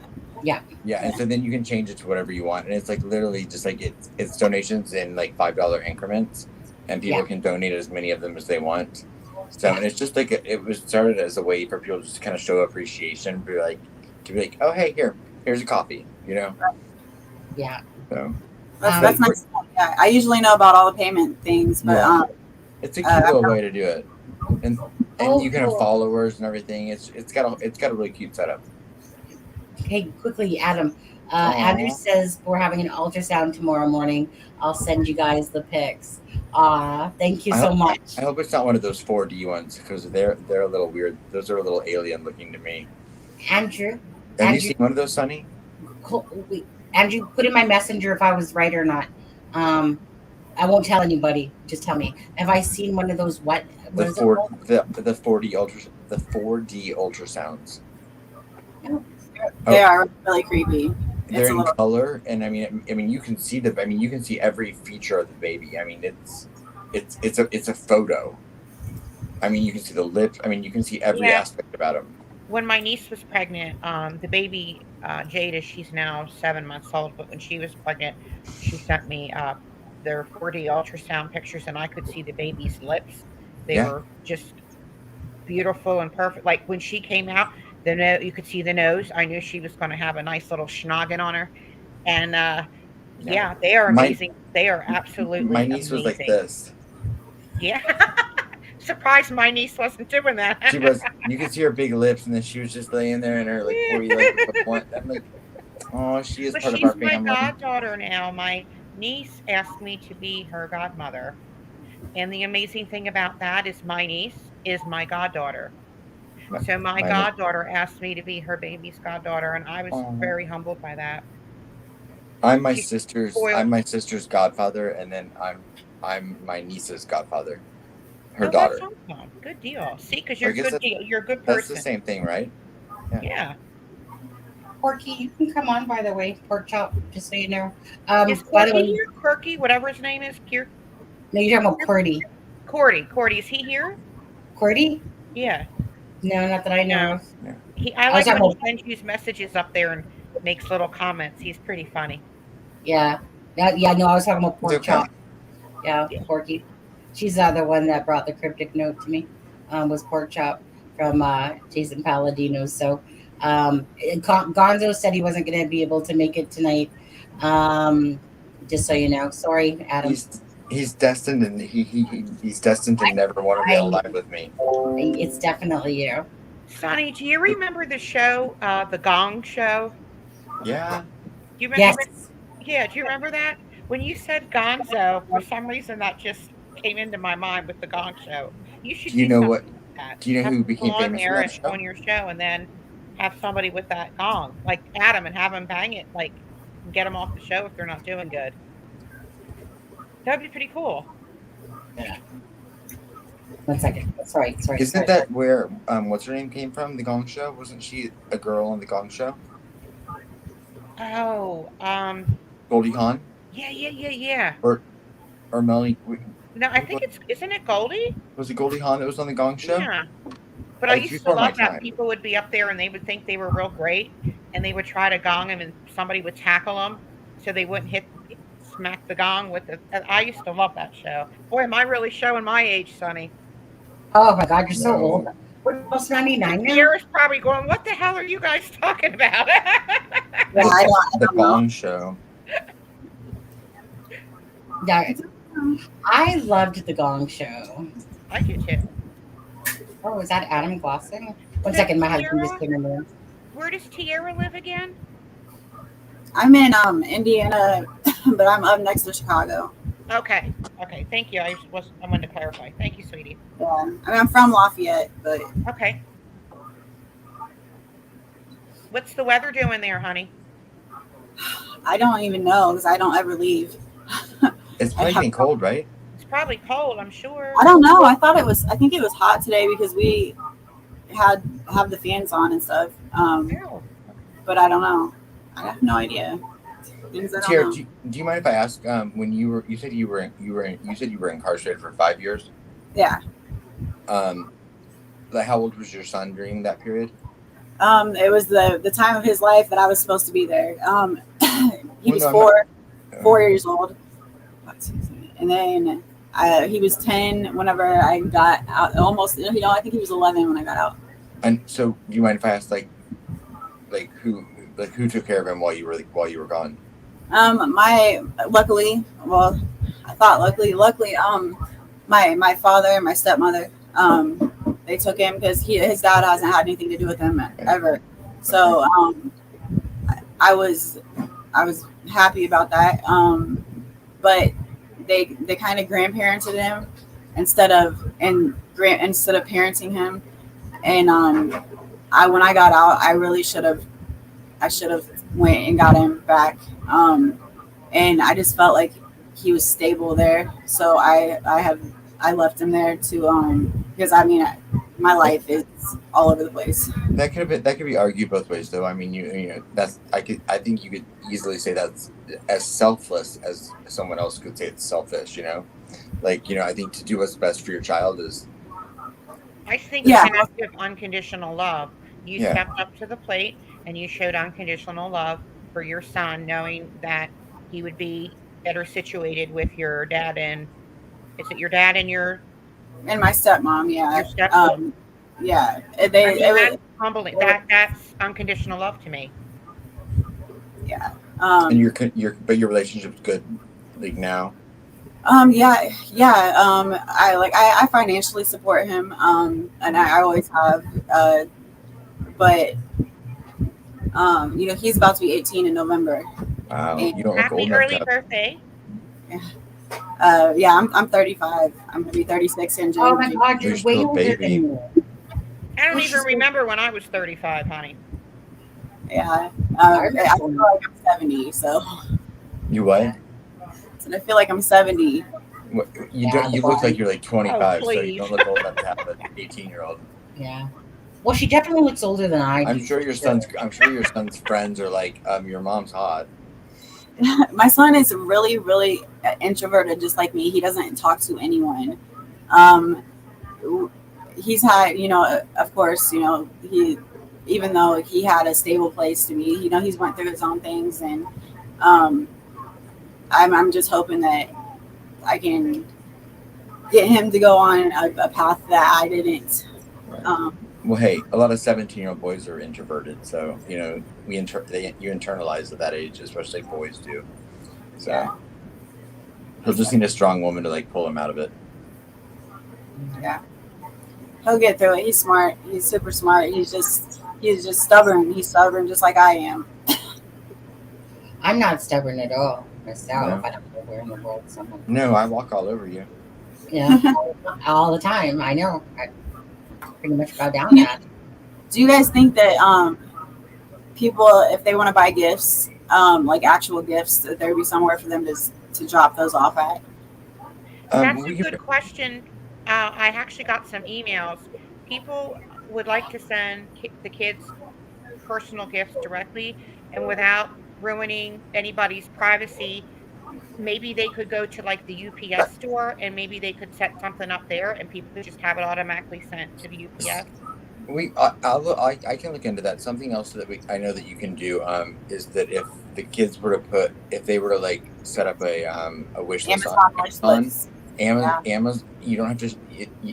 The person purchasing doesn't have to see the address. Correct. It goes right to them. Exactly. So that would be one avenue. But I'll see what Andrew, because I don't know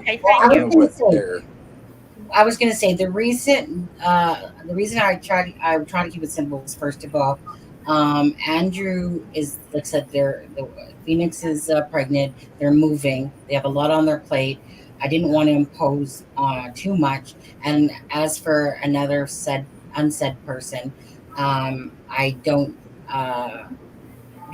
Greed got in the way, and that's why I refuse to do it that way, a certain way, because I'm not into that. This is about Blaine and our love for Blaine. So I just didn't want to impose on Andrew anything too much. But yeah, maybe even just Amazon gift cards and send them to him, and then those, that'd be easier. That'd be easy too. So. Yeah.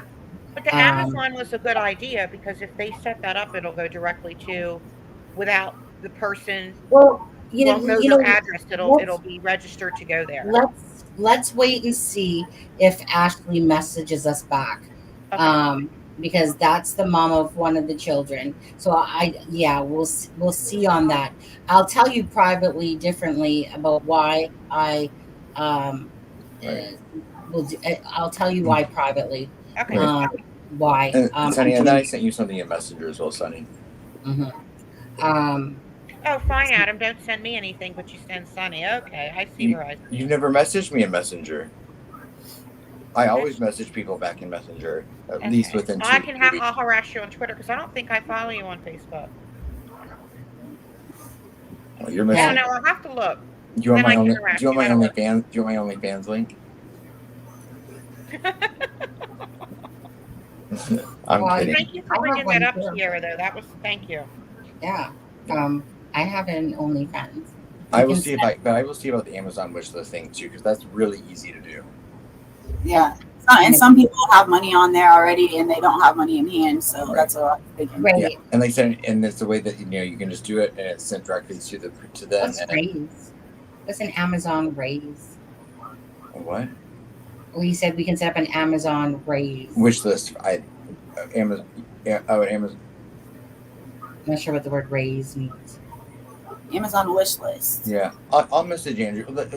I'll message Andrew tomorrow and see. Either way, right? They're going through a lot right now. I was gonna, So, either way, whatever people feel comfortable with. It's not my money; it's yours. Just, of course, like I said, we're doing it through PayPal or Stripe, and then that's gonna go till the end of November. If someone wants to pay for their college, I'm sure we can figure that out as well. Pay for their college, no problem. Lisa, I think Lisa said she was willing. But yes. But as for the funeral, Lisa, again, that and just like that goes directly to the funeral home. Okay. And so when I type in Blaine, And again, this is again, if people come across this video and watch it as well and want to contribute, you guys know my email address, acrimingshame@gmail.com. Sometimes people don't like to say things out here, but maybe privately behind the scenes. Either way, whatever you do, it's appreciated. Simple as that. And every donation up until when are you doing it? The end of November? Till the end of November, correct. And I'll match it up until then. So okay, so thanks, Tiara. Thanks for that generosity there. What a sweetheart. Very sweet. Yeah. Yeah. So, I just, because I'm not going to get into it. All I know is anything that's done from this channel and us is done with sincerity, trust, honesty. And when it comes to things that I don't appreciate or respect how things are being done, this was about Blaine and the kids and Ashley. That's it. I don't like drama. I don't like drama being created around it. So you just cut the crap out of the way and you just focus on what's important.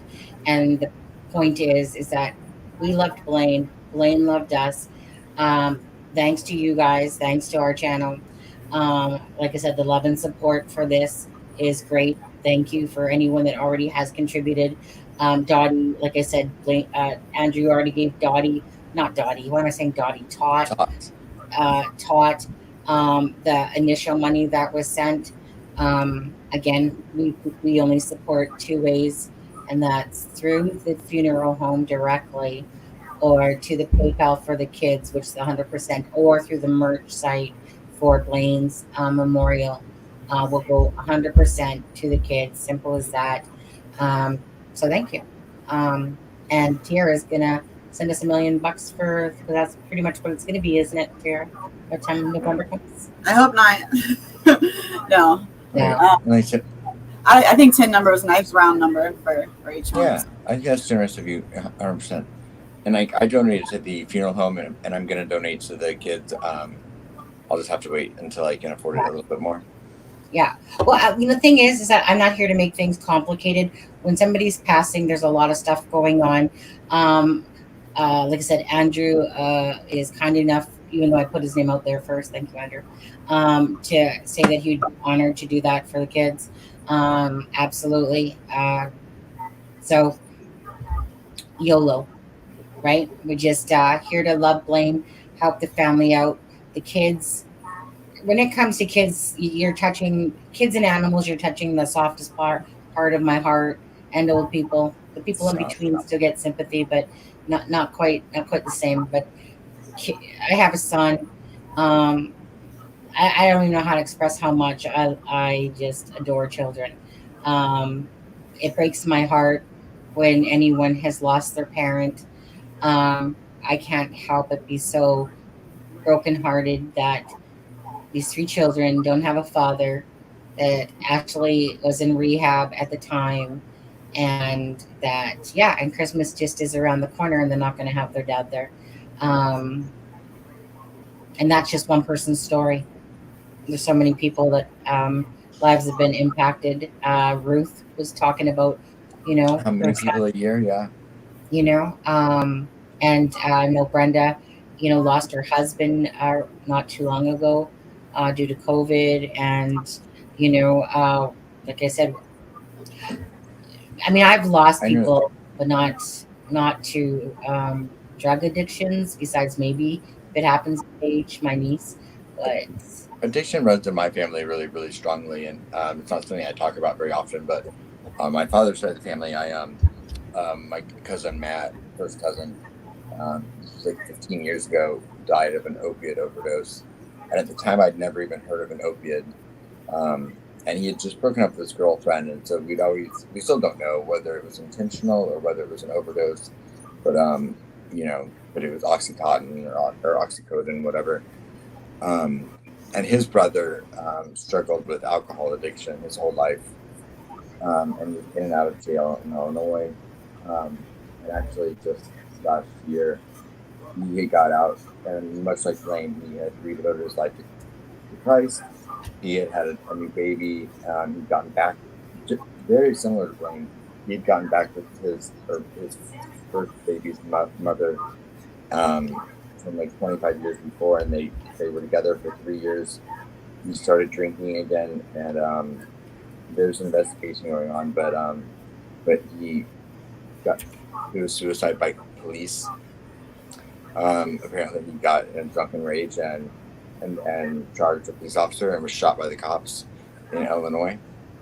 And so I've lost 2 first cousins to drugs and alcohol, and I've had 3 aunts that have all are recovering addicts. And so I know that it's touched my family extremely close. Mm-hmm. And it's the reason that it's always been so close and important to me. Absolutely. Right. Like I know that addictions have impacted other people's lives more than mine. Yes, this is my twin sister. Her daughter is the Paige, and Paige is 32 as well. Oh, there was Tara. Oh, where'd she go? Hey, Tara. Huh. Hi. How you doing? It's like you just... I can't hear you now. No. If you go out and come back in, you... Can you hear me now? Yes. Yeah. Not sure what happened. I have no idea. Tara, let me just say this to you.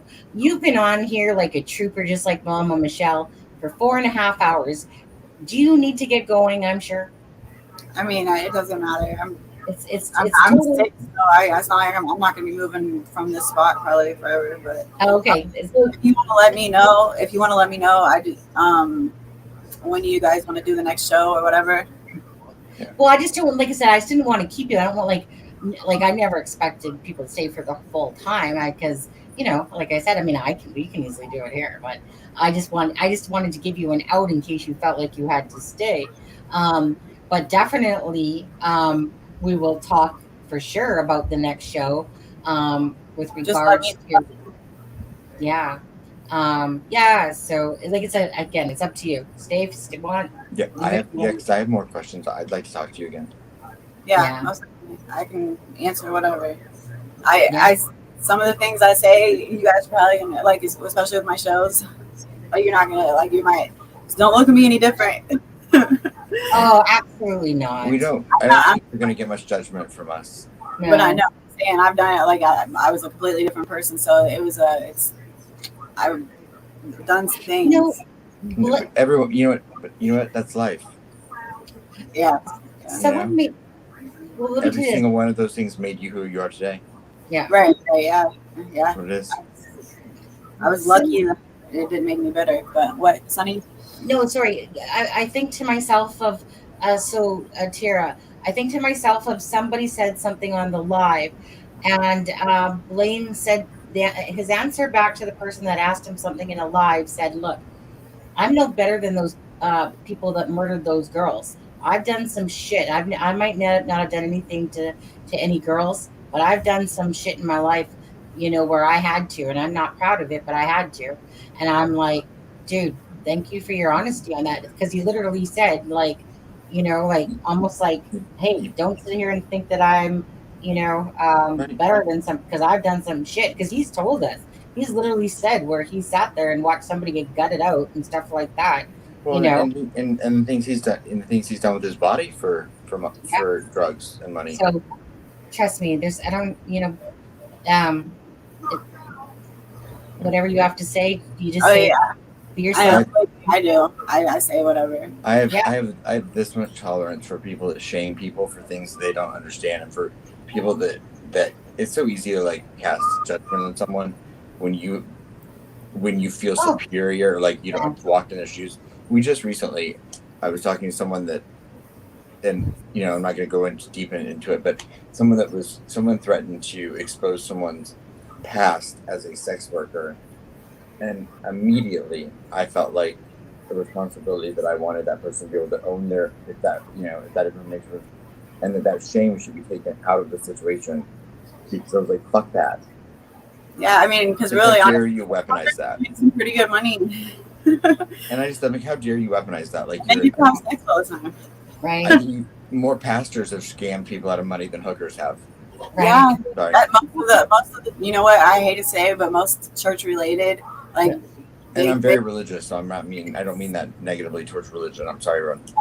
but it sucks how much people use that to extort money, like, because they know that people are going to be generous, and it's crazy. Yeah. Absolutely Yeah. crazy. That wasn't a diss on religion, just so everyone knows. It was not, I just, there's corruption in everything, so we shouldn't cast stones at anyone. I'm going to cast a stone at Jenny in a second. Let's all throw stones everywhere. Metal, Mama, I hope that didn't offend you. I apologize. Oh no, you're fine, honey. You have to be real careful. I mean, Oh. thankfully, the churches that I've been involved in, when they take collections for certain things, every penny is accounted for, and Right. you can they have it out in the open for everybody for an audit. And it's rare to find those, but they're the ones I tend to latch on to, because I know that that's the real deal. They're not trying to scam. And there's a lot of church scammers out there. Unfortunately, they use God in a very poorly manner. And that's, Yeah. and a lot of people will say, I've had it said to me, well, I don't want to become a Christian because of that going on. And then I try to explain to them, well, not everybody rolls that way, but enough people do to deter people. Yeah, I mean, even just like nonprofits, Yep. charities, anything, Yep. people will find a way to like make something corrupt if they can. Absolutely. I was just using it as an example. Yeah, but you're right. You're exactly right. Every business out there, every business out there. So. Yep. YouTube channels. But you're Right, right. Sonny? There's some real wing dingers out there. I can tell you that. Woo. A few? I think there's a ton, to be honest with you. I just quickly want to say this because it just reminded me that Grizz is Grizmatically Clever's in the live right here. So Grizz, let me put it this way. I don't really still understand what happened, but at the end of the day, Grizz created a tribute video for Blaine that he wanted to play on the channel. Not sure what happened there, but anyways, so Marvin Frank played this tribute. But Grizz, just help me understand. Was that your creation and you just had words put over it? Is that what happened? In a sense, it doesn't matter at the end of the day. But I wanted to recognize you for creating a video. So again, Deb happened to tell me that, I just saw the video that Marvin Frank dropped a video for Blaine. And I'm like, wait a second, that's Grizz's video. Like, I don't get it. Like, it's right there. So then I was talking to Grizz, but I still didn't fully understand. At the end of the day, it's about Blaine. And I just wanted to recognize properly who was it? Was it yourself that created the actual video? And then Marvin or whatever, Frank put the words on top. Either way, if anyone wants to go see this beautiful video, it's on Marvin Frank Investigates channel. I just want to give credit where credit's due, just because I just saw it play. Okay, it was no, it's okay. So I just wanted to make sure that I'm giving the credit properly. I don't want to say it wrong. Okay, so misunderstanding on my part. Oh, so he must have sent it to them? Well, there was something that happened. I think it doesn't matter. It doesn't matter. I just wanted people to know, because when I seen Grizz type, it reminded me. So yes, I was going to play this video on today's live, but Marvin Frank have it up on their channel. Oh, good. So anyone wants to go see that beautiful tribute video that Grizzly did, and I think that one of them was helping put the words on it, if I'm not mistaken, either or. So Marvin Frank's channel has this beautiful tribute video for Blaine as well. So again, Grizz didn't know Blaine, but it was the fact that he literally went out of his way to say, hey, I don't know this guy, but he made a video in Blaine's honor. And so yeah, so go check that out, of course. Okay, guys. Okay, yeah, I just don't like to, I just didn't want to say it wrong. Grizz. I mean, it is what it was, and at the time I literally just woken up and I was like, wait, what's going on here? So yeah, either way, the more it spreads, regardless, whether it's about the beautiful tribute videos or the awareness, of course, about addictions. Tara dropped there, I see. But yeah, hey, Metal Mama, look at that, we're down to you. Ooh, you finally can talk. No, she's back. Is she back? No. Oh, Did I'm she say she here. was gonna? Well, you Oh, guys are doing. I've just enjoyed listening to everybody's story. You know, it gives me okay. hope. It brings me listening to Tiara and how she's getting herself back on track and how she wants to start a channel and make awareness to things going on that a lot of people are unfamiliar, like sex trafficking. A lot of people don't understand. They don't think it's real, and it is. you're And 100% right. listening to Jessica, Adam sharing about the addiction in his family, Sonny, you sharing about your niece, and then we had what's his name again? Andrew? Andrew. Andrew, yeah. And he came on, and that video, by the way, is hilarious with his laugh. I'm gonna watch it again. That Oh, video. I know. And then Adam, I love how you have Adam on there at the beginning. He comes off to the side there. He comes out with his Yeah, picture. him. That's Yeah, and him. then And the prison's behind you. yeah. And I just get this vision of Adam, in an orange jumpsuit. I mean, honestly, the funniest thing about the entire experience was that it was literally like 10 minutes of life that just happened just organically and completely innocently. And it turned into, I mean, it probably derailed the poor guy's first like live stream because it changed the whole. He was talking about living it like having an addiction and living a gang life, and Andrew was talking about his experience, and then I come in there and make one comment about how I wouldn't do well in prison, and the whole thing just changed course. But you know what? You can watch it and just laugh and laugh, because I laughed harder the third time around when I saw it than the first time, because I picked up on other things I didn't notice the first two times. You know what I mean? Little tiny things, and I laughed harder and harder and harder. You guys are great. Who's greater, me or Adam? Sonny is. Oh gosh, don't ask me that, because I love you both. No, Shut up. You know what's me? I told you not to Sonny, lie. I gotta watch your video because it didn't look like you were rapping. I thought you were talking. Oh, really? Did you need me to play it again for you? Yeah, play it Do we again. need to have a wrap off sometime? Yeah. Wrap, and then we can have like I feel like me me and you 8 Mile. Yeah, I think that me and you and Deb should like have a wrap off. Jenny, sorry, you're excluded. Oh, did you hear that? Can you imagine how horrible that would be? Ooh, that would be fun. Maybe for Halloween. It would be the whitest 4 hours on ever. You know what? Look, because Halloween's coming up, that could be one of our things. Who can ever make the best Halloween rap song? Yeah, and then they can judge. These people can judge. Ooh, that sounds fun. I'm in. I'm in. Let's hear my. Play it again, so I can let me get a better look at this. Oh, I told you gimmicks are not in my contract. And let me just get myself ready. Journey, I don't quite know what you're all talking about. It just looks like you were talking to me. Hold on, I'm watching a hair go out of place to the camera. Get back there. Start whipping it around like a heavy metal. Like whip it, honey. There you Yeah. go. All right. Whip it real. Okay, there we go. Got some flashing here. Yeah, Oh, hey. Andrew, if you're still in here, I'm not sure if you're friends with that Quentin guy, but I sent him a message on Facebook about because I wanted to do a video for Blaine, but I didn't want to use his because he produced some of that music. I didn't want to use his music and get copyrighted from it. So if you know him, Yeah. Who did you Vitality. Who was it? Vitality. Yeah. Vitality? Okay. Well, yeah, it was. His name's Quentin, so I messaged him on Facebook, but I don't think he saw it. So I just wanted permission to use it. Excuse me, Adam. The longer you keep talking, the more you can't hear my rap.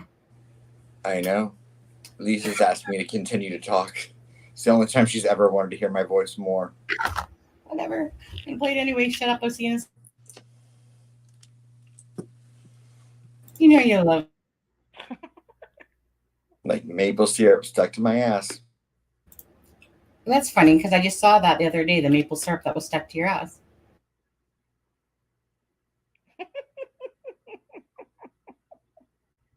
Oh my gosh, you guys.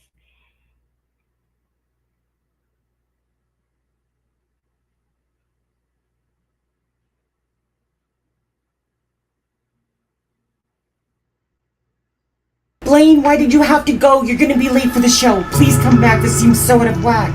I missed you saying your name. I feel like this is all a game, but I know it's for real. The sadness I feel, and I can't believe you're gone. You're not alone tonight. Yeah. For anybody going through some things, I just want to let y'all know that this song's for you. You're not alone tonight.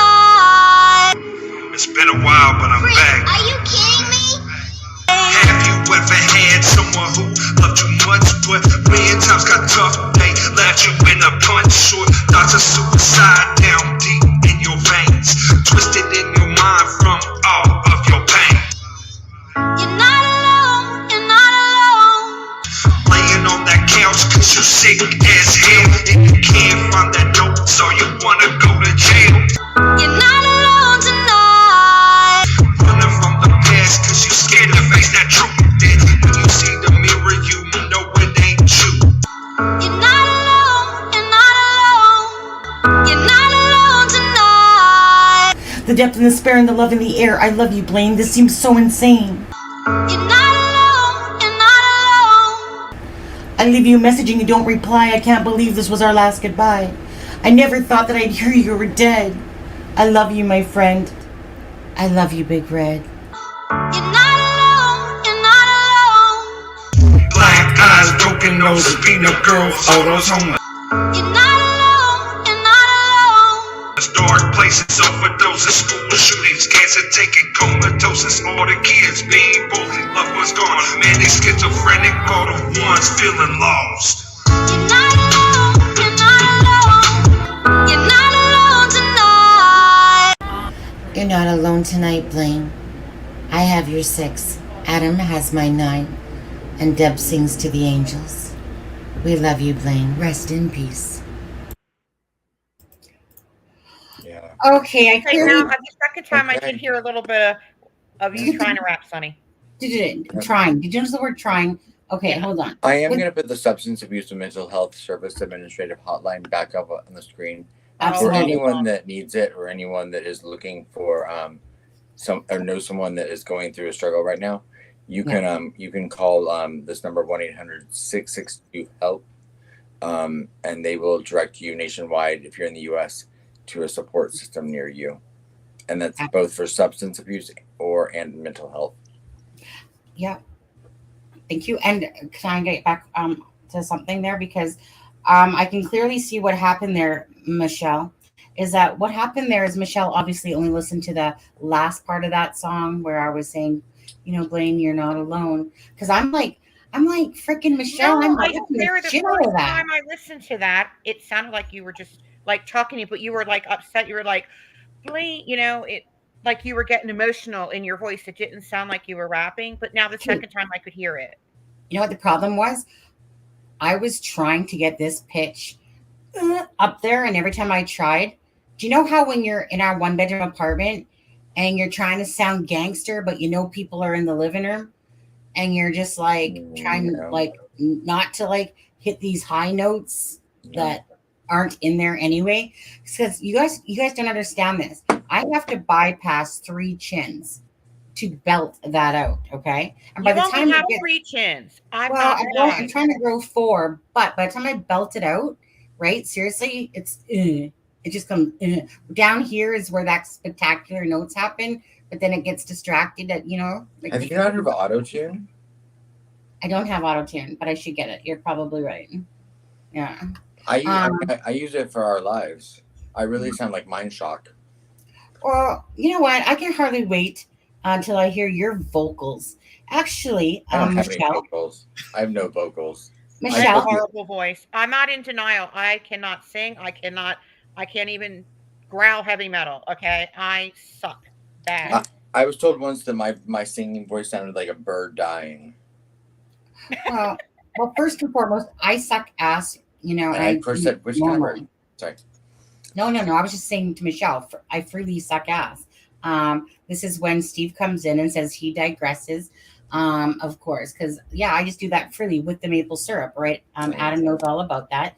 And no, definitely, Adam, I'm sure it's more, I don't even know, I want to say it's a bird dying, because the bird probably died from it, to be honest. A mini. How would the bird know? But right. I think it's more like you're killing some birds, but probably could have lived or been a species that you got rid of. Absolutely. Just gonna say that. I've definitely scared a few away. Lisa Yeah. said, "Can we have a roast for Sunny on her birthday? We think we have to collect a lot of material." Well, no, we're not that kind of channel, Lisa. Sorry, no. No. We're not about making fun of each other, in good fun or not. We just because to be honest with you, contrary to what some people say, we're not allowed to have humor on this channel, because that would be like us disrespecting the whole true crime community, apparently, because I suppose we're supposed to be in mourning every single minute of the day, and we're not allowed to have fun. So me and Adam, Deb doesn't let us anyway. Everybody has to be judgmental, because obviously they know so much more and far above all of us, you know. Because their lives are more superior than ours. Correct. And we They're way recognize above it. us. Absolutely. I am in constant mourning of people's senses of humor. Yeah. You know what, though? You're right, Adam. But you know, Blaine he wants us to laugh. He wants us to have a good time. This is what he would have wanted. And if somebody can't understand that, then I feel really bad for them. They're the ones with the problem. Yeah. No, absolutely. Reddit writes about all of us. I mean, yeah. I do. We'll make a good story. I do it to a fault, though. I'm the person that will be in a horrible situation that's inappropriate, and I will find something to like cling on to that I just find inappropriate, and it's like a tick in my head that won't leave, and I just start laughing. Legitly, it's a tick. Watching someone do a eulogy, legit at my grandfather's funeral, I was watching my my aunt stand there by the coffin, and I kept thinking she was going to knock it off, and I couldn't stop laughing. Inappropriate and wrong, but it was hilarious, and I couldn't. I get it. I've been there, and people are like trying to be like, but they don't understand, because I use humor as well to try to lighten the mood. At the end of the day, it's a defense mechanism. It's to protect yourself from feeling, pain and emotion. But yeah, I just remember when my mom, they thought she was dying. She was dying. Don't get me wrong. She died a week later. But they thought she had died almost at that moment while I was still in Alberta. And they're all, mom, whatever. And so she's still alive. They think that she's dying, meaning then and there. And so I'm like telling stories, and I'm like, I know that they can hear us still. Yes. And so I want my mom, if she's dying, I want us to be telling the funny stories around her that we remember, our memories with mom. So then my brother takes me out in the hallway, and he's like, excuse me, could you knock it off with the stories? Like mom's dying here, and you're sitting there telling stories about whatever. And I'm like, first of all, who the F are you? Because let me think, either mom can listen to you guys crying your asses off, which you wouldn't want, or you could remind her of the stories that she's hearing about all the grateful things about knowing my mom, or our mom, I should say. Well, my mom at that point, apparently. Right. And I'm just like, fucking Debbie Downers? Like, seriously, if mom's dying, you honestly think she wants to hear boo-hoo, mom, over and over? And so, of course, I'm sorry. No, it was just a fact of, trust me, I did a couple things when my mom was dying, and it's because I got brains. They obviously did not. I think of my mom. I'm not thinking of myself. What would my mom want? Would my mom want to hear boo-hoos, Or would she love to hear stories about our memories of with her? Or would she rather die behind four walls? Or I had her moved out to the outside. So my mom loved being outdoors. There was a beautiful patio with trees and the sun blow, the sun in the air and or the sky and the trees that were just ruffling a little bit. I got them to take her outside, and my brother's like, our dad died, and I went through it, and I know what. Really, shut the F up. And honestly, who are you to speak for mom? Stop it. Stop it. I'm thinking about mom. You're thinking about yourself. I'm thinking about what mom would want. Why wouldn't you want one last day of fresh air instead of dying behind four white walls? It was a no-brainer to me, but that's just me. Yeah. Heaven forbid that my mom should get one last wish of being outdoors, which she loved being, Right. So it's just things like that I'm like, do you people even think at all to my family? So, that was one time I was real pissed off. I hate it when people speak for other people when this isn't about them. It's about what mom would want, not what they would want, but what mom would want. Yeah. And, and like I said, and we're not saying that, I mean, no one deserves, no family deserves to go through the loss of anyone, but no one deserves to go through the loss of someone in the way that Blaine's family has gone through the loss that they've lost him, because there's a difference, of course, in being able to say goodbye to your family member and then having them die at 32 years old from a drug, from what happened. So I mean, I'm not saying there's anything comical about any of that.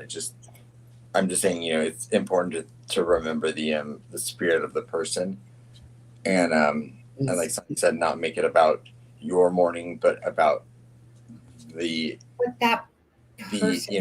honoring the spirit of the person that you're there for.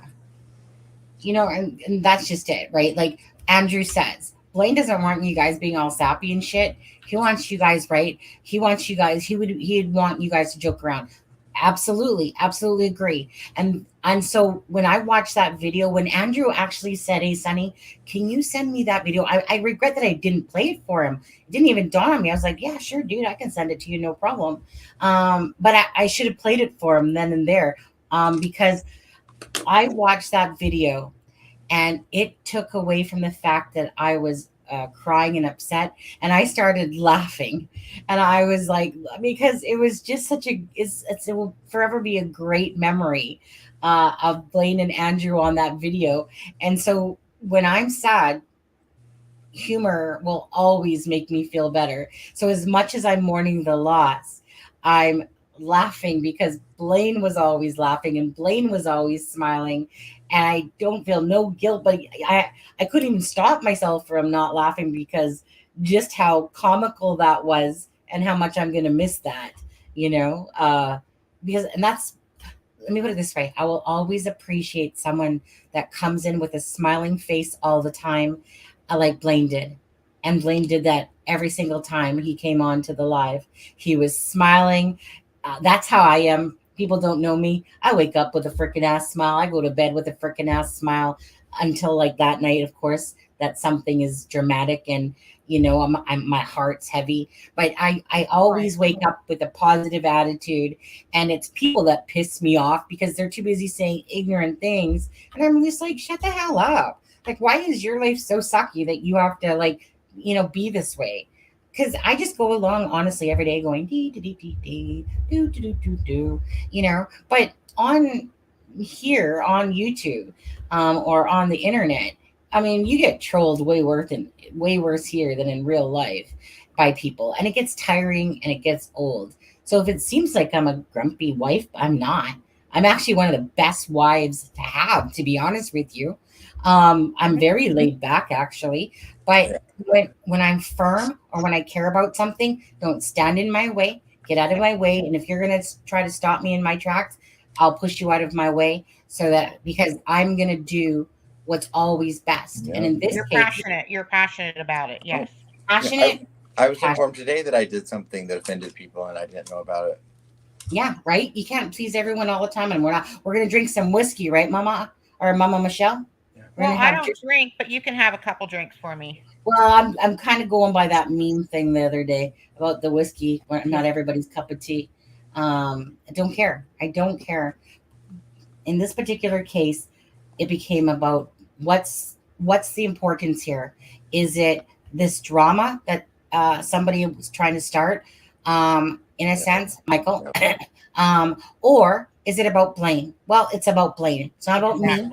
It's not about anyone else, really. It's about what our love is for Blaine and what we can do to help out, to contribute to his funeral costs and to contribute to the kids, because this would make Blaine happy. And when if you're gonna piss me off if someone's gonna take away from our love and Blaine's love for us, in any which way, shape, or form, because that right there was a pure caring love between our channel and Blaine and my personal love for the guy, and no one's going to take away from that, because this is this channel is doing what it needs to memorialize Blaine. Other people can do whatever they want. They can do whatever they want to do their thing, but this channel has the right to do their thing for Blaine, and I always try to do it with the most integrity and respect. But bring drama into it, that just annoys me, and it's like, block it out, okay, and move on. This is about Blaine. So it's Blaine deserves it. Yes, he does. Not just Blaine, but other people, but in this case this is a tribute for Blaine. Blaine deserves it. We want to honor him, and we will honor him in what we feel is the best way for him. And Blaine always came on the live, like I said, with a smile on his face. I love it when I see people like that, just always happy, smiling, even if they're like talking, they're still smiling. And after the video, if anyone like has any words of anything that they want to say to family or to anything, feel free to leave a comment. Like, I know, like, some people, like, there's a Bible verse that keeps coming to mind for me, like, in the last couple of days. And it's from Isaiah, and it just says, "They will soar on wings like eagles. They will run and not grow weary. They will walk and not be faint." And repeat that again. I want to hear that again. Yeah, can you do that over time, actually? They will soar on wings like eagles. They will run and not grow weary. They will walk and not be faint. Yeah. Awesome. Yeah, simple. And it's just very simple, and it's just about people that have accepted, if they've accepted God and they believe in and then their past, then that's their eternity. And there's a ton of them, of course, that you can find. But Blaine actually had a few pretty incredible ones on his own Facebook page that he posted. Never, of course, probably in realizing that that they would become pertinent after his death. But part of his legacy now is going to be what he put on his wall. Yeah, I mean, one of them that he put out was, and I won't get all Bible-y on everyone, but one of them he put out was, where is it? I'm sorry. It was from Galatians 5:16. He said, "So I say, walk by the Spirit, and you will not gratify the desires of the flesh." And another one, he said, "Consequently, faith comes from hearing the message, and the message is heard through the word about Christ." Yeah. So. Awesome. All right, Blaine. I was going to say, let me play that one more thing, because when you see at Andrew Bess and Phoenix, there's that verse in there that is shit. I don't remember that one, Sonny. Darn it! It's, how do you say it? Philippians. Philippians. Philippians or Galatians?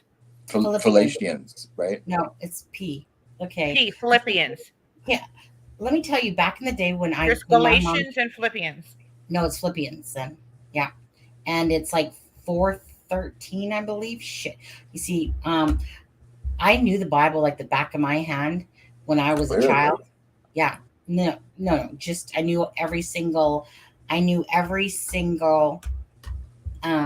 thing that she just said. Galatians, Philippians, but in the Old Testament, okay? Because we had to, it was a contest. Me and my twin always had to prove each other that we were better than the other. So you had to go home and learn all the names of the Bible. And so my mom only sent us Wednesday, like Tabernacle Pentecostal, to get us out of her hair. But Wednesday, King's Corner, was like an awesome night at church. So, anyways, but my mom, she only did that to get us out of her hair. So, let me put it this way. I would say, even though you guys have a way different populations than we do, I will say that the U.S. is more. I would say that the U.S. has more. What's what I want to look for? People that go to church and stuff and whatever. I would say that you guys more faith-based. At least from me, from what I know. I don't want to take away from the Canadians that do, but let me put it this way: to a There's Canadian spirituality there.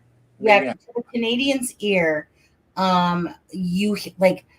I learn more about freaking God and everything from the Americans than I ever do from the Canadian side, because maybe it's because we don't really talk about it that much. Okay. You know, it's not the same type of thing. Like, I don't know what it is. I don't know how to explain it, but it's not like you really hear about, you know that.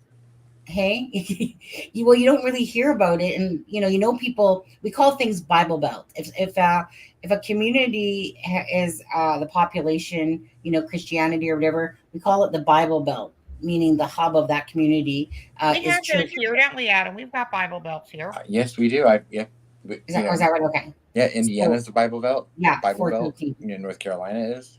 Mm-hmm. Yeah. Oh, is that how you say it? Philippines. Yeah. So, Philippines. But the U.S. people, to me, talk about it a lot more than we do here. It's not like a thing that we, talk about too much. I don't know how to explain it, but our ratio of people to yours is like we're like a peanut, right? Like 35 million versus like whatever the United States has in, which is about 350 million or 400 million. Total difference. So that's probably where that comes from. The big difference here, like we have a massive land. You still have a lot, but you still also have a lot of natives. We have a lot of natives, absolutely. That would be more into the whole spirituality thing, not necessarily Christianity. Yeah, we have a lot of Canadians that are getting ready to come here in Phoenix. They come in November. We call them snowbirds. Snowbird. Most of them are from Canada, and they will stay here till about the first week of March, and then they go back. We get those on the Carolina coast too. Yeah. Canadians. We get tired of the snow. I don't know what Philippians verse this is though. Okay, I'm gonna play that one more time quickly. So let me. I didn't know today would be a land that make me alive. God, I said goodbye too many times as a victim of the streets, a product of no belief, especially when that cancer took my dad and I didn't understand, but you helped me to see. So if I said goodbye today and tried to walk away, I wouldn't be speaking with a truthful tongue. Or that I'd have to say goodbye to you so fast. Cause I've been saved by you and all that you've done, and I believe in your love. You've opened my eyes and helped me to see the love you gave and your grace on me. How could I say goodbye to the one who stood by my side and gave up his son? I'd be like Peter, just lying to myself, committing a sin, throwing God on the shelf. That's not me, I broke those chains. The fire in my heart is no longer flame. I'm so numb, I can't feel anymore. Born from the Spirit, baptized in Christ. It took my heart and gave me life. Now I'm on fire and I'm doing things right, trusting in you and what you say. Back with the flock, no longer astray. Don't tell me that I was only dreaming. Just like a shepherd, you heard me back. You showed me love and gave me things. Wash my sins in Jesus' name. There will be another angel around the throne tonight. Your love lives on inside of me, and I will hold on tight. I've been crucified within Christ and I no longer live, but Christ lives in me. The life I now live in the body, I live by faith in the Son of God who loved me and gave himself for me. Galatians 2:20. I'm just jealous of the angels around the throne tonight.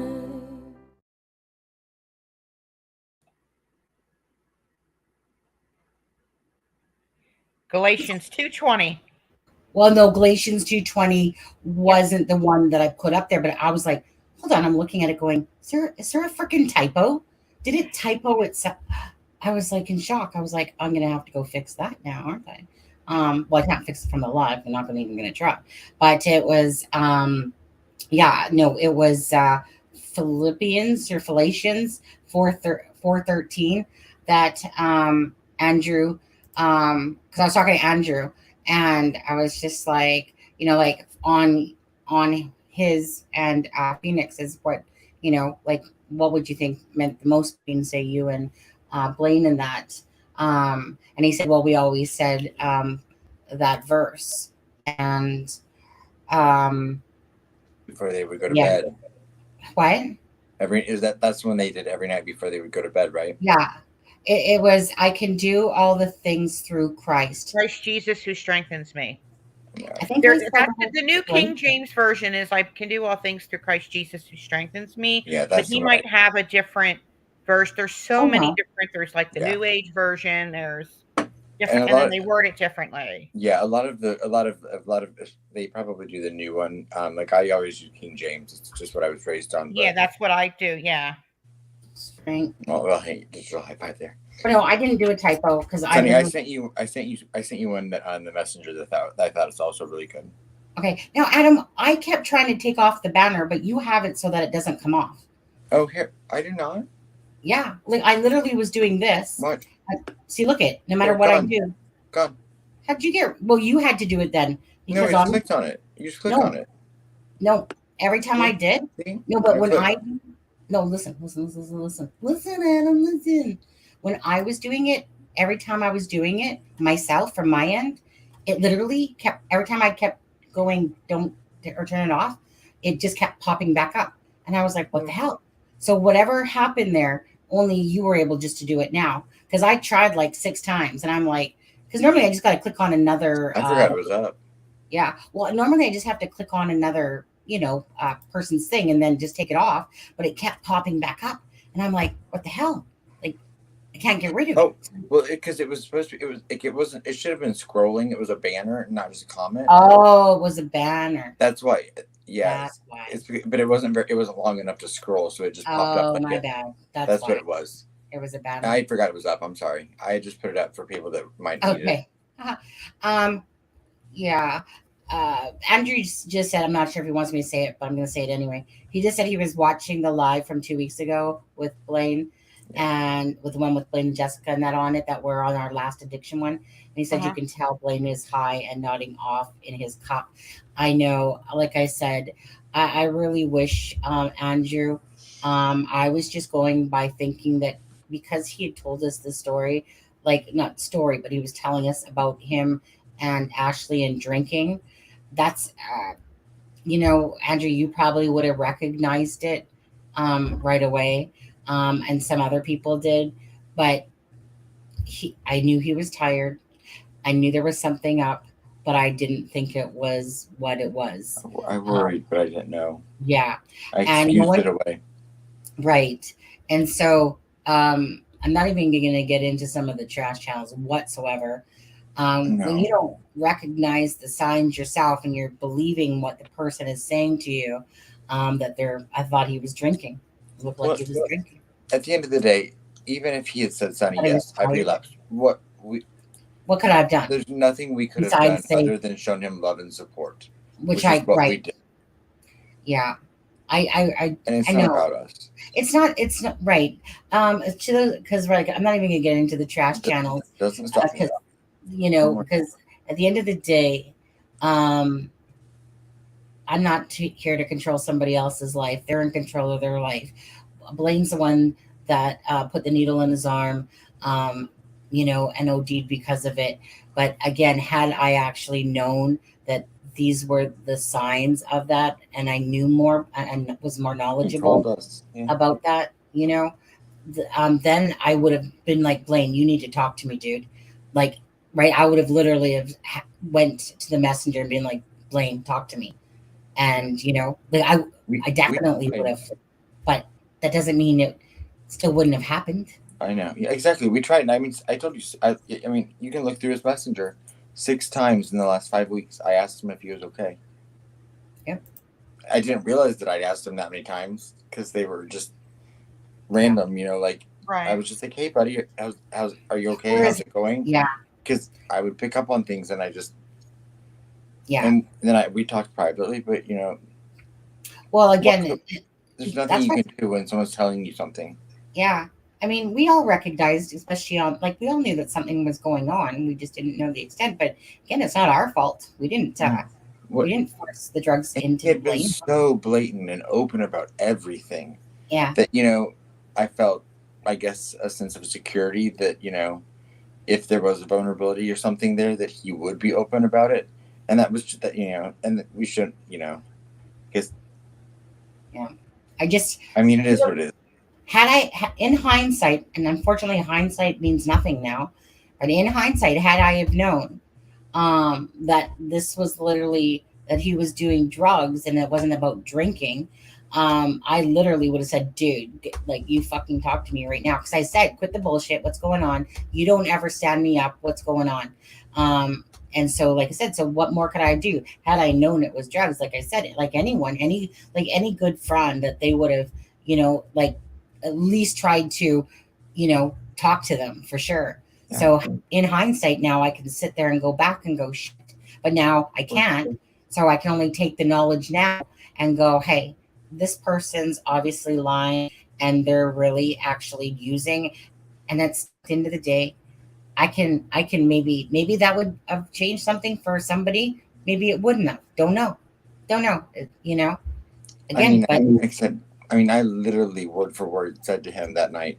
Well, when he came on, I said, Blaine, let's get this out of the blue. Why the hell did you stand us up? I know. and then later, I didn't, you know. And then at the end of the night, like one of the last questions that we said, I said, Blaine, Jessica, if someone you know is going through something, if you suspect someone is using or going through addiction, what signs should you look for? And Blaine gave a list of things to look for. And he was talking about himself. He's talking about himself in hindsight. Like I said, when you're a creator on a live, you're doing a lot of different things. And I don't even know that I would have recognized it at that moment, to be honest. Meaning, I don't know that I would have taken it as that was him crying for help at that moment, in a sense, or basically letting us know. I just know in hindsight, rewatching it, he said, well, a sign is, you know, like, you promise things and you don't do them, you know, kind of like what he had done. But like I said, you know, like I said, the shit channels, they're trying to act like, I mean, you know, I'm not even gonna get into them because they're just such pieces of shit. No one's responsible for your actions and your thoughts besides you as a person. I do know that's a sign as well, as far as people that are using or something, is sometimes rather than deny or lie, they will change. They'll admit to something. It's almost like a half truth, you know. So it's like, instead of saying they're doing heroin, they'll say they're just smoking a lot of weed. Right, or something. You know, right. because that's getting in through, or drinking. So it's like, you know, so Blaine was saying, oh yeah, well, you know, we're drinking, but you know, so it kind of like sufficed in that department when it, you know, came to some of those suspicions. When in hindsight, you know, he was giving us an explanation as to why his behavior was off. Yeah. It just wasn't the truth. Correct. I love him no matter what. Yeah, I mean, like I said, I feel no guilt there. I laugh at him, but I hate it. But you know, and I hate him, but I love him. I wish Blaine was here. Unfortunately, it's not the case. But whatever, it's not going to take away from anything. Love the guy. He made a mistake. That mistake cost him his life, and now, you know, children are without their father and stuff like that. But it is what it is. Like, and it's not Ashley's fault either. It's not Ashley's fault either. It's nobody's fault. Well, besides, he has taken the accountability. Blaine himself, because it was his choice. But again, it is what it is. It happened. It's freaking sad beyond belief. And you just roll with the punches of life, right? I mean, there's no taking it back. But this is what I'm talking about. Regardless, is that this is still a learning curve. Out of something we're learning things. So for someone like myself who is dense to the whole harsh drug stuff, it's still a learning curve for sure. So now I know that certain things to look for in the future if it happens again, that we come across someone where they, you know what I mean? Right. And then all you can do is try to reach out to them. I reached out to Blaine prior, thinking because we saw that something was going on, but he lied, obviously, because he didn't. I know Blaine didn't want to like not just let us down, but other people. He was too ashamed, and that's too bad. It's too bad because you need that support in your life to help you get through those rough times, even if you used and could at least still have admitted it. But that's a hard pill for a lot of people to swallow, unfortunately. So yeah, it is what it is. Can't take it back. He's gone. And as sad as we are, there are hundreds of thousands of people right now in this world going through the exact same loss and pain because of someone else that's died of drug overdose. Yep. Right now. I mean, I don't think there's a person in this chat or in this. I don't think there's anyone that's untouched from addiction in some way.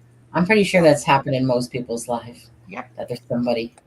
I think it has touched every single person's life somehow. Yeah. Mm. And shit, didn't we legalize it in Canada over here?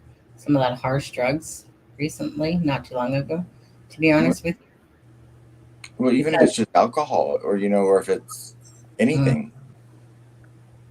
Yeah. I always found it funny to me that pot was illegal, but drinking was legal. And yet drinking and driving kills more people than pot ever did or has. I found that so freaking double standard. It was so ridiculous to me because alcohol because I've done both, yeah. But alcohol totally is, puts you in a whole different space. When I smoke pot, you're just hungry. I wasn't like, I was like, whoa, pink bunny rabbits flying around or nothing. It was just, hey, you get high, hey, haha, everything's funny, kind of. And then you mellow out, chill, watch a movie, eat. Yeah, not my experience. My experience, Sonny. No? Yeah. What's yours? Well, it's never. I mean, I've only done it a few times in life, but no, I don't like anything that makes me feel like I've lost control.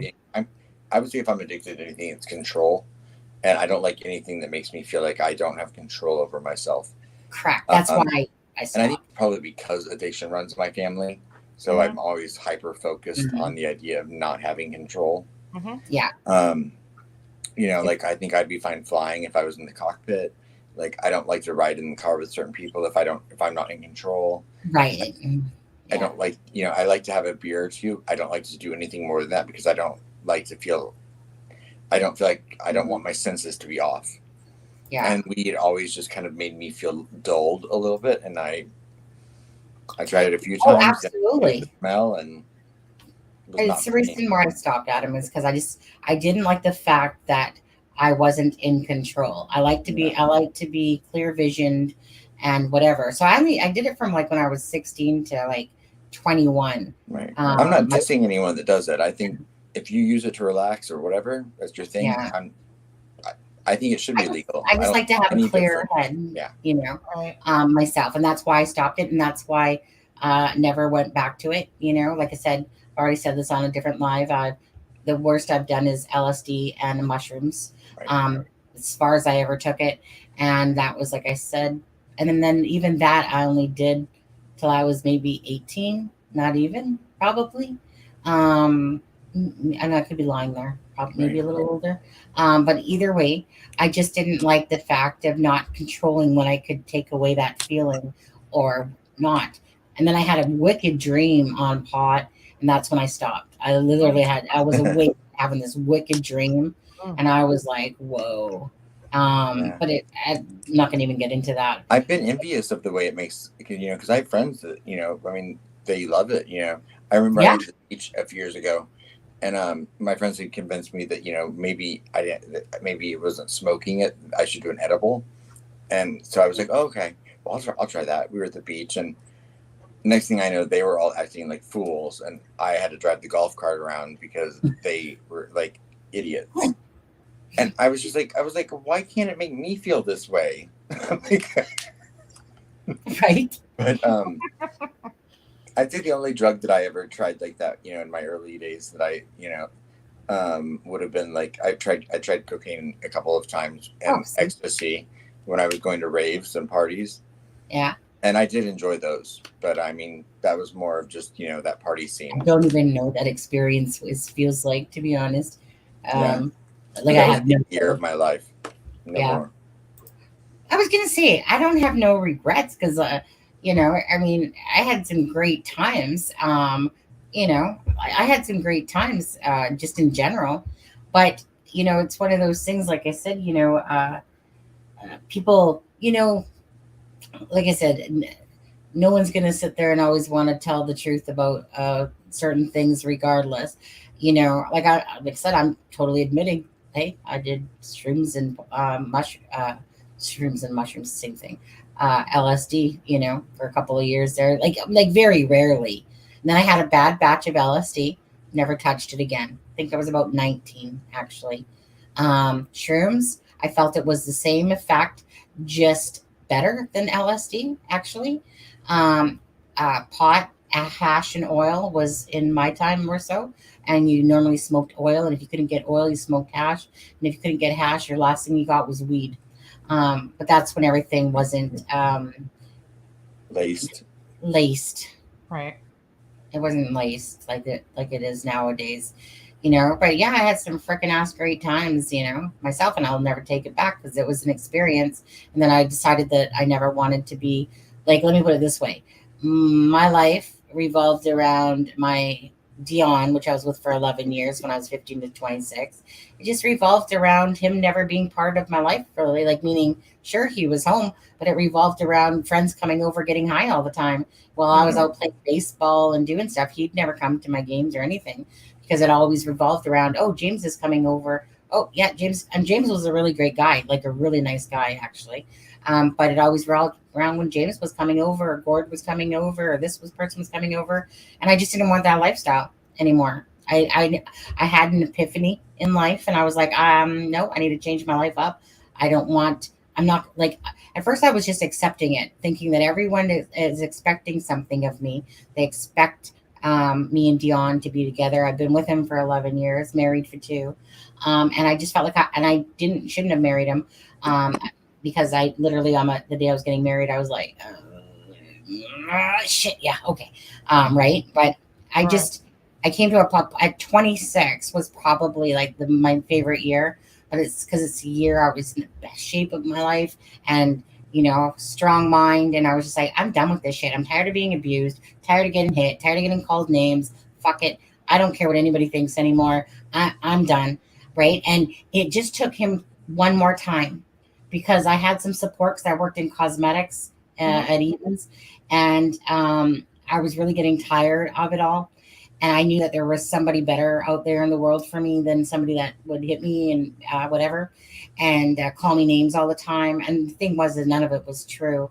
But it was just one day I walked in the door, and because we lived at the very bottom in an apartment, so it was just the outside big glass door. So I just slid it open, walked in. He instantly bitched at me. And I said, you know, I looked at him and I said, you know what? Me and you are getting a divorce. I'm leaving you. I'm tired of your shit. And then I felt bad because I called my mom. I don't call anybody. Nobody knew I was even getting abused. I called my mom and I said, Mom, who's in BC. I said, Mom, can I come home, please? She's like, what? What's going on? And I said, I'm just really tired of it. I'm tired of being abused. I'm tired of getting called names. I'm tired of all this stuff. Can I please just come home? And she's like, of course. She's like, what do you mean you've been abused? And I was like, I never said anything to anybody. I just took care of my own shit. I didn't want people to feel sorry for me or bad for me. So I just nobody ever knew. My mom was shocked. Years and years later, she never understood why I never said anything because she had no clue. And I was tired of it. And I wasn't about to take shit from men anymore and their crap. You know, be touched by somebody, be called names by somebody. I was tired of it. Not a man. It's not a man. You don't treat people like that, you know? And so, yeah, it's kind of one of those things. Like, I just didn't want to be in that type of world or environment. Now, sadly, in my second marriage, which was 17 years with my son, towards the end of it, my ex-husband Steve became the same way. So when I say that I appreciate my husband now, who's 32, he's the most beautiful soul. He's the most wonderful husband in the world. He wouldn't call me a name. He's never called me a name. He's never tried to bring me down. He only tries to pull me up. And I love him so much. He's just a great human being. And he makes me want to be a better person because of that. Because, like I said, I always think that I'm a pretty good person in general in life. I try to do always things that are unselfish because I care more about other people's needs than my own. And that's why I kind of stayed with Dion, because I felt like I was doing things for other people instead of my own happiness. And so that's kind of why I stayed in it, really, just because I was always just more of a people pleaser. And then I just got tired of being that way. I got tired of saying yes to everything and trying to make everybody else happy. And yet that's why I'm saying I can walk to work, smile. You'll never know something's going on with me. But if it's the wrong day, and I feel like I'm going to break down and somebody says that wrong, ignorant thing to me, or they set me off, then my eyes will fill up with water. And that's the only time that people will know something's going on. Because I don't usually talk about that stuff. So for me to actually give you my life on YouTube is I never was that person to do that. I'm an open book, but it's not because it's because I wanted to make a difference for other people that are going through the same thing. Other than that, you would never know I was abused, besides unless you've seen a mark on me or something like that. So I've grown a lot up because of that, and I'll never take those experiences away. But I can tell you what I won't put up with anymore, and that's why when people see the feisty Sunny, that's the person you got from the person that was tired of getting abused and people taking advantage and stuff, and you have to set boundaries and I had to put boundaries, and I do now. I didn't before, and I was just like, call a spade a spade. I was always a truthologist, regardless, but there was a point where I was like, oh, you're going to ask me about this, and you want the fake answer or the real answer? So I'm going to give you the real answer. So I'm warning you right now. If you're asking me a question, you're going to get the honest answer, and if you don't like it, that's your problem, not mine, because you asked me to tell you.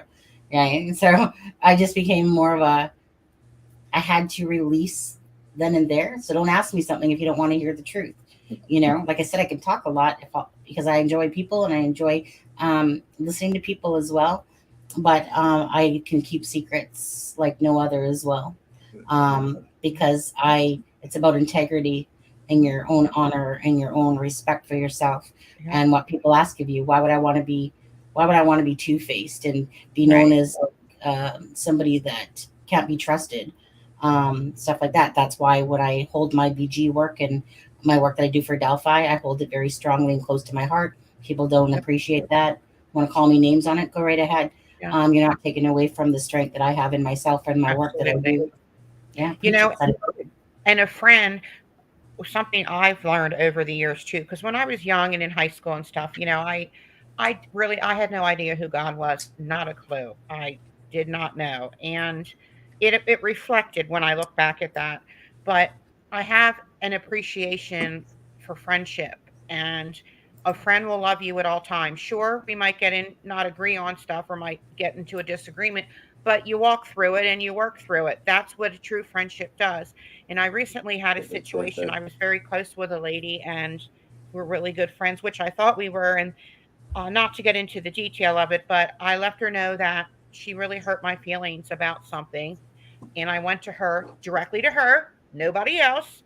And she didn't take it too nice and told me never to contact her or her family ever again. And you turned out to be the bad person of it all. So I was honest. Yeah. So and what I learned from that was she wasn't a true friend, and that's what hurt the most. Does that make sense? Yes, because I thought absolutely. she wasn't, and that right. hurt. I've came across those too, where you think that they're a true friend, and then you go, nope, you weren't a true friend. That's why I barely have friends. Yeah, I have a very small circle. It's very, very small. Mine's really small, like my husband and you people on YouTube. Yeah. That's you guys. That's it. That's honestly it. All you. Because a lot of people like to take advantage of situations too. Yeah. Something I think that, as you get older, I'm starting to realize that, one, your worth as a person, and you become a lot more secure just naturally in secure in who you are and your worth and what you're willing to accept and not accept. The sad thing is that sometimes you don't realize that along the way you've built up barriers that you've used as protection that one have served as protective sources of over the years. Like, I can compartmentalize things very, very, very, very well, like almost like a sport, so I can take things and I put them in a box, and I can put them away somewhere where I don't even remember them. But then the other thing is, I'll set a barrier up that's set up way too unfair for the person that's approaching it, and then they have to get through extra barriers because that were caused by other people. The walls that you put up, to protect yourself from coping. It's for you. But those walls aren't there for get them. through it to protect yourself. Yeah, they're there from the people in the past that have built them. So I have to take a look every once in a while and go back and think, okay, I can't make this person pay for something that happened to me in my past. I don't, because then you're treating them unfairly, But it's hard. I did that with my ex-husband, Steve, when I first met him. He had to jump hoops if he wanted to get to know me. And it was because of the love abuse. before I prove your love.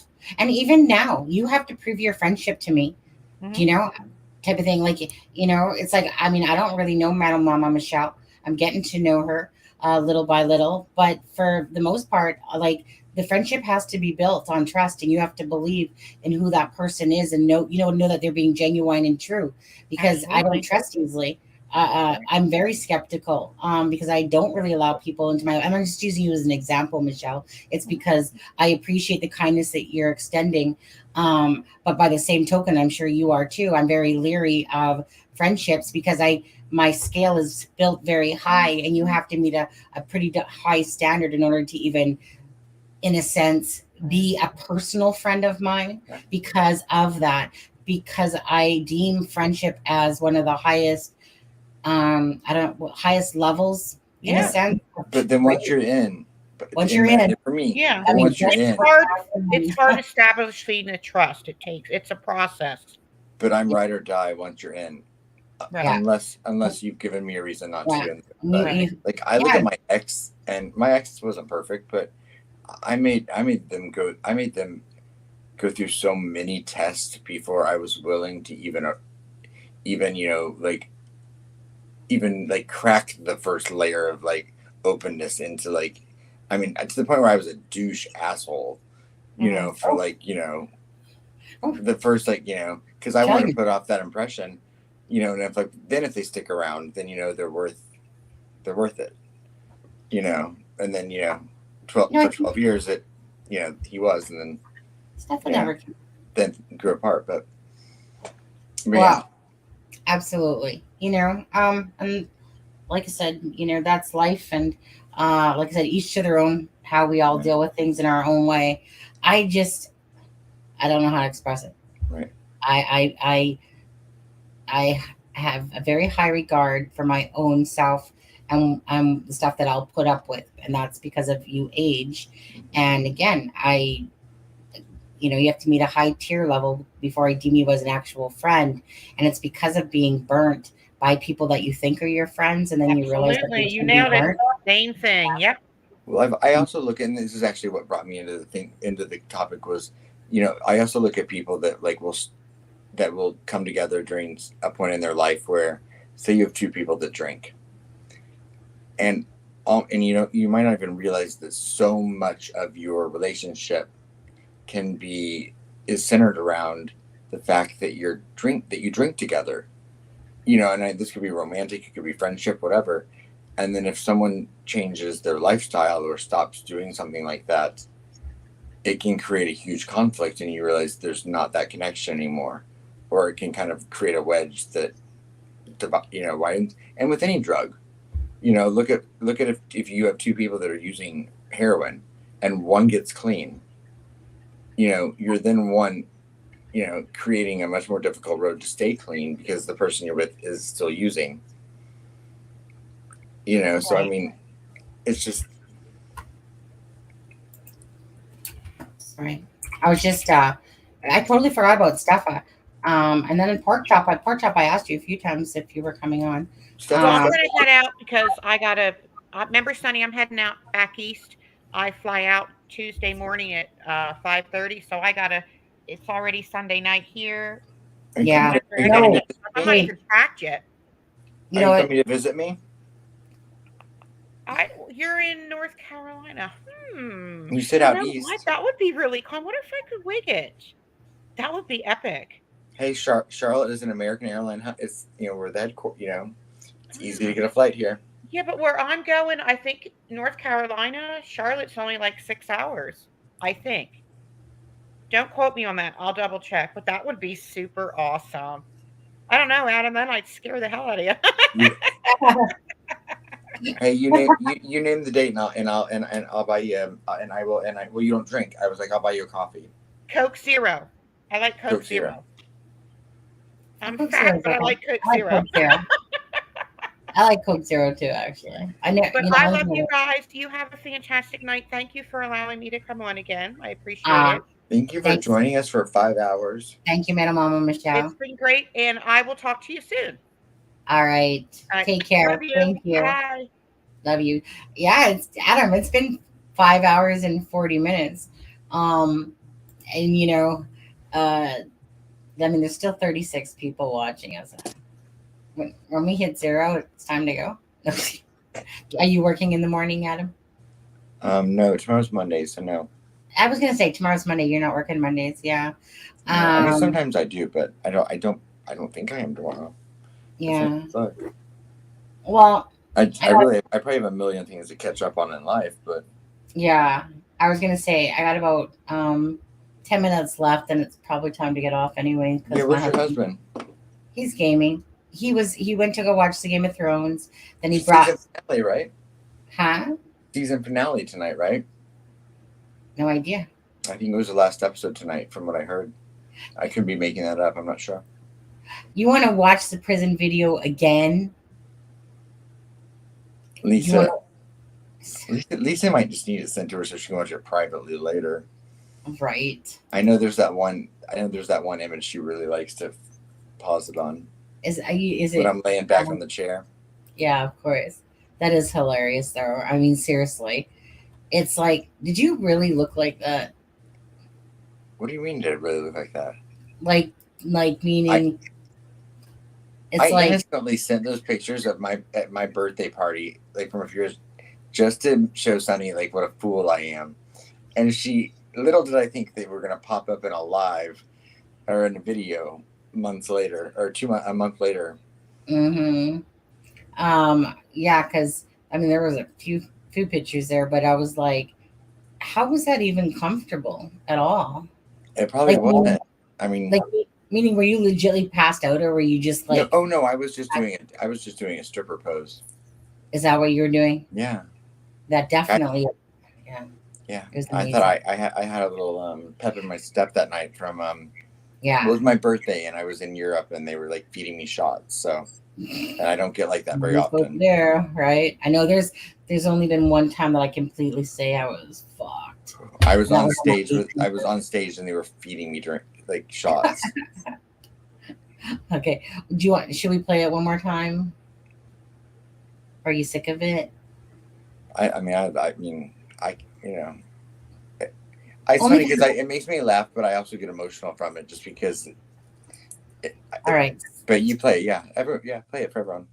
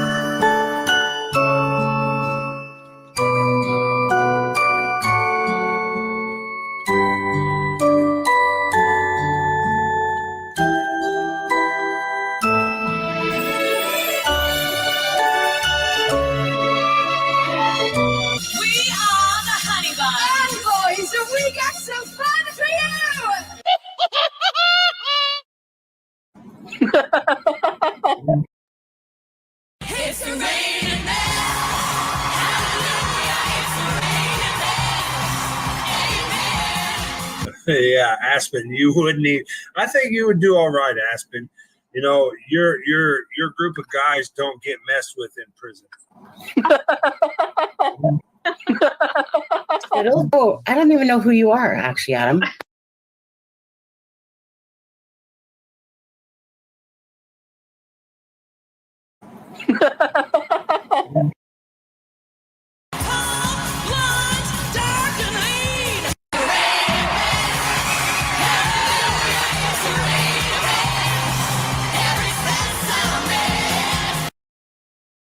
I'm serious. That your group of guys may have all the drugs, and like you guys, outside of gang members, I'm telling you, you guys are like the the ones that have thoughts. The gay guys in the joint have access to everything. They actually kept me. Every time I got into a fight, they healed me. I swear to God, like they put Vaseline on the cuts. They keep the grease.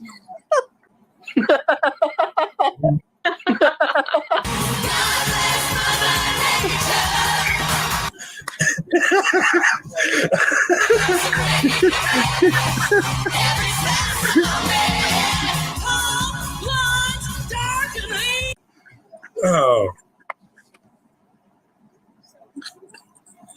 So,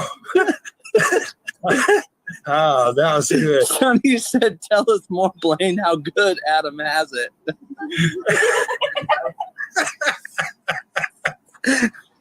Oh shit! Let's just say he would be well fed.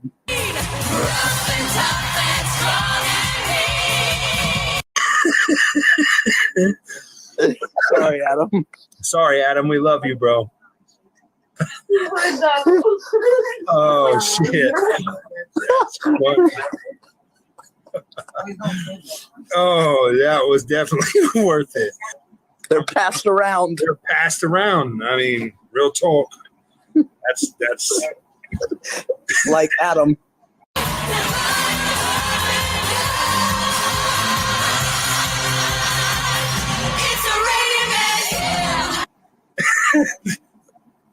Oh, Sonny said, "I have tears." I do too. That was definitely worth it. Oh God. It's raining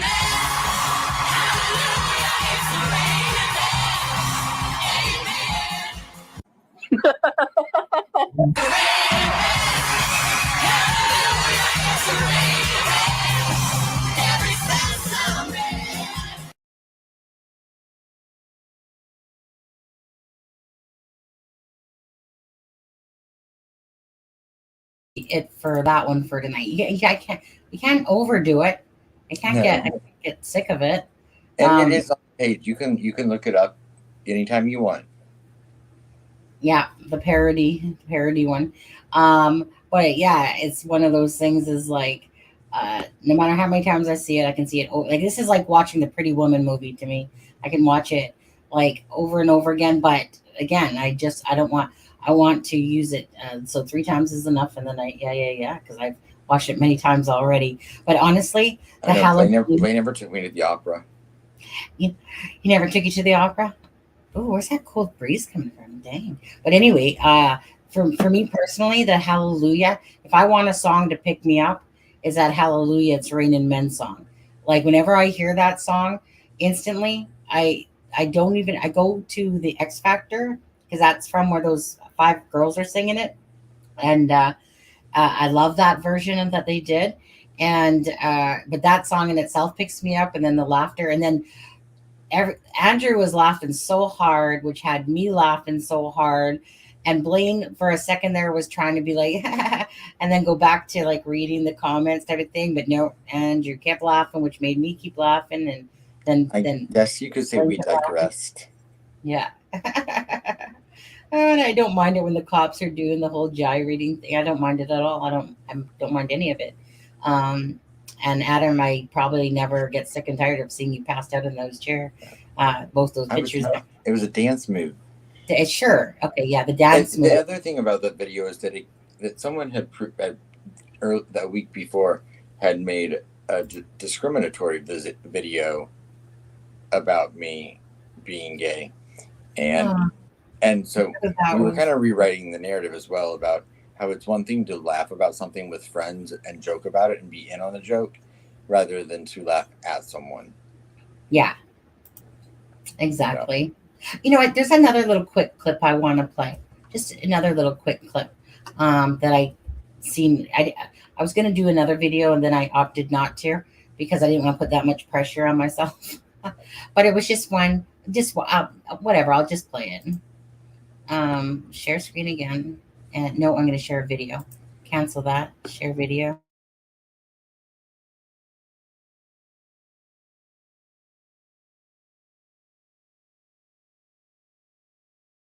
Narc.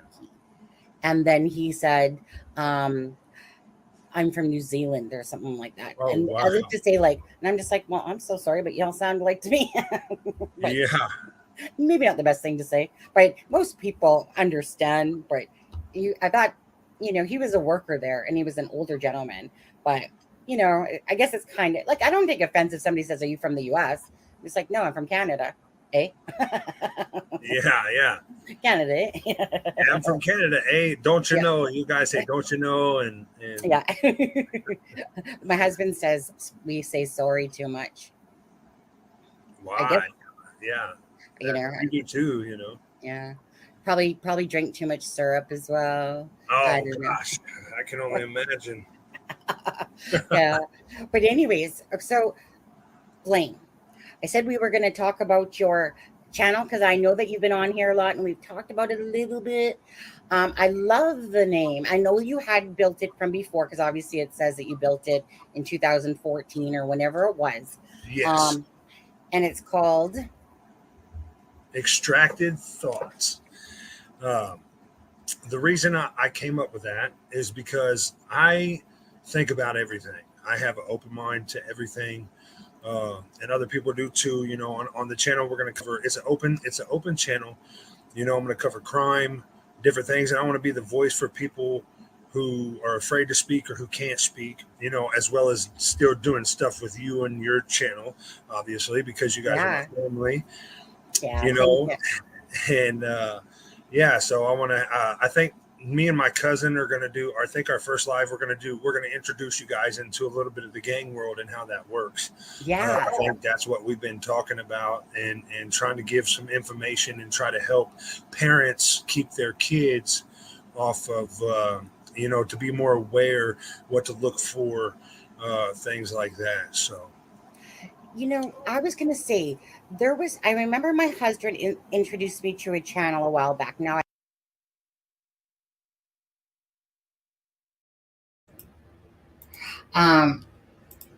so my point on that video when I seen that one today was the fact of, I thought that was actually, I think I was missing a part. It must have been a different video. It must have been, I think it was a different video. Did I save the clip for that one? Was because that was exactly it. Blaine was happy. He was, like I said, from being on our live after Vincent Farmer, he was just all excited, about doing stuff for his channel and stuff like that. And it was just one of those, like I said, nice moments that, like I said, he wanted to do a bunch of stuff, and then I know that Ashley, like I said, got put into rehab because he wasn't doing, basically, he's working. But he wanted to do that stuff with the family why do I forget it? What was that last cause that he wanted to have people on, and then they couldn't connect. Tristan, the woman, what was it called? Adam? I feel like Adam ditched me. Adam's totally going to take a pee right now, I bet. So I'll just talk to Lisa. No, I wasn't, sadly. Do you like my ketchup chips though? Adam, are you there? Maybe he dropped. Maybe I'm pretty sure he didn't nod off. I think he went to go to the restroom. He's probably taking a number 2. I'll just call him out for that probably. hold on, because there was another video. Did I save the clip from that? Oh yeah, it was this one right here. Okay, well, I'm gonna play that one for anyone who's still here and wants me to play something. Yeah. Okay. Oh, I put 2 videos in the messenger. Okay, Kate, give me one more second. I'm just gonna show another clip, just one more clip, and then Kate will be right back.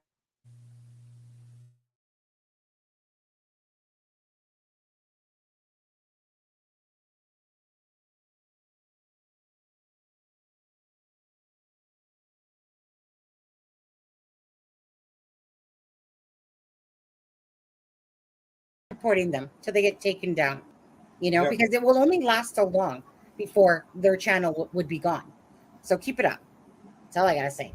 Yes. Well, I am going to leave you now, Sonny. I I know, and appreciate I'm gonna you get off. having me back on here. I love you guys. Remember, I'm here always with Sonny and Deb, whenever I come back on, and Aspen, Adam. If you would like this video so the algorithms can keep going. Like this video, I remember Deb saying there was 100 and some people in this chat and only 60 some thumbs ups. Yeah. So let's like this. What Teresa say? She said, I don't know. Whoops. She says, wait 1 second. What? Okay. And don't forget, Blaine, say one more time. Do you know what time you're doing your live at yet? Have you scheduled it? Not yet. I haven't scheduled it. I'm going to get with my cousin tomorrow, and we're going to try to schedule it tomorrow so that way everybody knows. Absolutely. And then, like I said, I'll promote it for you as well. Okay? Yes. Again, the more people that are aware. What day are you doing it on, did you say? We're going to do it on awareness of gang activity and how things work, so people can be aware of that, what they can look for in their kids, how people recruit. It's all about manipulation, and I just want other people to be aware about it. Exactly. And what day were you going to do it on? Saturday or Sunday? Saturday. We're gonna try to shoot for Saturday. Saturday, what time? Because I wasn't supposed to work, so now I got Friday off and Sunday off. But what time Saturday? I don't know. Probably nighttime. Later the better, by the way, because more people watch in the evening than they do. Oh yeah. I was thinking maybe 9:30, 10 o'clock Saturday. Perfect. I'll be home by then. I'll be right there. Yeah. Okay. You get going. Thank you so much, Blaine. Did she say anything? She said, "Are you worried for your safety by digging into Delphi?" Absolutely. I mean, I'm 6'5", 320 pounds. Solid. I'm built like a power lifter. I'm not scared. The way I see it, if it's my time, it's my time. I agree. If they have to come after me, then so be it. But just know, I know how to defend myself, and I know that I can do what needs to be done to take care of business. Well, a couple people made a comment, and I'm just going to say this before you head out. Blaine is a big boy. Blaine can make his own choices and decisions, because someone had made a comment on a posting saying as if you were a child and I had to sit there and guide you, like, oh, you shouldn't be saying this. All right, so that one was simply about Blaine saying, I love you guys.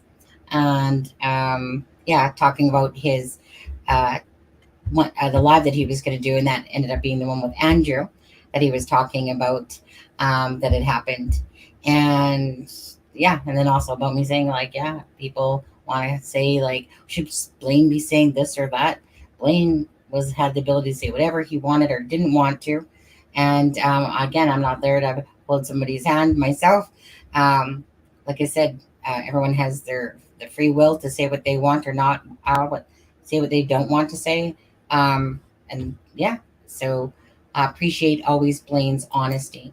And Adam, you wanted me to show the other 2 clippings?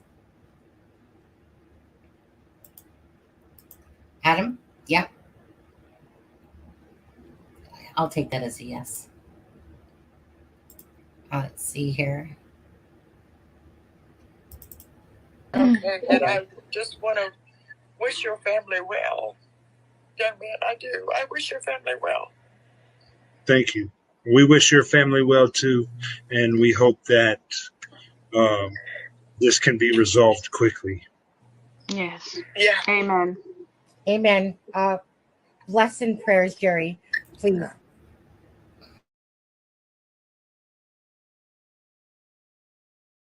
Recording them till they get taken down. You know.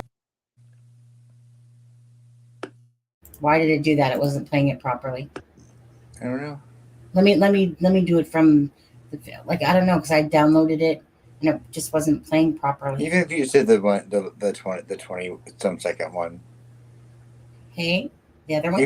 Even if you said that 23-second one, I think that was the. I just thought that was such a impactful moment. Okay, let's see here. Let me just go to Facebook here. I had the clip somewhere of where I had the clip somewhere of where you said to Blaine, "Hey, who knows? Maybe you'll start your own channel one day." And he said, "Oh, maybe, who knows? That could be a good idea." Yeah. But I couldn't find it. Oh, yeah. I know. So let me play that one quickly, Adam.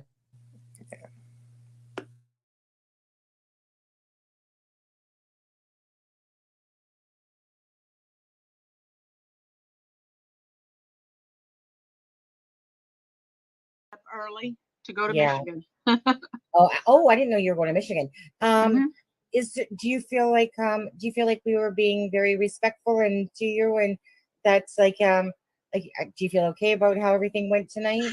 Yeah, absolutely. You know, I was happy with it. Very respectful. You know, I hope I was able to kind of give an idea of things, you know, without hindering or hurting my family or Karina's family.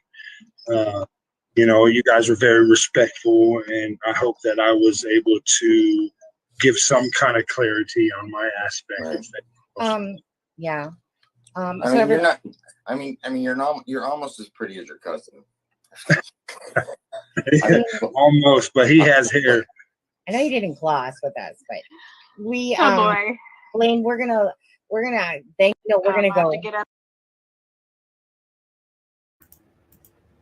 That was the 23-second one.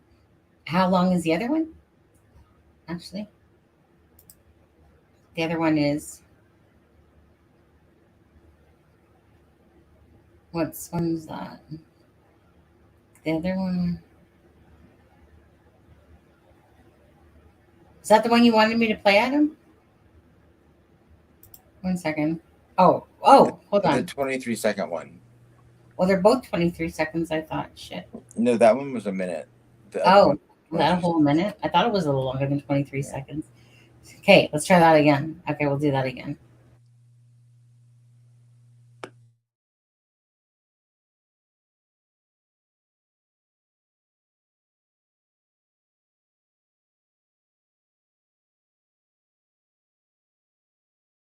Wish your family well. Okay, and I just want to wish your family well. Young man, I do. I wish your family well. Thank you. We wish your family well too, and we hope that this can be resolved quickly. Yes. Yeah. Amen. Amen. Bless and prayers, Jerry, please. Okay, and I just want to.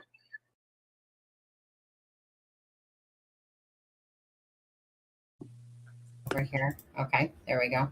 I thought the other one was 23 seconds too, and I was like, "How okay. No, it's just that I'm looking and I'm trying to see the time on that. See, because I hit download, right? But then when I played it, it would froze or whatever. It was just staying on the one. It was just that moment of pure compassion being shown between those two people that were in incredibly raw moments of their lives, and they were able to speak to each other with civility. And you know, even the night that Blaine passed, Jerry McClurkin messaged me, and she gave an immediate, you know, response, you know, saying how sorry she was for his loss and for that family.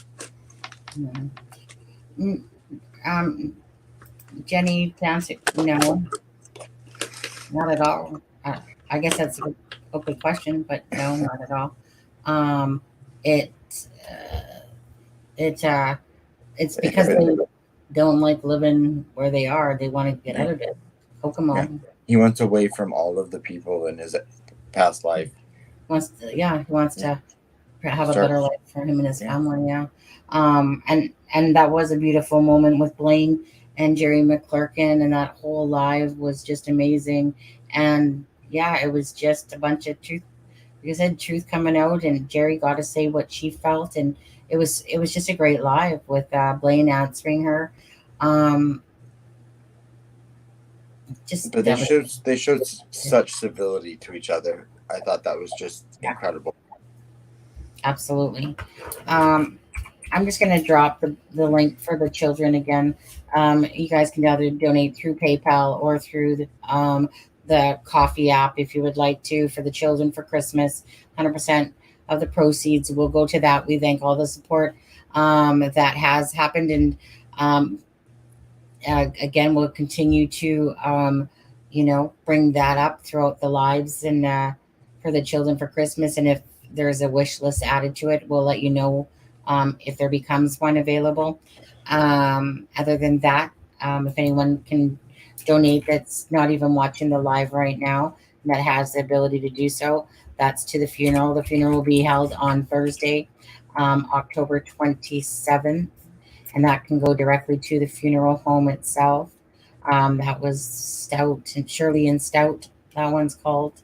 And and if you can't, maybe consider going to leave a message of prayers for the family, regardless. And other than that, I think it's time to wrap this live up, eh?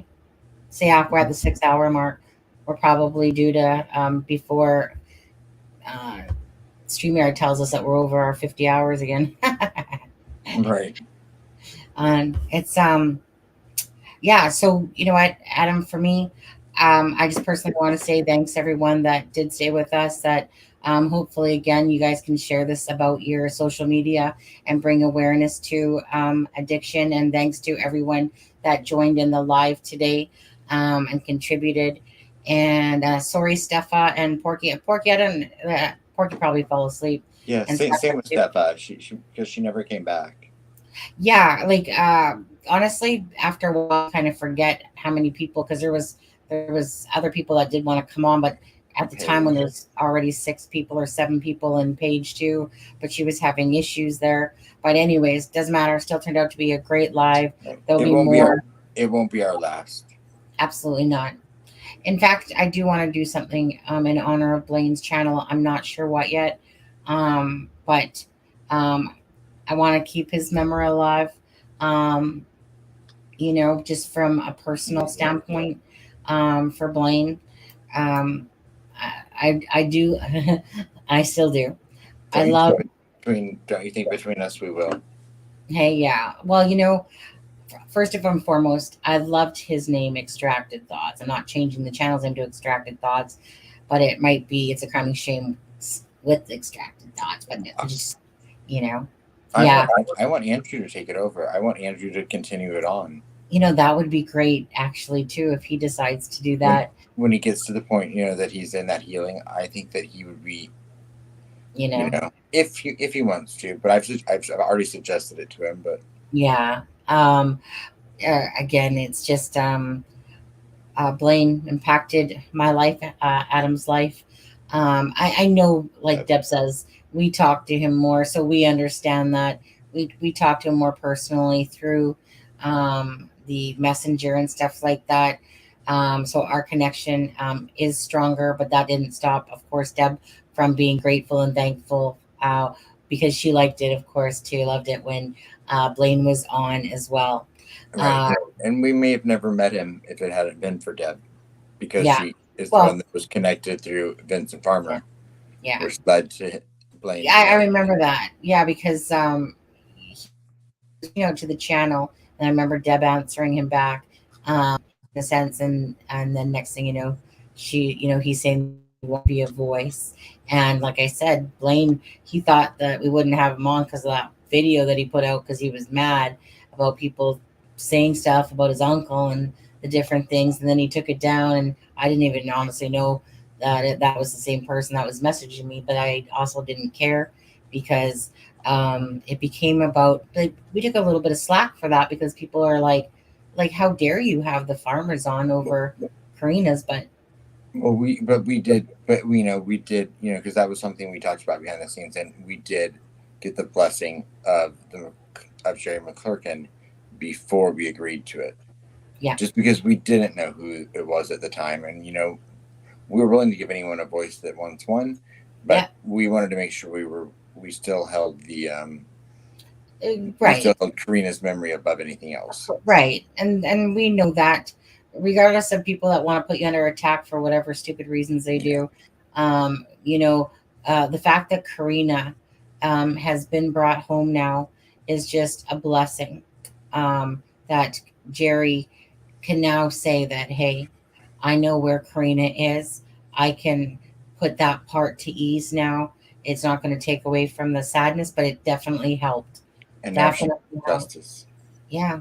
And and the thing is that especially Blaine, more so, but both of them were talking and just trying to say their words about the fact of Vincent Farmer being arrested. And Blaine was, like I said, he was just being open and honest himself. And like I said, for Vincent Farmer to want to come on and say his words, again, at the end of the day, they're not Vincent Farmer. These are people that are impacted as well. They should matter as well. Yeah. Just because I'm sorry. No, just because somebody else in the family possibly did something, that's not them. So, their family's impacted. Both families were impacted, sadly. And that's the word, sadly. And something else that Blaine taught me was that, you can look at something about someone on paper. Meaning, I could look at the things that Blaine has done in his life and the mistakes he's made in his life and the things he's paid the price for, the mistakes he's made in life. And I could easily have made a judgment on the man's character and who he was by just looking at those things. Yeah. But the man that I knew was nothing remotely, even remotely close to what that person looked like on paper. Yeah. And so if I had just gone solely off of what I looked at on paper from him, I never would have given him the time of day. And he was so much bigger than all of that. And so even the people that have done the worst horrible things, and I'm not excusing anyone of doing crime or doing anything bad, but it doesn't define beings. Our lowest moments should not define us if we are willing to grow from them. Right. And if you're willing to take accountability, and he was absolutely willing to talk about it. That's how much he was, trying to change his life and everything, because he was just trying to be an open book for y'all. And I can applaud him for that. It's a different story when somebody actually tries to improve their life, and that drugs and gangs and all that exist. And versus someone that continually does the same thing over and over again, and yet continues to use it as a way to victimize themselves, like certain people do. Just recently, someone we're all kind of aware of in the YouTube community, went to court and accused, and kind of just used the defense of, oh, once again, everyone else is lying and I'm telling the truth because no one understands what a good person I am and why they would think these things about me. Mm-hmm. That's someone that doesn't grow from their mistakes. Correct. Exactly. And but Jenny, Blaine's a man. Yeah, and exactly. Love Blaine. And Jenny, that's not Blaine's dad. That's Vincent Farmer's dad. That's his uncle, if you're referring to Vincent Farmer. Just because you said Blaine's dad about his inclusion. So yeah, so make sure that that's correct. That's Vincent Farmer. Is Flint Farmer. So I said Vincent Farmer earlier. It's been charged. Flint Farmer. Vincent Farmer. It's because it's Vincent Farmer, right? Yes. I get Vincent stuck in my Yeah. head. And remember, there was the speculation when, like, because people were like, "Oh, Vincent Farmer was arrested in 1994 or something," and we were like, we had to come out and be like, "No, he wasn't born yet." So yeah. Flint Farmer was not his son. Flint Farmer was not his nephew. And Flint Farmer is in jail awaiting the trial for murdering Kim McCurkin. That's Blaine's uncle, Jenny. Yeah. So yeah. Okie doke. Yep. So yeah, so thank you to all you beautiful people. Thank you again to Tiara, to Paige, to Jessica. Hey Jack. Jack always gets a hello now. And thank you to Adam, Deb, Steve, and myself. Where did Derek Farmer sneak in? When did he sneak in? Oh, Derek Farmer. No, he didn't. Oh, and Derek Farmer. I know he he's disappears. He just hides. done. Yeah. And but anyway, so Derek Farmer, because a lot of people were like, because it was just so strange, right? Farmer? Is your last name Farmer? Yeah. Poor guy, and you ran a Poor background guy. check on him, basically. Yeah. But anyways, Derek, if you do see this, hey Derek, how are you? See, he's too busy. He was on Sleuth's channel all the time. He doesn't have time for us, and he hides like Steve from True Crime Web does from us. Then all of a sudden they pop up out of nowhere. Yeah. So I'm waiting for Derek to pop up right now because I just mentioned his name. No, nope, not in here. There's only 25 people in here, guys. Well, Sleuth was live, because Sleuth was live. When? Today? Yeah, like right after we did. I thought he already did a live. No, I don't know. Someone said, "Oh, hey, Sleuth just went live." So, Don't know. Don't care. but that was like back at like 10. Oh, maybe. I mean, we've been kind of going like for 6 hours here. I thought he did one earlier though, because I thought could be wrong. Doesn't matter. But either way, just give it a like. If you can help out. And other than that, thank you guys so much for spending 6 hours and 13. Sunny, how long is the PayPal link going to be valid for the Christmas gifts?